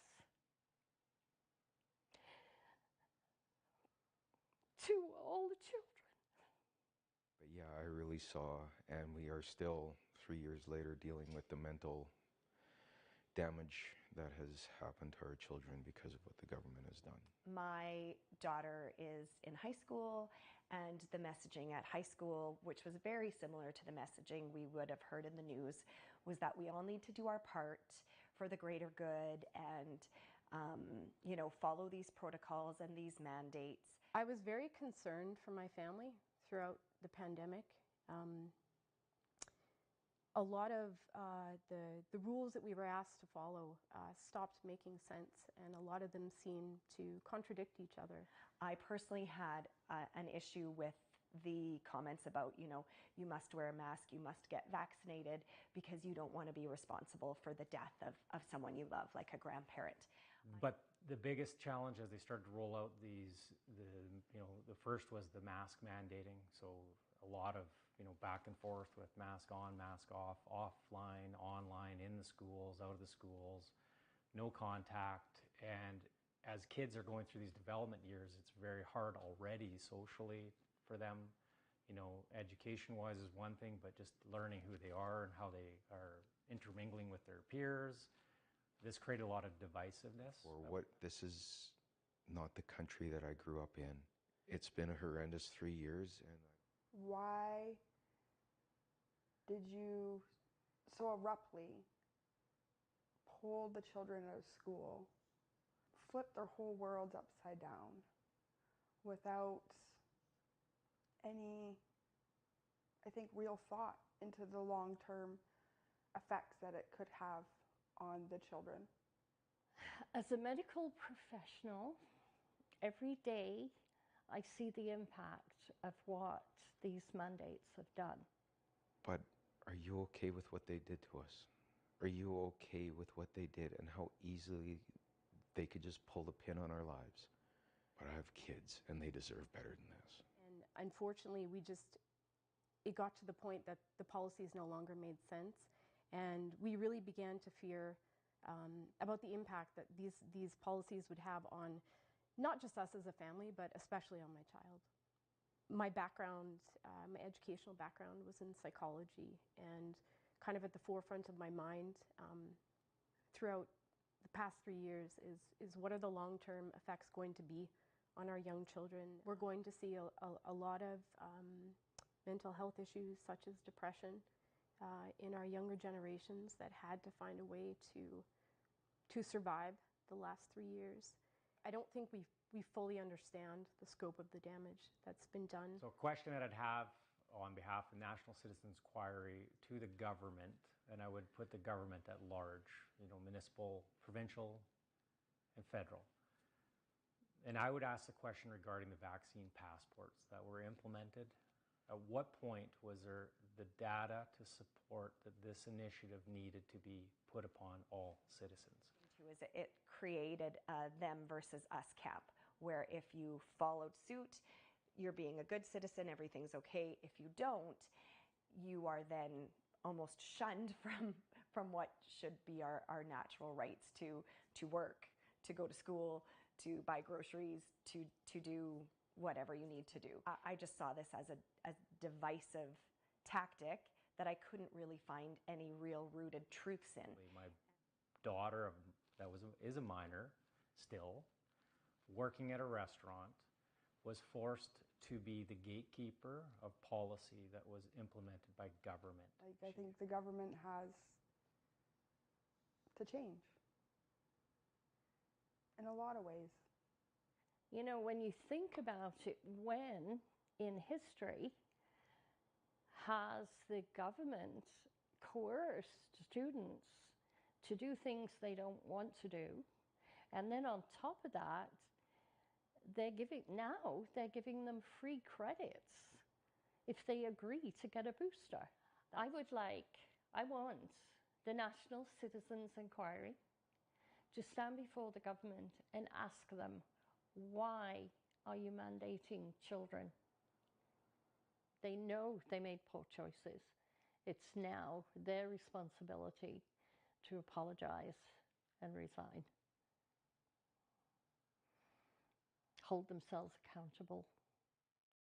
In order for us to move forward as a country and not walk through these egregious, errors that have been made, we need to maintain open conversation.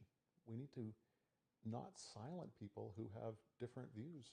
We need to have open and honest conversations and debates again. We need to allow ourselves to go, you know what?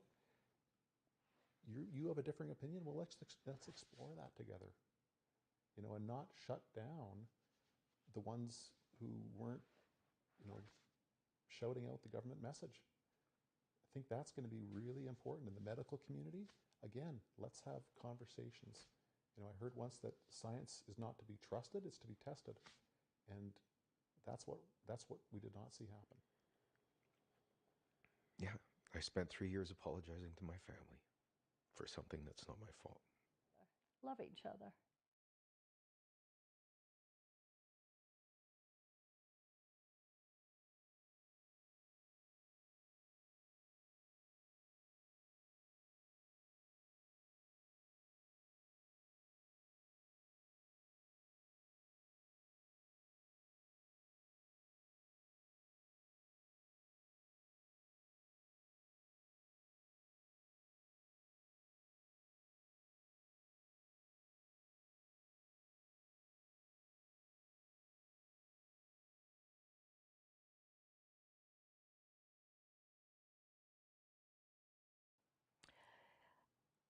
When the National Citizens Representative stands before the Canadian government, representing the people, I would like the government to apologize to all the children. But yeah, I really saw, and we are still 3 years later dealing with the mental damage that has happened to our children because of what the government has done. My daughter is in high school, and the messaging at high school, which was very similar to the messaging we would have heard in the news, was that we all need to do our part for the greater good and follow these protocols and these mandates. I was very concerned for my family throughout the pandemic. A lot of the rules that we were asked to follow stopped making sense, and a lot of them seemed to contradict each other. I personally had an issue with the comments about, you must wear a mask, you must get vaccinated because you don't want to be responsible for the death of someone you love, like a grandparent. But the biggest challenge as they started to roll out these, the first was the mask mandating. So a lot of, back and forth with mask on, mask off, offline, online, in the schools, out of the schools, no contact. And as kids are going through these development years, it's very hard already socially for them. Education-wise is one thing, but just learning who they are and how they are intermingling with their peers. This created a lot of divisiveness. This is not the country that I grew up in. It's been a horrendous 3 years. And Why did you so abruptly pull the children out of school, flip their whole worlds upside down without any, I think, real thought into the long-term effects that it could have on the children?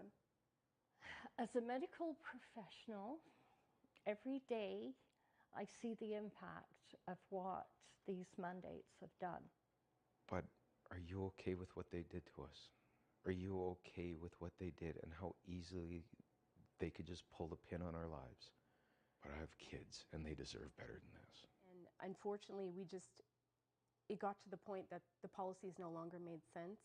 And we really began to fear about the impact that these policies would have on not just us as a family, but especially on my child. My background, my educational background was in psychology, and kind of at the forefront of my mind throughout the past 3 years is what are the long-term effects going to be on our young children. We're going to see a lot of mental health issues such as depression in our younger generations that had to find a way to survive the last 3 years. I don't think we fully understand the scope of the damage that's been.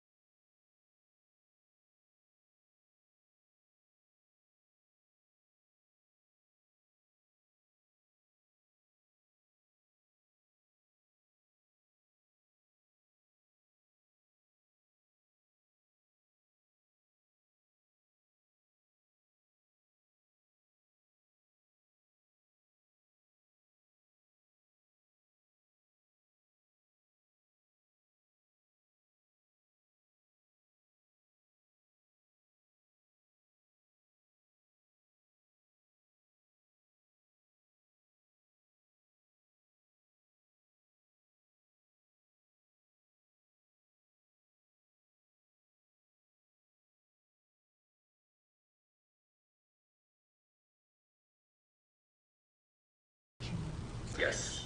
And, and if you would like to get into that, we certainly can. Well, I need to be able to screen share. Just one moment.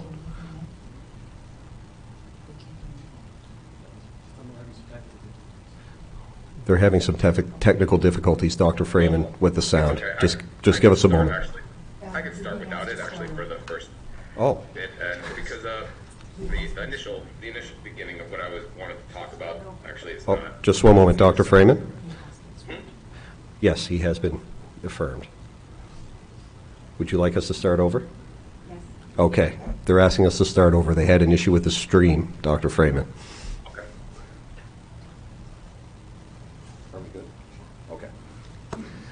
Okay, Dr. Freeman, we had a technical difficulty a moment ago, so we're now streaming. Can you please, for the benefit of the Commission and for our audience, provide us with a brief overview of your education, training, and experience? Yes, my name is Dr. Joseph Freeman. I am an emergency physician today, and my training began with my medical licensing began with medical school at Cornell Medical College. I did my residency at Charity Hospital in New Orleans, Louisiana. I still work in the Louisiana region. I'm a former medical manager of the Louisiana Urban Search and Rescue Disaster Task Force. And I'm also a clinical scientist specialized in analyzing medical interventions for harm and harm benefit analysis. And can you just expand on that a little bit, Dr. Freeman, where you say that you're a clinical scientist who specializes in harm benefit analysis? What is the background associated with that area of specialty? That's the area of research that I've been involved in since residency, is what you would say. And I'm here today basically I'm the lead author of what's become a paper with a large impact that reanalyzed the messenger RNA COVID-19 vaccines' serious adverse events. Can you tell us, Dr. Freeman, when that paper was published and who, if there are any, the co-authors might be? Yes, there's 6. We're an international team. Some are from Spain, Australia, California. We have some in Baltimore. One of the authors is a BMJ editor. Another author is one of the top epidemiologists in the world. He has written the book on epidemiology, and another is a former NIH associate director of clinical research. Okay. And I understand, Dr. Freeman, that you've prepared a presentation to assist in your examination today, and if you have that ready to go, I would invite you to begin. I do, but I need to be given a screen share option.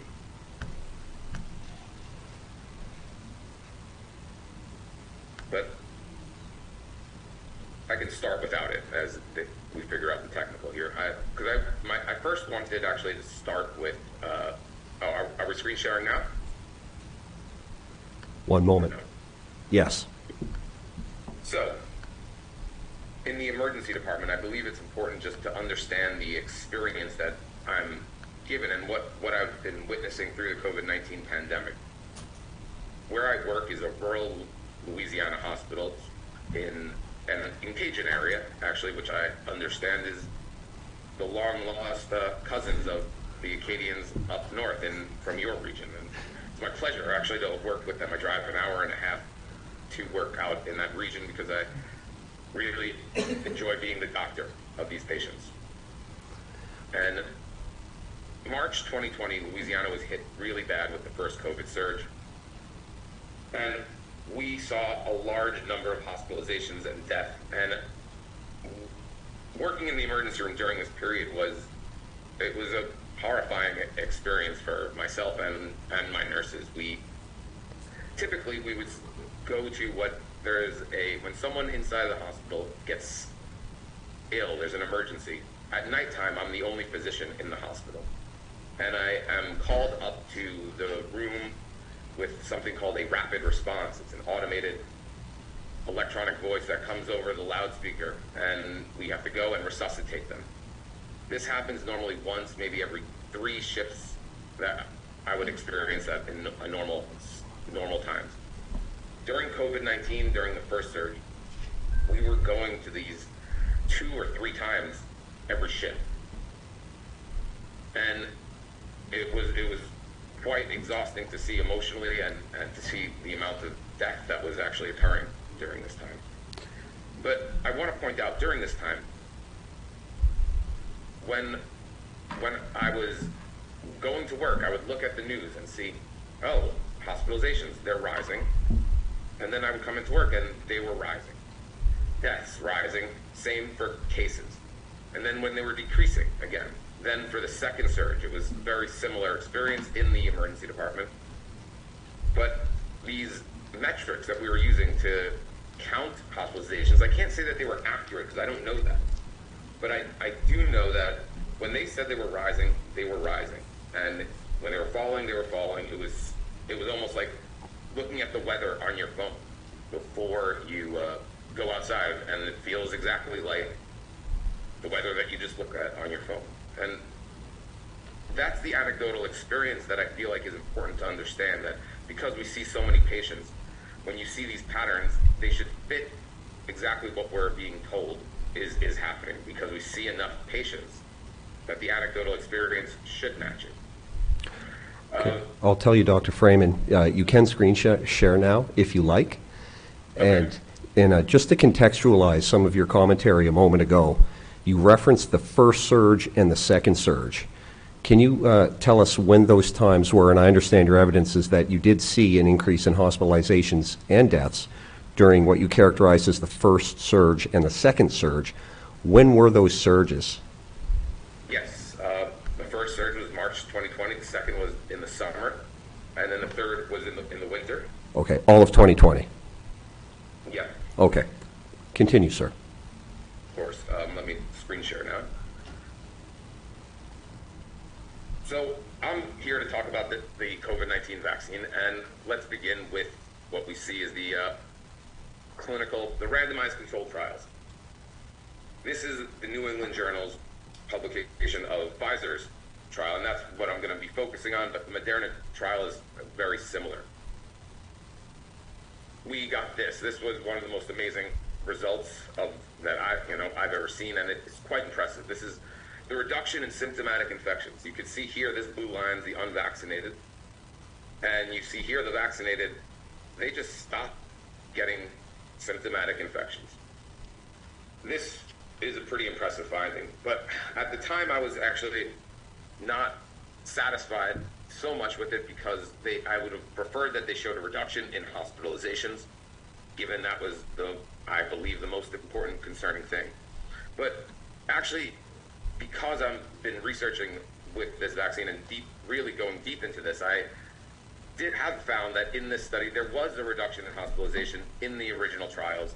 It's just very difficult to find, and they don't really report on it. But if you look into this emergency use authorization, the review memorandum on page 30, and the supplementary appendix for Moderna's New England trial, New England Journal, you can find what the hospitalizations were, and we did see it. There were not that many hospitalizations in the placebo group, but there were 0 hospitalizations in the vaccine group, and we got a hospital reduction of 2.3 per 10,000. So this is actually, we're seeing what we want to see. The vaccine is reducing hospitalizations in the clinical trial. Dr. Freeman, yes. Can you just get a little closer to your microphone, or just project your voice a little bit more? Yes. Can you hear me better now? One moment. Yeah. Go ahead, sir. Now? Yes. Yes? Okay. So here we have it for Moderna. More people were infected in the placebo group. Again, no one was hospitalized when these vaccines went for authorization. Okay, so just to help everybody understand, the slide that you just showed us, the 2 previous slides, where it says vaccine 0, that means that 0 of the vaccinated group were hospitalized. And then I believe for Moderna, it was 9 in the placebo group, and that would mean that 9 people who received placebo, the fake vaccine, did go to the hospital. Yes, that's exactly what I'm saying. Okay. For death reduction, there were not really enough deaths in either group to determine if it was reducing COVID-19 vaccine from COVID-19 deaths. And here, as you can see, this is their table. It's about equal. But then we moved into what would be called the observational data after it was authorized. And then again, we're seeing impressive numbers here for hospitalizations and death. 95% reductions, essentially, all around the board. This was a pretty well-cited study, but I also put the study up here to bring up another point, because this observational study also was heavily critiqued, because when you do an observational study, you try to get rid of all the confounders, which are the things that are associated with the vaccine. Like, for example, people being older who got it. If you just compared that, you would end up with the wrong answer. So you need to control for all the different things. And for this study, they did try to do that, but they missed something, and that was a number of tests that were done. Turns out that 18% of the tests were done in the vaccinated and 82% were in the unvaccinated. That imbalances the groups. Now, I'm not trying to say that that means that the vaccine doesn't work. Just that that changes exactly what we're doing. And if you adjust it for that, it would show the vaccine efficacy somewhere in the 75, 80% range, which is still great. We're still getting what we want to see. But the point of this is that generally, with observational data, they tend, after we try to attempt to identify all the things that we could adjust for confounding, they tend to overestimate benefits a bit. And that's just something to think about when we start looking as the trial data, as the observational data moves through time. So here, I just wanted to talk about what happened in the ER after the vaccine came out. Just a moment, Dr. Freeman. So when you say what happened in the ER, are you going to be speaking about your own direct observational experience? Yes, my own experience, yes. And what we saw in my hospitals was a total, basically after January 2021, we went months without seeing a vaccinated person have an infection or be hospitalized. It was looking very good. I remember actually when the first vaccinated breakthrough infection occurred, and it was in April of 2021, and the whole hospital, we were all shocked to see it, the first one. And then we all know kind of effects waned. Then we started the boosters. And what I want to point out also during this time that I'm witnessed in multiple hospitals is it became a little difficult to say exactly how well the vaccine was reducing hospitalizations, because there was some miscategorization in what I was seeing, in that if a patient received the vaccine outside of the hospital system, there was a good probability that they weren't recorded as vaccinated. So now, then you could have a vaccinated person in the hospital that is being thought of in our global counting, in the national way we're counting vaccinated versus unvaccinated. It was systematically biased in that sense, in that you would never have an unvaccinated person hospitalized be called a vaccinated person. The only way the miscategorization would happen is in one direction. I don't believe this was purposeful. I just think that this was a systematic problem, and this has been reported in many countries that this problem occurred. So just a moment, Dr. Freeman, just so I can understand. So you're saying that the only way within the system that you worked in that somebody may be recorded as being vaccinated is if they in fact received their vaccination in the hospital, and then it would have been documented as such. Is that correct? Not the only way. It also could be entered manually. Okay. Well, in one hospital, actually, for a while, it was difficult to enter it manually. We didn't know how to enter it manually for several months, but eventually we learned how to enter it. But the problem is, if you are relying on this manual entering of it, then you're going to still end up with the systematic problem of, unless you're operating at perfection. Okay. Let me ask the question a different way, Dr. Freeman. What sort of vaccinations may have been occurring that would not find their way into the system and database? Ones that were performed, in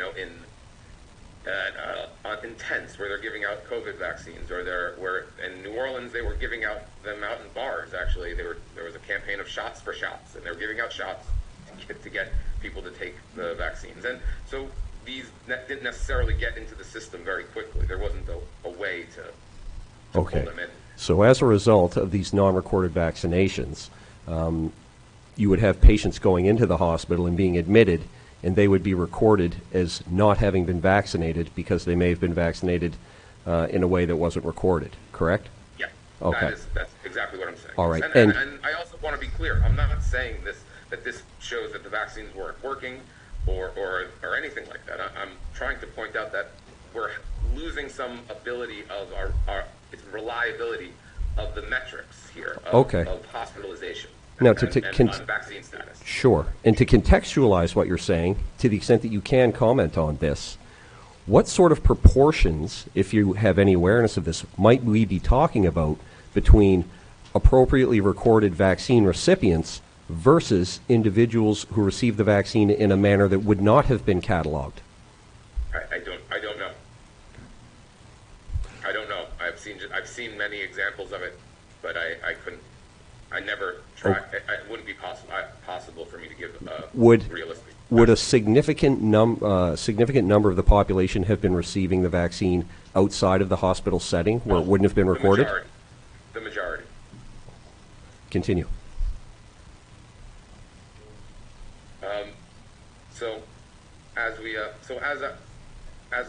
Let me pull my screen share here up a moment, and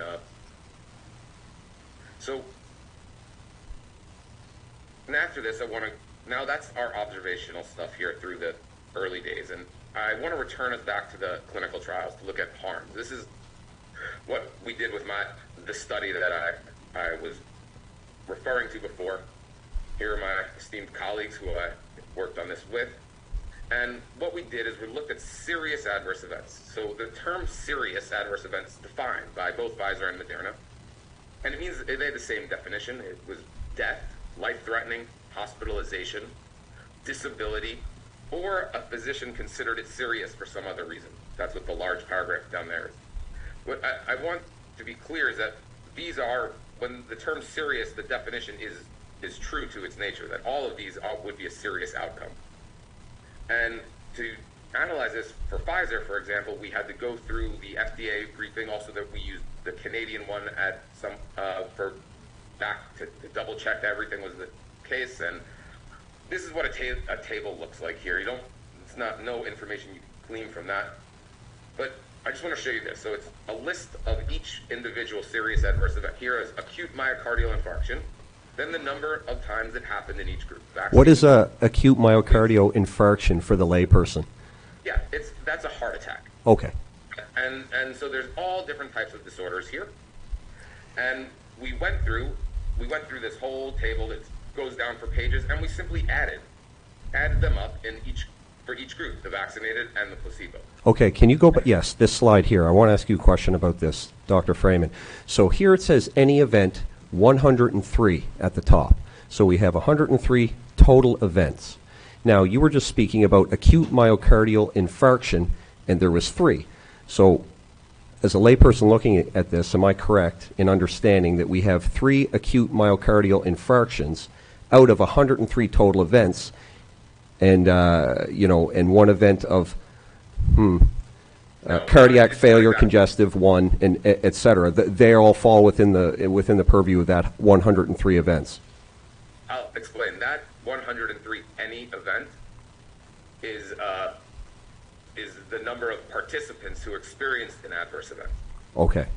And that's actually where I'll be going right now, because if you add the number of serious adverse events, is what we did here, and we found this. And where I want to focus this is on, we're going to look at the Pfizer data here, and what we see is actually, I want to go back here, because it's what you were talking. We found 127 instead of 103, and 93 from the placebo.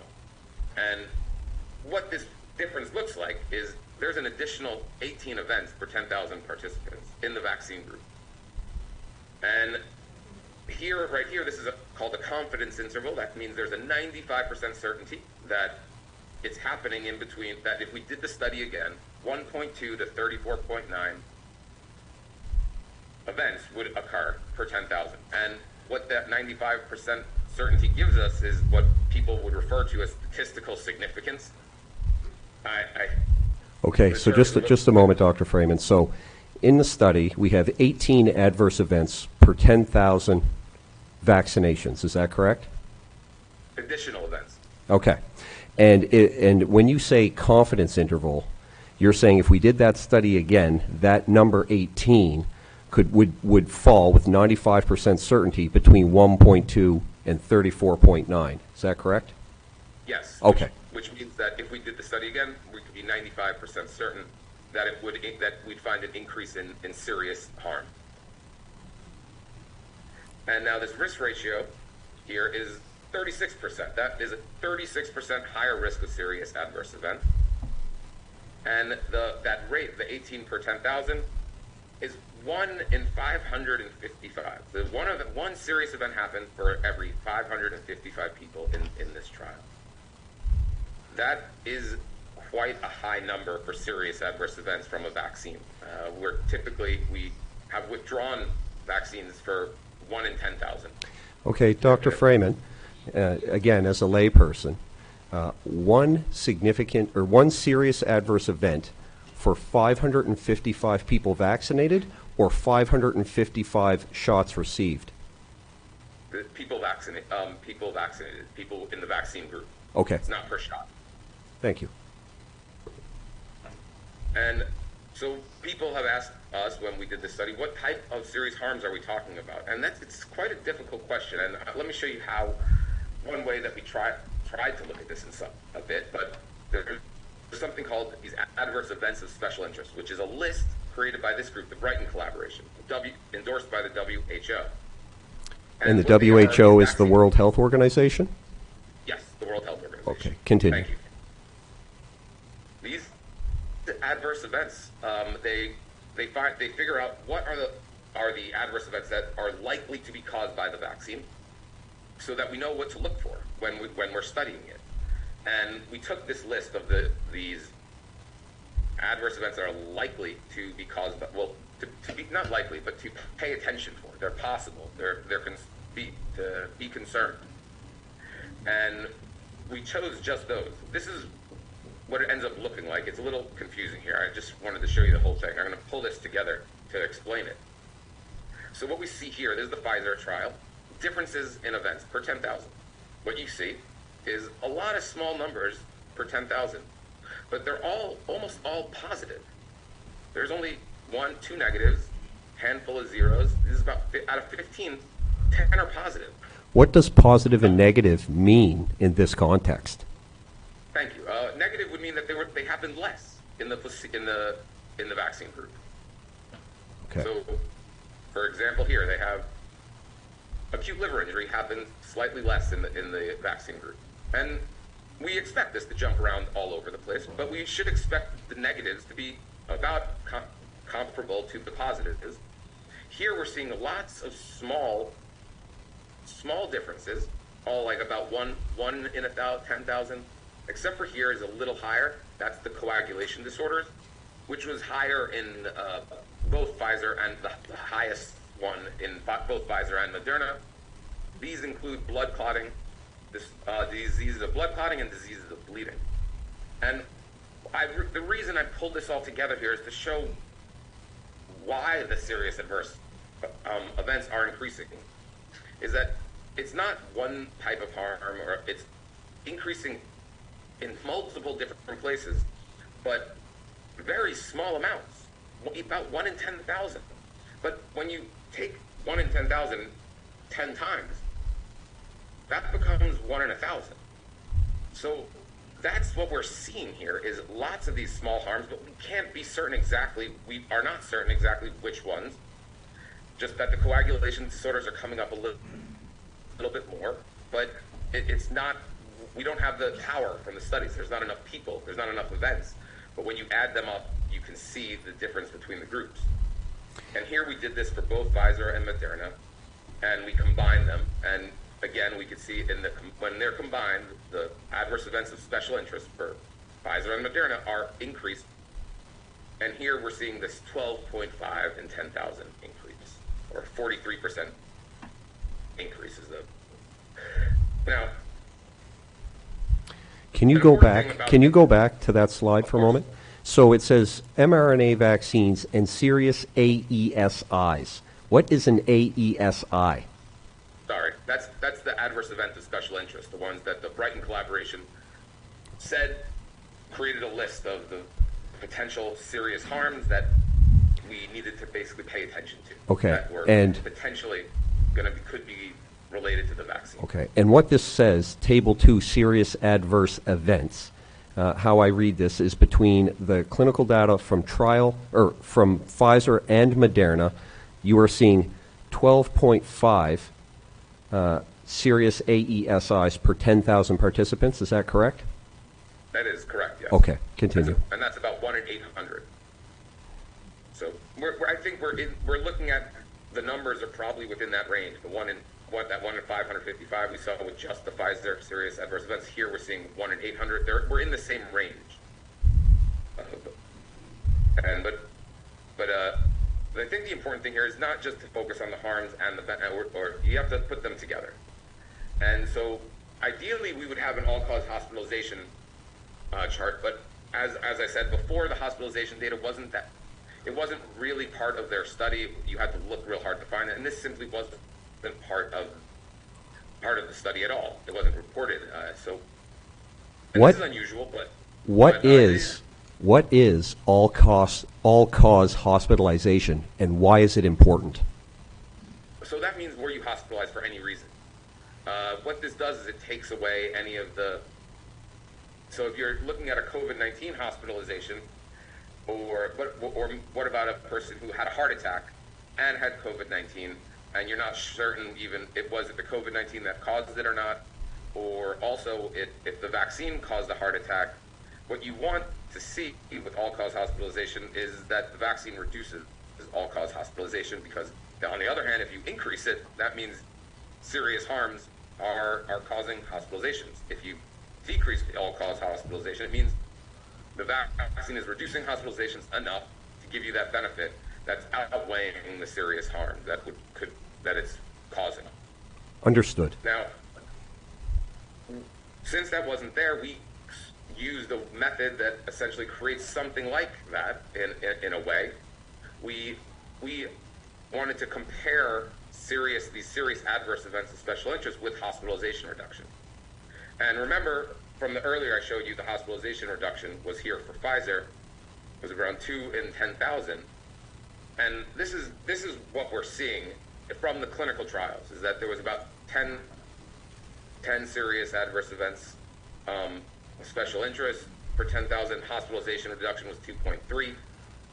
Pfizer, 15 versus 6.4. And I know that this looks bad and scary, and I don't want people to walk away from this saying that our study proves the vaccine is causing more harm than benefit. That's not what it's doing, and I think it's important to put this into context. And for that, it's to understand the limitations of what this analysis gives you and how to interpret it. When we published this study, we received a large number of critiques. We were fact-checked by multiple fact-checking organizations, and they mainly got their sources from scientists, bloggers, and YouTube videos.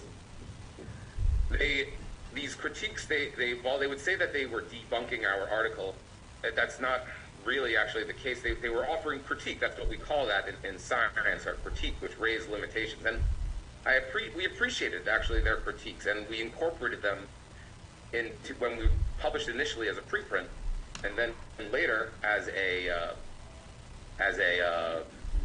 peer-reviewed publication. We incorporated these limitations, and we thought it helped us understand how to interpret this data. So I think to go through them will be valuable here for you. And like, for example, one thing that they had said was that it's not possible to do a proper harm benefit analysis with only 2 months of data post-vaccine. And me and our co-authors, we completely agree with that.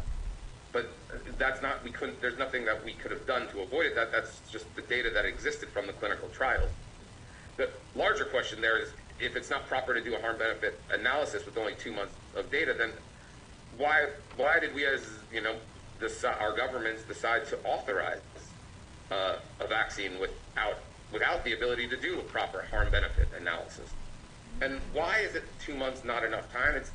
The point they were raising is that if the trial went longer, there would have been more infections. If the trial went longer, there would have been maybe a surge of COVID-19, and this would have led to more hospitalizations. They also said if the people were sicker, they were older, there would have been more hospitalizations. And this is all true. And it brings to the point that the hospitalization rate of their population is a big part of your hospital reductions. It's the vaccine efficacy and the hospitalization rate. You need both. Now, on that limitation they point out, though, it also goes the other direction in that if you have a population that's been mostly infected, as much of our population has, you get less hospitalizations. If you have variants such as Omicron, which cause less hospitalizations, or a variant like Omicron that actually has reduced vaccine efficacy because of immune escape. The virus now knows how to get around the vaccine better than the prior strains.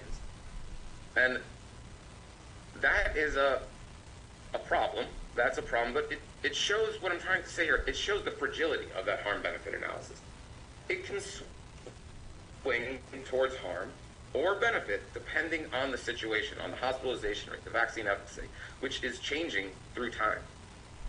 And with Omicron, we're going to return us here back into what I witnessed in the emergency room. And when was the time frame of Omicron? Can you remind us, just so we can contextualize what you're about to say? It's about 2022, or late December 2021 is when it started. I would say about February is when it became 100% the dominant strain in the United States. Okay. So when this occurred, we started seeing something that was a bit problematic for hospitalizations in that, well, not problematic, actually it was great in the sense we weren't really seeing many at all. And the last hospitalization that I've seen for COVID-19 that was a clear symptomatic case was in February of 2022, over a year ago. Wait, so you're, just a moment, Dr. Freeman, are you saying in your capacity as a physician, the last time you saw a COVID hospitalization was February of 2022? Yes, for the one that was a clear syndrome of COVID-19. There could have been a patient who had a heart attack. Was that caused by COVID? I don't know.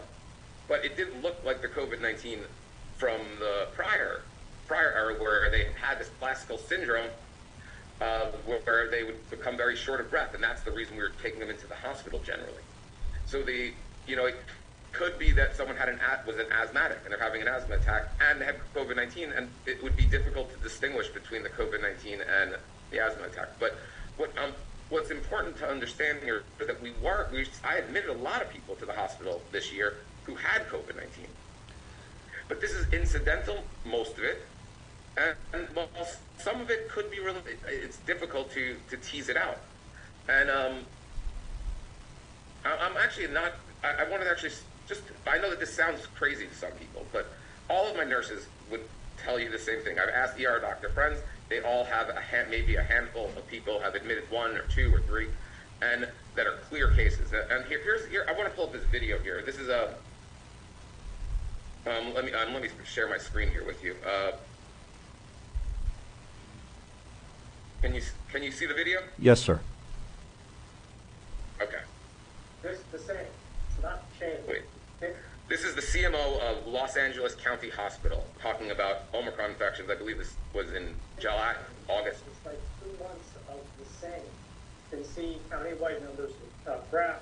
It's just, it's like plateaued and it's not going down. It's sort of trickle up a little, but really not much. It's just been like that. We're getting thousands of cases per week across the county.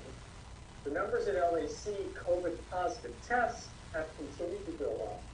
But this isn't because we're seeing a ton of people with symptomatic disease getting admitted. If you go to the bottom graph, it's the same thing.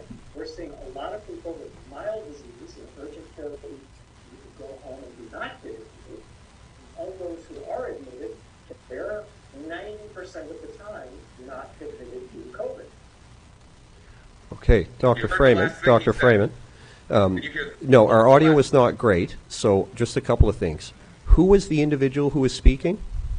His name's Dr. Spellberg. He's the Chief Medical Officer of LA County Hospital.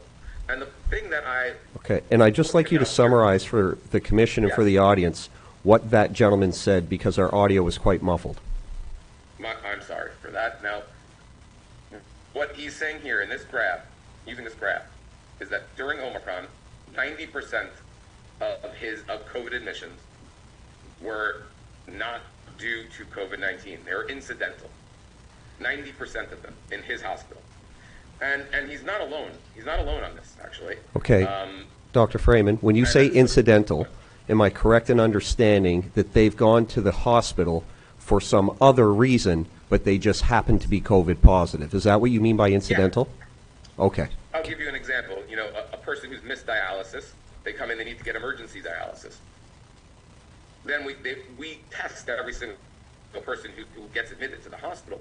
And some of them come back, a lot of them started coming back positive. And then you go back and ask the person, like, hey, do you have a cough or anything like that? Actually, now that you say it, I do have a little sore throat. And that's what we were seeing. It's incidental. It's unrelated to their hospital admission. And this incidental hospitalizations, in Denmark, they did a great job trying to figure out how many. It's difficult to figure it out. But their estimate was about 75. So 25% to 35% are actual COVID-19 in their estimate. So that's 75. They're talking 75% of the people. This other hospital is saying 90% of people who are admitted right now with COVID-19 are not actually in there for COVID-19.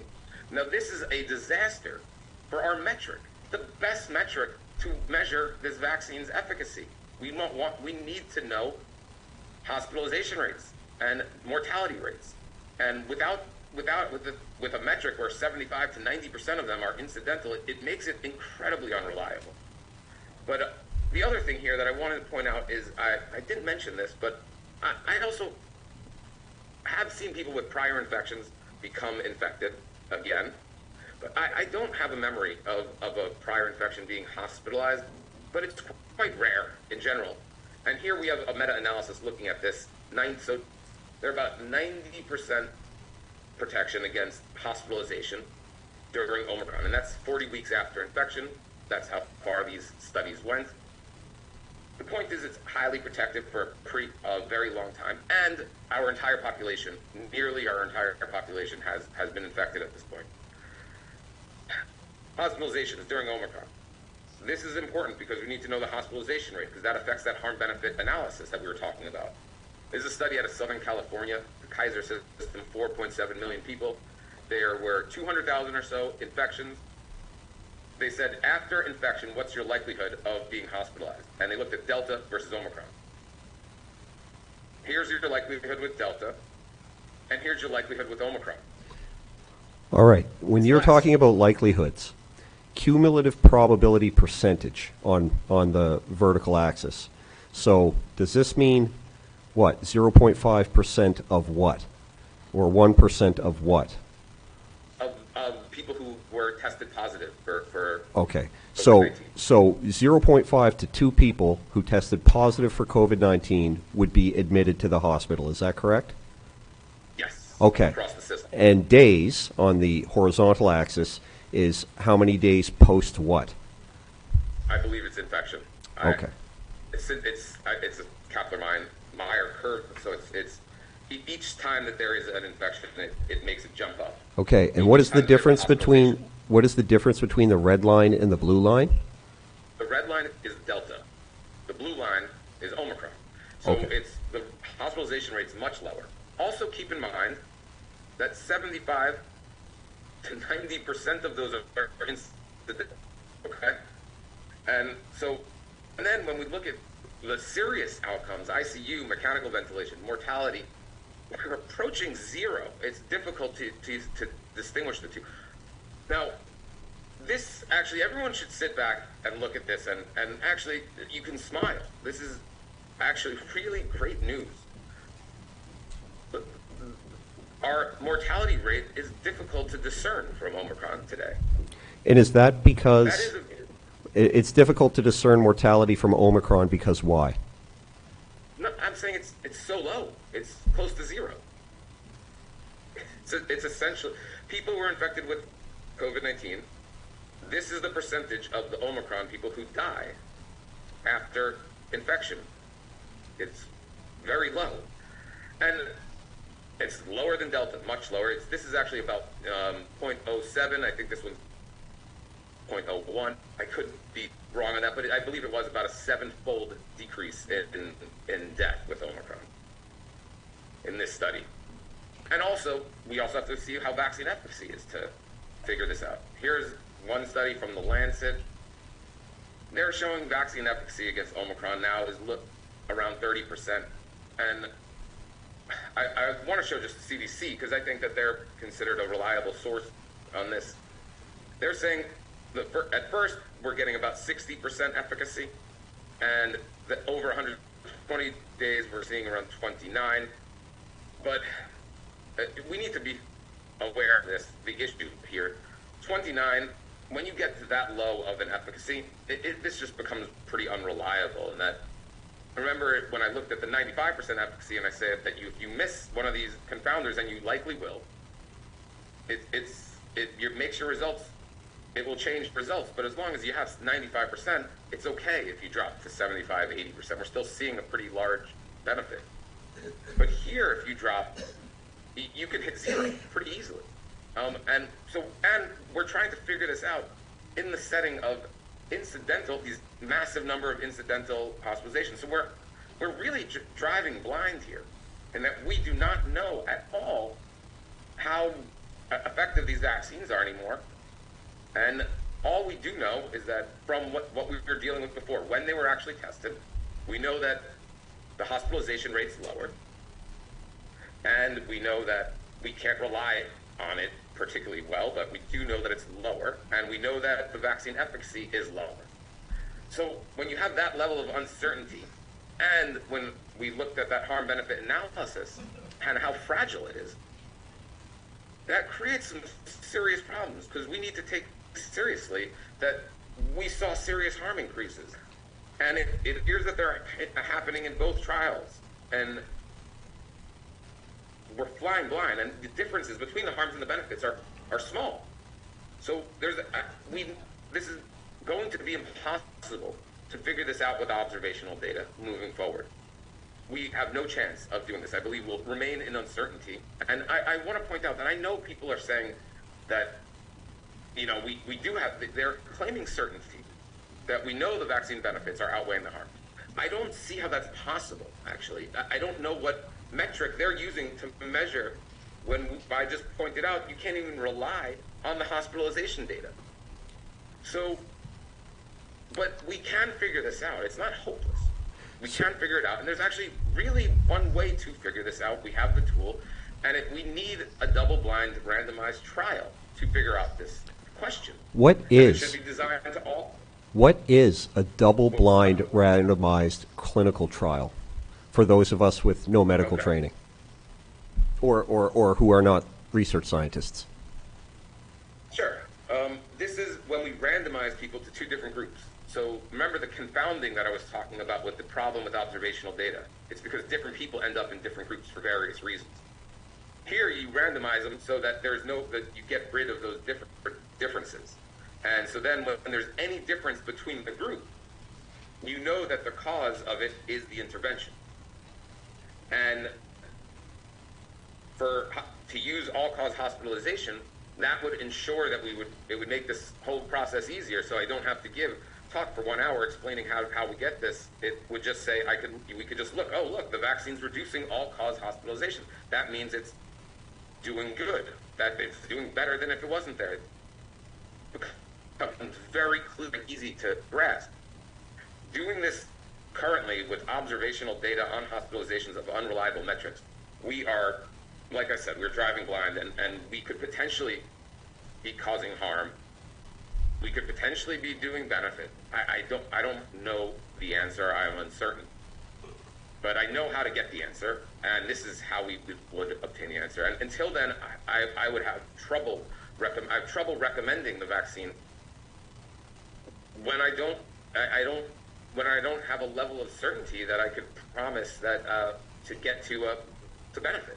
And that's what I really wanted to get through here today. And I'd like to, before I turn you over to the panel for questioning, I have a couple of points of clarification for myself, Dr. Freeman, if you'll indulge me.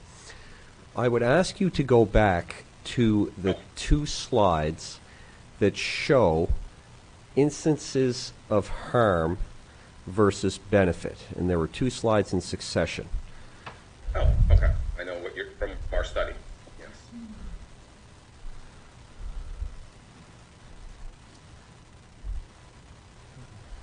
Yes. Here we are. Here we are.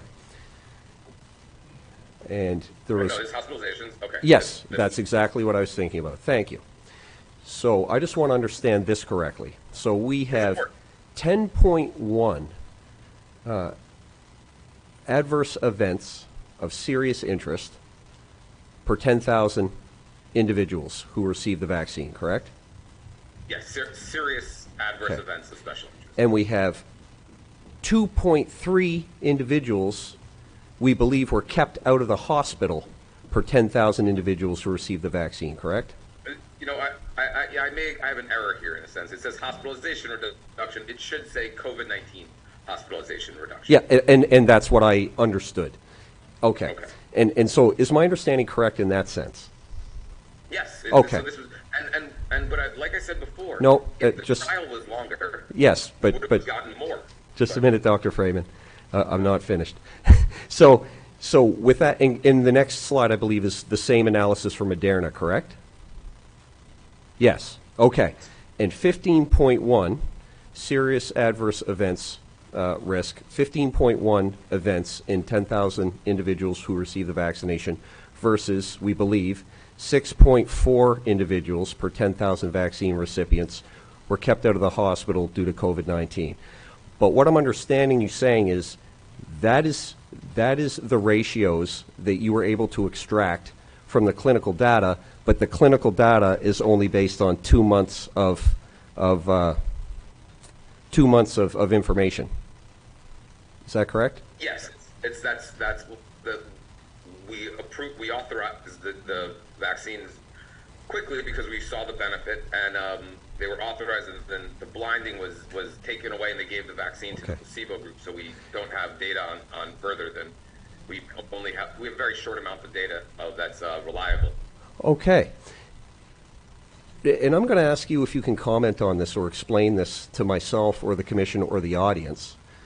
When I hear that the clinical trial was 2 months, and this is the result of that clinical trial, where does the determination that these products were safe and effective come from? I don't know the origin of the term safe and effective, but it's not a term that I would use to describe a medication. It's not. Would that be considered a scientific assessment? Or no, I don't think it is. Safe implies that there's no risk. It's the problem. Safe means that there's no probability, there's no chance of harm, and so it doesn't mean that it actually causes harm. It doesn't mean that harm's actually happening. You have to know if something's safe. That means you've studied it well, and that you are certain there is no harm from it. Okay. So breathing air is safe, for example. Understood. But driving drunk is not safe. Even if you don't crash, when you drive drunk, it's not safe, and you can die. Okay. But if you drive home drunk and you're okay, well, it's not safe. What doesn't mean that what you did was safe. You have to know that there's no chance of risk. Okay.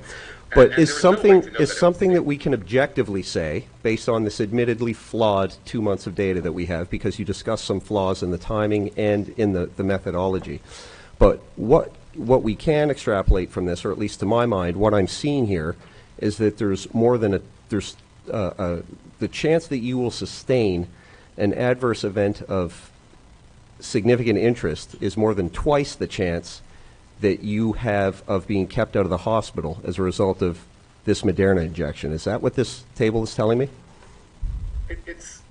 That's what it's suggestive of, but I wouldn't think of it in that, because remember those confidence intervals, that we have to think about this range of possibilities here. Yes. And so it's possible the harms are a little bit less, it's possible they're a little bit more. The hospital reduction, if this is just the 2 months of data, we'd have more if there were older people in the trial, or if there were, or if it was run for longer, and you have more hospital reduction. So there's some variability here. I wouldn't conclude that our study is like proof that you're twice as likely to have a serious adverse event. Now, It's this data that you analyzed, was this data available to the bodies that would have been responsible for approving these vaccines? the original data that I ran through with the Pfizer data, anyone could have done. We only added the serious adverse events, and we found that they were higher in the Pfizer trial. And anyone could have done that at the time and shown that there was a 1 in 555 chance of a serious adverse event in the vaccine group. And they did not analyze them in that way. They analyzed them slightly differently. They analyzed it per participant. The problem was, so you saw earlier, you said there was the 103, right, versus there was the 103 versus 83, and that ends up not being significantly different. You can see that here, 103 versus 81. It's a 20% increase, but the problem is that if you experience a serious adverse event, you were also twice as likely to experience multiple in the vaccine group. So it leads to just more events in the vaccine group. And while I think that anyone could agree that it's worse to have two people have a serious adverse event than one person have two. At the same time, I think we can agree it's worse for one person to have two serious adverse events than to have one. So these two metrics of measuring participants or number of events, they're both important values to look at. And we need in general, just the regulatory bodies and Pfizer and Moderna didn't look at it. They didn't count the number of events. They only counted the number of participants. Okay, so Dr. Freeman, I'm going to open you up to any questions that may be posed by the panel. Sure. Hi, Doctor. I've got a number of questions, and I'm not a doctor, so forgive me if I don't word it exactly right. But on one of the slides that you had up, no, let me back up a minute. The data that you presented to us, and not your analysis, but the data itself, was that the data that the approval bodies had in order to arrive at an approval for this? And if you leave that slide up for a second. But was this the study that was used by the authorities to approve the vaccines? Yes. This is the basically the FDA meeting. Yep. It's the advisory committee meeting for the FDA, and it's called the VRPAC. And this is this is in there. It's page 887 of their FDA briefing for Pfizer. Understood. Some of the things that we've been hearing from some of the people who have testified over the last number of days is that, and I'll paraphrase or make it simpler than it was, they got a shot, they had a reaction the next day, they went to their doctor, reported the reaction, and the doctor said, oh, that's not in the list, that's not associated with it. And my question to you is, since this is a new vaccine altogether, and we don't know what the risks really were, and wait for the question, how would that doctor, in my example, make a decision that it was or wasn't caused by the vaccine? And more importantly, when I look at the list in your, not your analysis, but the raw data, and it lists what they felt the adverse reactions were, is that a parsed list? And I'm not saying it was parsed for a nefarious reason, but did someone make a decision that something happened to someone? Oh, that's not part of that's not because of the vaccine, and move on. You know what I mean? In that list, the people, if you had an event, they were blinded in the study. So someone came into the hospital with a heart attack, you would get listed in there no matter what, if they thought it was from the vaccine or not, and that's the advantage of the double-blind trial. Okay. So we don't need to know what it, but it's at the same time, it is what you're talking about, the doctors not thinking that it's from the vaccine. They're still supposed to report that to our system. Right, but in this trial, this was a double-blind trial, and that's what they did? Someone went into the hospital with a heart attack, and so they counted it as an adverse reaction? Or did they say, we don't think that was an adverse reaction, so they left it off? You know what I'm trying to say? It would be on the list. Sorry? It would be on the list. If it would be on the list. If they have any serious event, it should be on their serious adverse event list happening in the placebo group or in the vaccine group. And okay, I understand. So it should be in both, yeah.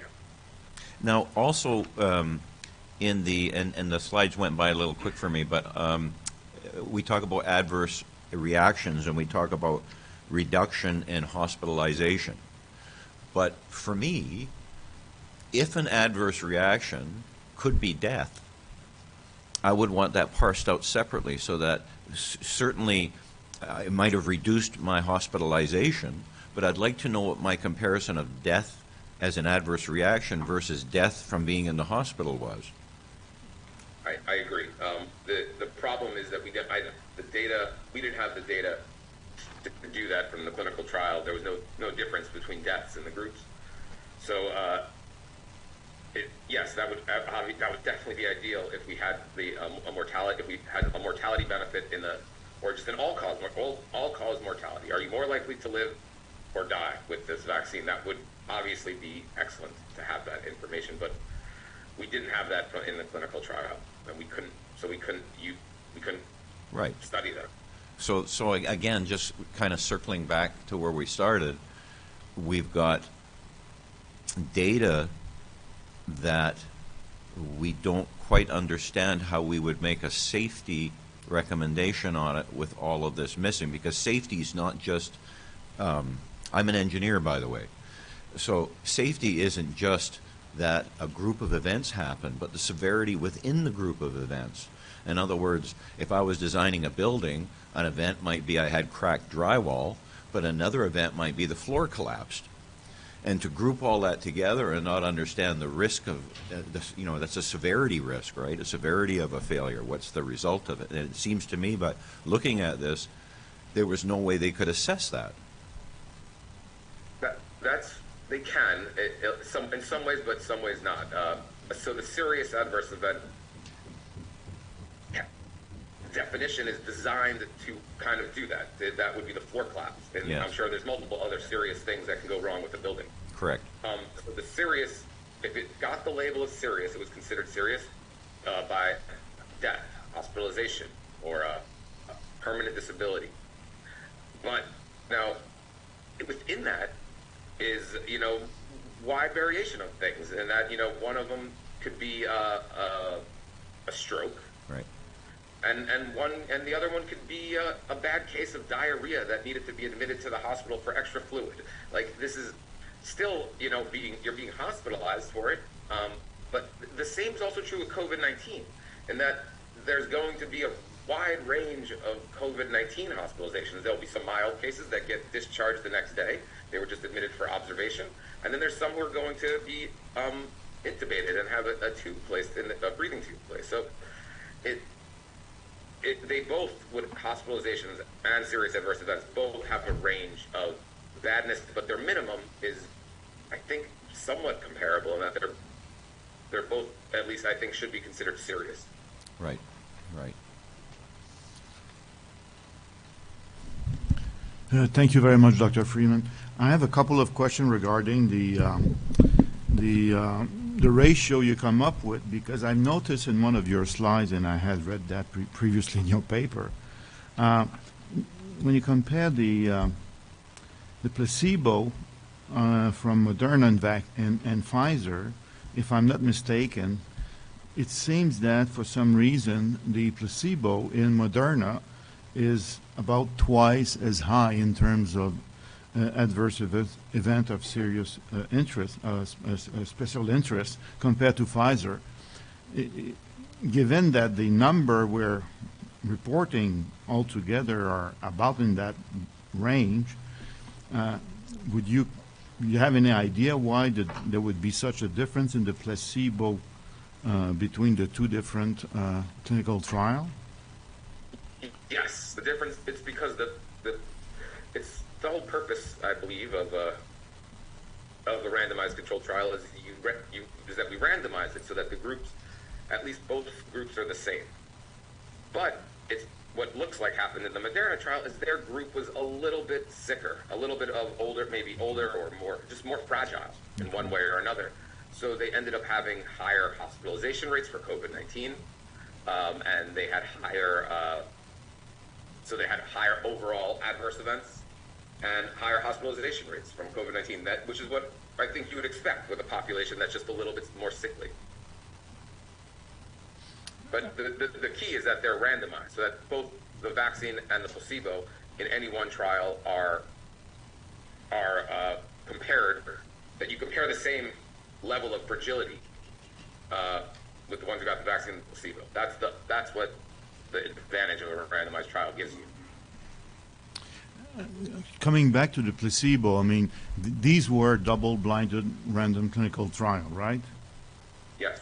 So I'm wondering, in terms of the placebo again, in the mRNA technology, I mean, this is kind of an emulsion because of the lipid composition of encapsulating the mRNA, and it has an appearance of somewhat opalescence compared to, say, water or saline.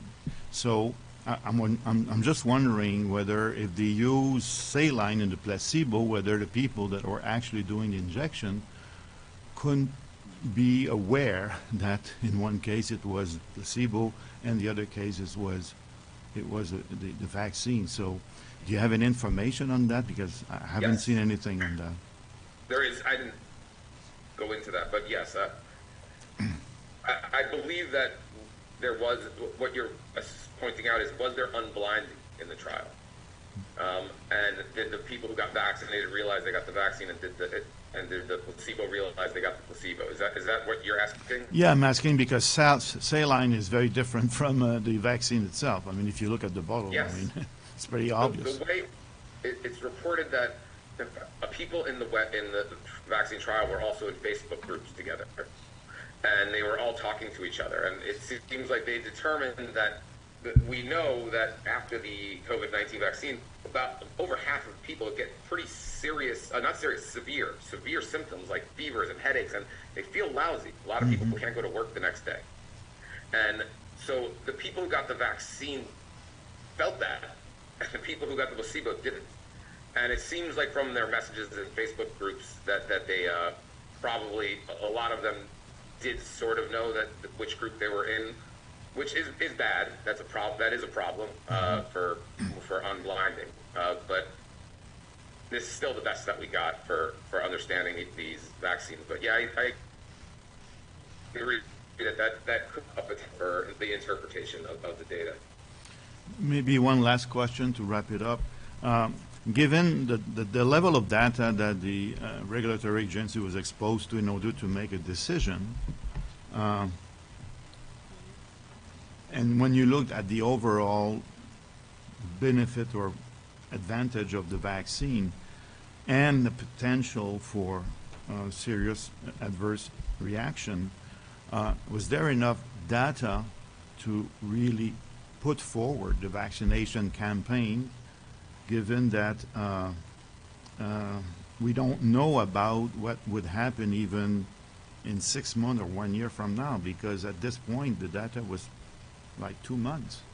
So if you go with the precautionary principle, with that part of the equation in terms of recommending to go ahead with vaccination, and still today to promote the vaccination in the Omicron phase?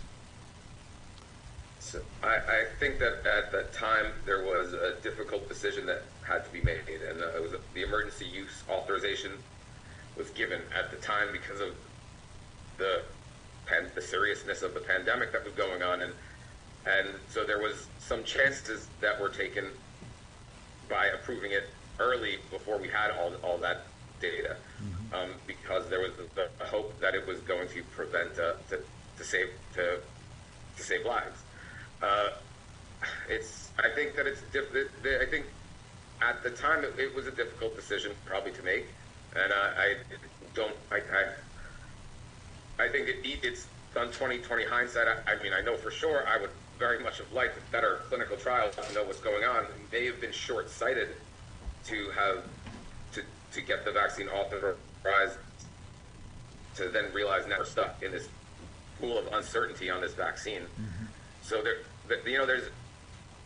were some different ways that things could have gone, but I have trouble faulting people when I think back to the emotion at that time of how desperate I think were, how desperate people felt for the fear that they were having from this disease, and that the possibility of the hope of this vaccine offered.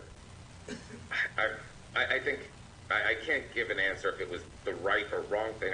I think I personally wouldn't have voted for it for people, at least for people under the age of 65. I would have wanted much more data in people under 65. I think over 65, I would have been hard pressed to have voted against it.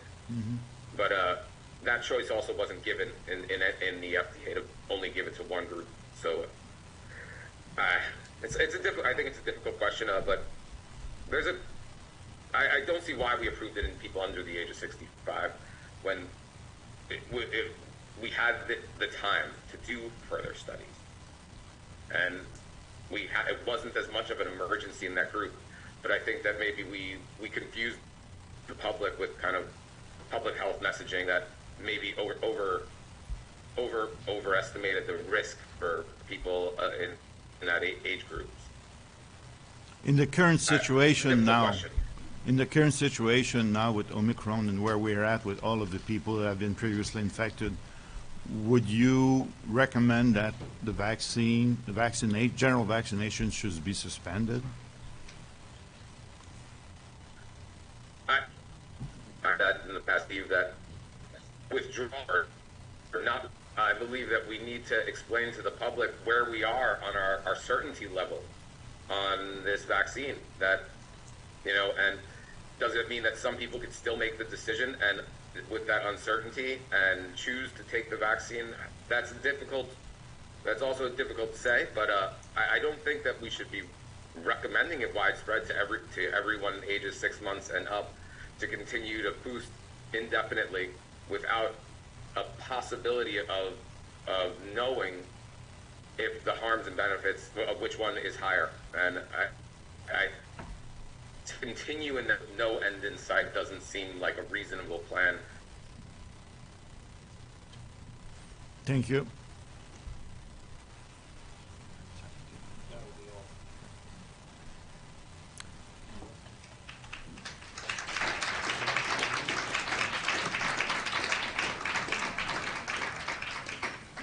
And do you have any more questions?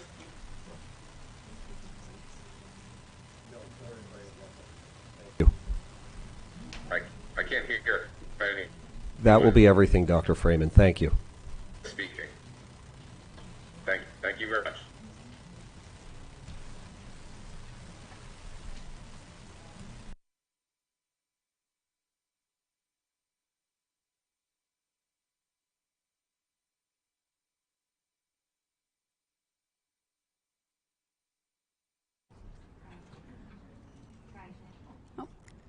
Paula Duaron.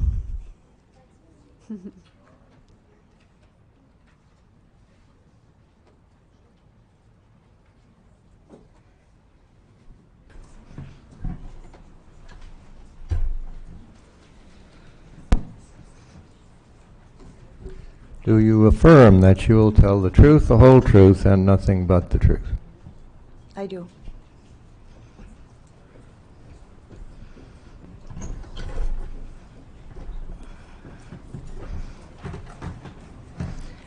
Can you please state your full name, where you live, and your occupation? Paula Duaron. I'm 48 years old. I'm from Moncton, New Brunswick, and I work in a nursing home. And what's your role in the nursing home? It was a cook, but I demoted my position to custodian when I got ill. Okay, so you were a cook and then became a custodian in the same Yes, employment. the same business, yes. And how long have you been working there? 7 years in all, 1 year with the new position. And are you currently going to work? Not presently, no. I'm on sick leave. And when did you go on sick leave? October of 2021. So you were there in 2020 and 2021 up to that point, sort of throughout the height of the pandemic? Yes, I was there during the beginning of the pandemic, yes. And can you describe what it was like to work there prior to the pandemic, like before early 2020? I really love my job. It's a good work environment, but we're very short-staffed.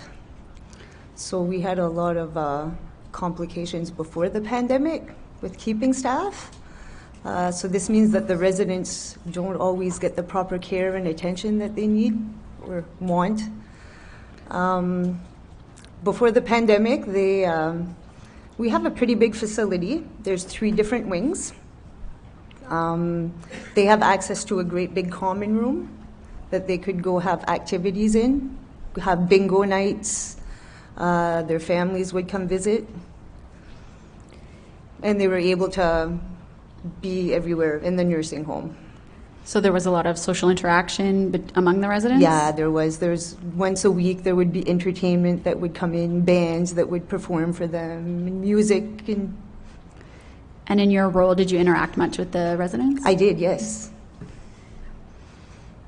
So you observed their day-to-day, and how were the relationships among staff members and sort of the atmosphere? It was good. A lot of people are tired because you're short-staffed, but we always kept, busy and jovial. It was a good work environment. And can you talk about how things changed around 2020 when the government started implementing COVID-19 measures, how that changed in the nursing home for staff, for residents, and sort of what specific measures you saw being implemented? In the beginning, it was very chaotic and disorganized. For a long time, we didn't have PPE, so we were very anxious. But everybody was healthy. We sanitized our hands, and after a while, they started introducing the vaccines. And I just want to take you back to even before that. So, like, what sort of, say, March 2020, around that time, with nursing homes and being sort of one of the hardest hit, I believe around that time they had sort of locked down or prevented visitors from entering. Did you see sort of some of those type of impacts taking place early on? Right away, we locked down. Families weren't allowed to visit anymore. The residents all were set into their assigned wings, so they didn't have access to the big common rooms. The entertainment was done. So they got segregated more into their specific wings. The families couldn't visit anymore. Families would come visit through the windows. That was sad. Did you see the impact on the residents of these measures? Yeah. It was hard for them because that's what they live for, to see their family and the activities. So, yeah. And so before, they would have had fairly active days, or they'd be out and about. And yes. Were there always activities scheduled every day? Yeah. In each wing, there's activities every day, but the common room was like the bingo night, and bingo was their favorite activities. And where would they eat? Would they usually eat together? They ate in their wings. Every wing has an eating area for each wing, so that's like more like satellite common rooms. And during the lockdowns, how did that change? During the lockdowns, they could still, but after the vaccines and stuff like that, staff members were diagnosed with COVID, so they actually put the residents into their tiny little rooms to so they wouldn't be contaminated or. So the protocol was if somebody tested positive for COVID, there was kind of further segregation. Yeah, further segregation in their specific little rooms. And were they permitted to leave their rooms? No, they were not. They couldn't go in the dining rooms anymore in their assigned wings, or they couldn't visit each other anymore. They were in their little rooms. Did that affect were there roommate situations or? There is a couple of, most of them have their own personal rooms, but there are a couple of residents that share rooms that have 2 living areas in it. So they went to being in their rooms on their own. Correct. With no visitors. For how long? For how many? Someone tests positive, how long would that sort of lockdown last for? I believe the first one was until public health said that it was okay to keep them out of their rooms. But at one point, they were put into their rooms for almost 2 months.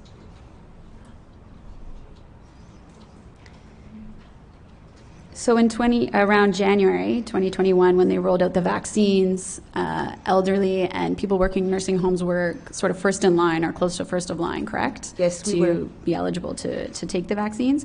Did you notice sort of the introduction of the vaccine and discussion of the vaccine have further impact in the nursing home? A lot of us were very happy that we were first, because we wanted to get back to normal. We wanted to see the residents get normalcy again. So most of us were very eager, but not everybody. And was everyone very eager to take the vaccine, or were people outspoken about their choosing not to take it? And did that sort of have any impact on? No, they only became outspoken when it became mandated. And can you elaborate, how did that change things? We lost some staff members. They decided against the shots. We were already short-staffed. This means that we're shorter-staffed. Less assistance for the residents. And were there any issues prior to the mandate of staff or residents being concerned about who was vaccinated, who was not vaccinated? Well, everybody kept their distance. I remember one of our co-workers, she hadn't been vaccinated yet. It was starting to be mandated, and she was sad.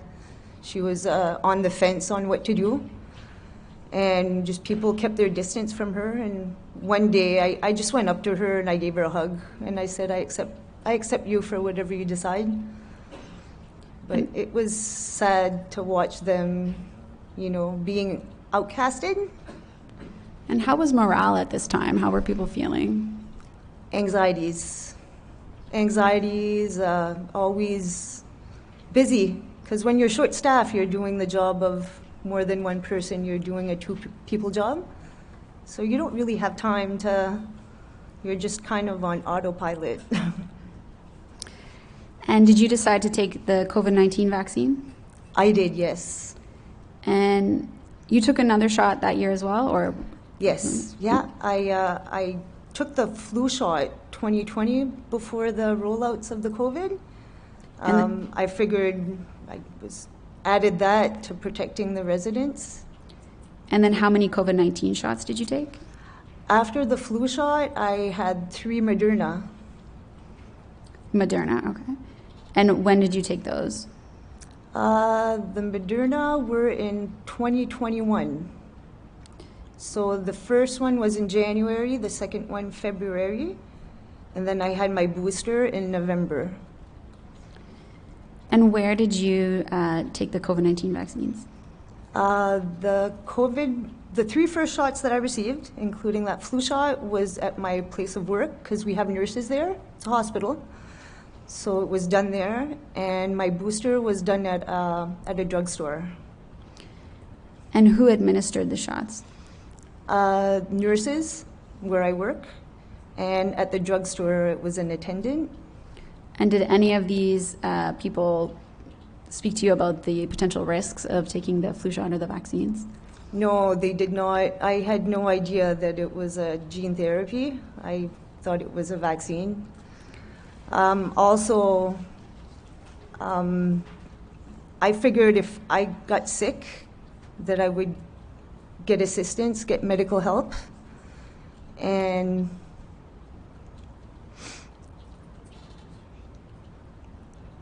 I I had another thing, but I forget.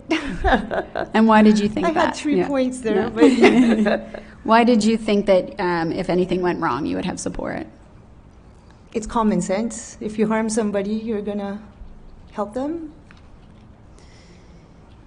So with any of these vaccines, did you experience symptoms afterwards? I did, yes. I experienced with the flu shot 2020. The night when I got home, I was fine. When I went to bed, my legs started pulsing. I fell asleep. When I woke up with a horrible headache. My neck was so sore, I wasn't able to lay on it. And it felt like a flashing light had gone in my head. And I was also having issues breathing. And that was the evening that you took the That was the flu shot? evening of, yes, yeah. And did you speak to health? I fell asleep. The next day I felt a bit better. I didn't think, it took a couple of days. For 3 nights, my neck was really sore. I wasn't able to lay on it, but... And did you see anyone about those symptoms or get a diagnosis for anything? No, I didn't. I just... And had you experienced similar symptoms in the past? No. No, ma'am. And then you said, did you mention a booster? You also experienced symptoms? The booster, I had a reaction with the booster as well. That one was worse. When I had my booster, 3 weeks after, I had to go to the ER. My head and my spine felt like it was on fire, and I was having issues breathing. So 811 suggested I go. So your head, did you say head or neck, sorry? Pardon me? Your neck and your spine? My neck, my head, and my spine felt like it was on fire. My neck felt like it was melting. And what happened at the emergency room? When I got to the emergency room, after the booster, it dawned on me that because I'd been feeling ill for a while, and it dawned on me that this was possibly because of the vaccines that I'd been receiving. So at that point, I'm like, I'm going to go to the ER and I'm going to ask them if it's normal to have a headache and a sore neck at the same time. I looked it up, and they say you'll have a sore arm and you could have a headache, but the sore neck and sore head were indications that it could have been Guillain-Barré syndrome, meningitis, Parsonage-Turner syndrome, SIRVA. So I did a bit of research before I went, and when I got there, the triage nurse, I asked her if it was normal to have the headache and the sore neck. And she didn't answer me, and she gave me a really dirty look. When I got with the ER doctor, I asked him, and his words to me were, "What do you have against vaccines?" And then I told him, well, I've had 4 in the span of 14 months. There's something wrong with me, but they wouldn't answer my questions. The next day, I figured I'm going to go ask the pharmacist. I was picking up my prescription. I thought maybe the doctor and the triage nurse were having a bad shift. So I'm like, I'm going to go speak with the pharmacist. And when I asked the pharmacist, his words to me were, or I asked him, I said, is it normal to have the sore neck and the headache? And then he asked me what side I had received my injection, and I told him it was the different side of where I was hurting. And then his words to me were, I'm not buying it. Like I'm trying to sell him Tupperware or something. And then I asked him about the 2020 flu shot recall, because I had found information that this flu shot had a recall. And he looked at me and he's like, I'm too busy, I'm not talking about this with you right now. And at the ER, did they run any tests? Pardon me? Did they run any tests at the ER? When I went to the ER, I had to beg for testing. At that point, I'd already done a bit of research myself, and I was concerned, and I asked him if I could get an MRI, and he told me that I didn't need that. He did authorize an X-ray, so I received the X-ray that evening, And then after the x-ray for my results, he came and he told me that the MRI would be approved because he had found some issues in my neck. Okay, and you provided me with a copy of the MRI results? Yes. Okay, do you have that in front of you? Sure do. So that is exhibit TR-0006B. And it reads the impression as moderately advanced C5-6 degenerative disc disease. There is severe disc/Luschka joint osteophyte narrowing of the right C6 neural foramen. There is mild central canal narrowing at this level. Is that correct? That's correct. And the recommendation was surgery consultation, correct? Correct. And did you have surgery consultation? I did speak with my family doctor after he received these results over the phone. And my family doctor told me that a surgery wouldn't be approved for me, that I wouldn't. He says I asked to be transferred or referred to a neurologist. He said that there's a big waiting list. It would be about 3 years. And I said, well, you can put me on the list. I could get worse by then. And he's like, yeah, I'll put you on the list, but they're not going to approve this type of surgery for you. And what was his suggestion? I would have to live with it. So in 2020, you took the flu shot, you experienced severe symptoms that persisted, and then you got your 2 Moderna vaccines. And then when you had your booster, you had more severe symptoms. Were they were sort of different symptoms? Would you say they exacerbated the original, or it was completely different? After the booster, it was different. That's when I started getting like body jolts. I started having menstrual issues. I also had brain zaps, brain fog, fatigue. I had to take 3 naps a day, and nerve pain, a lot of nerve pain. And the sensation of my legs, the pulsing, has never gone away. And had you had any issues in the past or any pre-existing conditions that would explain any of those symptoms? No, the only issues I had in the past, I had asthma. I have a bladder condition called interstitial cystitis, and I was on antidepressants. And what made you think there could be a connection with the vaccines?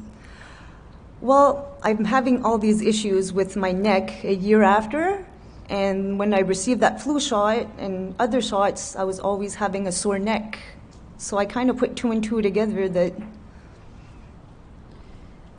And how did you feel about the response you received from the various healthcare providers when you inquired about that connection? It's very frustrating. I think I deserve to be treated better than that. I did my part. And I actually mentioned this to the ER doctor. I said, I did this to protect others and residents, but now I'm injured and somebody needs to protect me. And do you know if any of the healthcare professionals you spoke with filed an adverse event following immunization form? No, they did not. And Paul, you also had a gene analysis done, is that correct? Correct, yes. So that's exhibit TR0006A. And do you have that in front of you? I sure do. Can you explain, so who provided you with this gene analysis? This was done with a naturopathic doctor. And how do they do it? It's with your saliva sample. So they're able to see your gene makeup. And I was explained that I have a mutation, a gene, that's actually very sensitive when it comes to vaccines. And that's the MTHFR, is it? I have the worst one, she told me. And so these notes, the handwritten notes on the results, is that your handwriting? That's my handwriting, yes. So, and when did you write that? As she was explaining to me. Okay. Because I need to take some vitamin B, I guess, so yeah, I just dabbled. So that supports that you might be at risk of having bad reactions to you. Yes. Suggests the possibility. Yeah. And had you had any bad reactions with vaccines in the past? Well, I didn't think so, but now that I'm looking into past experiences, I had received a vaccine as well in 2005 while I was pregnant.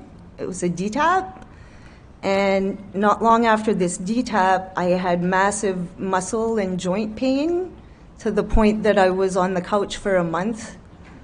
I went to the hospital then, and the doctor at the time told me that it was from, I was pregnant, I was newly pregnant, and I was expanding, so I would get muscle sores and aches, but I was so sore that I was on the couch for about a month.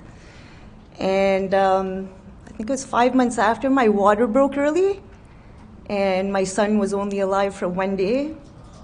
Speaking with the doctors then, they said, we can't explain why these things happen, we don't know why. And now that I see this type of documentation, it kind of makes you wonder if that's the case.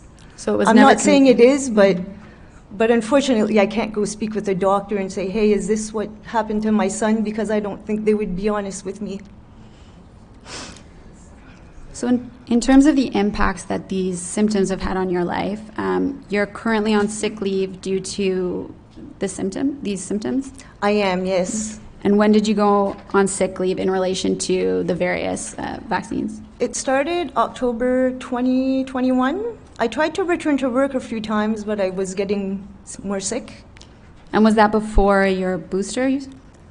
This was before the booster, yeah. I actually got my booster as I was on sick leave because I didn't know that I was having issues with the previous vaccines at that point. It only clicked in when I got my booster. And what has the financial impact been of being off on leave? Are you getting benefits or disability? Or no, I am not. Right now I'm kind of living on my credit card. My brother is helping me as well. I got help in the beginning. I think it was 15 weeks for EI for a sick leave, but once that ran out, I tried to go back to work and I couldn't. So I've just been footing the bill. So you tried to go back to work when your I did, benefits yes, ran out? yeah. And what happened? I couldn't move. For a long time, for months, I was on the couch. I couldn't even walk. I would walk kind of hunched over. I'm just starting to be able to walk straight now after a couple of years. And how else have these symptoms and your diagnosis impacted your day-to-day life? I used to be very active. I used to be very happy and social. I'm not so much anymore. I'm isolating more now. And why is that? I've lost connections with some of my family, my friends. I've tried to reach out to explain to them what's been happening to me, and they have blinders on. They don't want to speak to me about it, so they've kind of disconnected from me. And has this experience impacted your mental health at all? Yes, yeah, it has. It's made me very anxious. I mean, I'm doing research now and I'm seeing these doctors come up with heart attacks, cancer, and I'm still trying to figure out what issues. I have some diagnosis, but I know there's still something wrong with me. I'm gonna, in a couple of weeks from now, I have someone that's gonna go through my blood work, and there's discrepancies in my blood work as we speak, in my urine sample. So yeah, I'm anxious. I don't know what's wrong with me. And it's been 2 years of being sick and I'm having to run around and please somebody help me. And how are your symptoms today? I'm still sore. It's chronic. Has anything helped? When I was at my worst, I did do ivermectin. It cleared my spine and my head from burning within 2 days of using it. I've used it a bit more since, but I think it was a one-shot deal. But I've been on supplements, and DMG is one that's been a big game changer for me. So I'm trying to go all natural, and I'm slowly healing. I'm not worse. And do you have any idea if or when you might return to work? I'd like to return in May, but the last couple of days I've been in a flare-up, so we're going to see how that goes. What would you say has been the hardest aspect of this experience for you? Getting treatment, getting taken seriously, my relationship with my family members and friends, and I had to leave a 3-year relationship because he didn't believe me that I was going through these issues, and I started going public to warn others, and his words to me were, I can't go out with a conspiracy theorist. So I chose my health over the relationship, and so yeah, I've lost a lot, but I've gained a lot too. What do you mean by you've gained a lot? Pardon me? What do you mean by you've gained a lot? I've gained a lot of knowledge. I've gained that I need to take my instincts, I need to follow those, because in the beginning, I think I was on the right path, but I let people convince me to do something. Yeah. So follow my own instincts, and I met a lot of great people too, and there's a lot of good people out there. And there's a lot of people like me that's injured as well. Purple is kind of, if you see a Facebook profile picture and there's purple in there, reach out to them, because they're probably injured like me, and we're all in the same boat. Thank you, Paula. I have no further questions. I'll just turn it over to the Commission.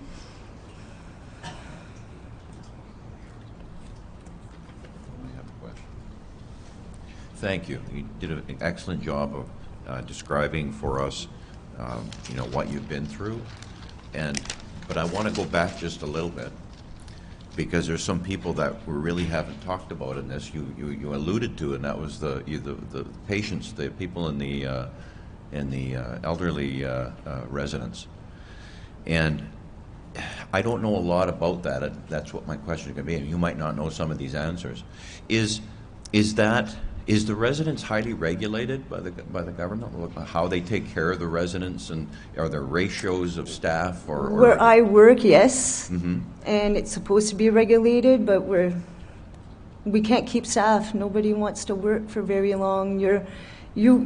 I work there, and I'm one person, but I have to do like a 2-person job, because there's not enough people that want to work, and you're working with sick people too. Like their needs need to be met, and then personally too, like they deserve a bit of attention, and you can't even give them that attention of a conversation for 2 minutes, because it's so busy that you kind of have to brush them off. Were there never inspections of the facility to ensure that the residents were getting the care that they were supposed to be getting? I don't really notice any. We do get some inspections, but not about the care. No, Mm-hmm. I don't remember any. When you were talking about them going into lockdown, and I think you said that there was times when the residents were locked up for months at a time. I think there were several months at a time. It was over almost 2 months. Did the workload on the staff as a result of that go up or down? It was probably the same, because for the nurses, they have to suit all up Mm-hmm. with that gear. So it was more strenuous, actually. Okay. And for the nurses as well, like their food was being served in their rooms as well. I worked in the food department, so we make their trays, and then usually they have a common room that they can go eat, and where now it was like the nurses were having to go bring the food to them and not so much us, and so it probably caused more work. Mm. Well, with people being locked up for a long period of time, especially elderly people, did you notice an effect on their mental health and Yes. happiness? It was heartbreaking. Did the regulator come in and assess that at all? No. Did anybody ask questions about that? I wanted to ask questions, but when you ask questions, we're just following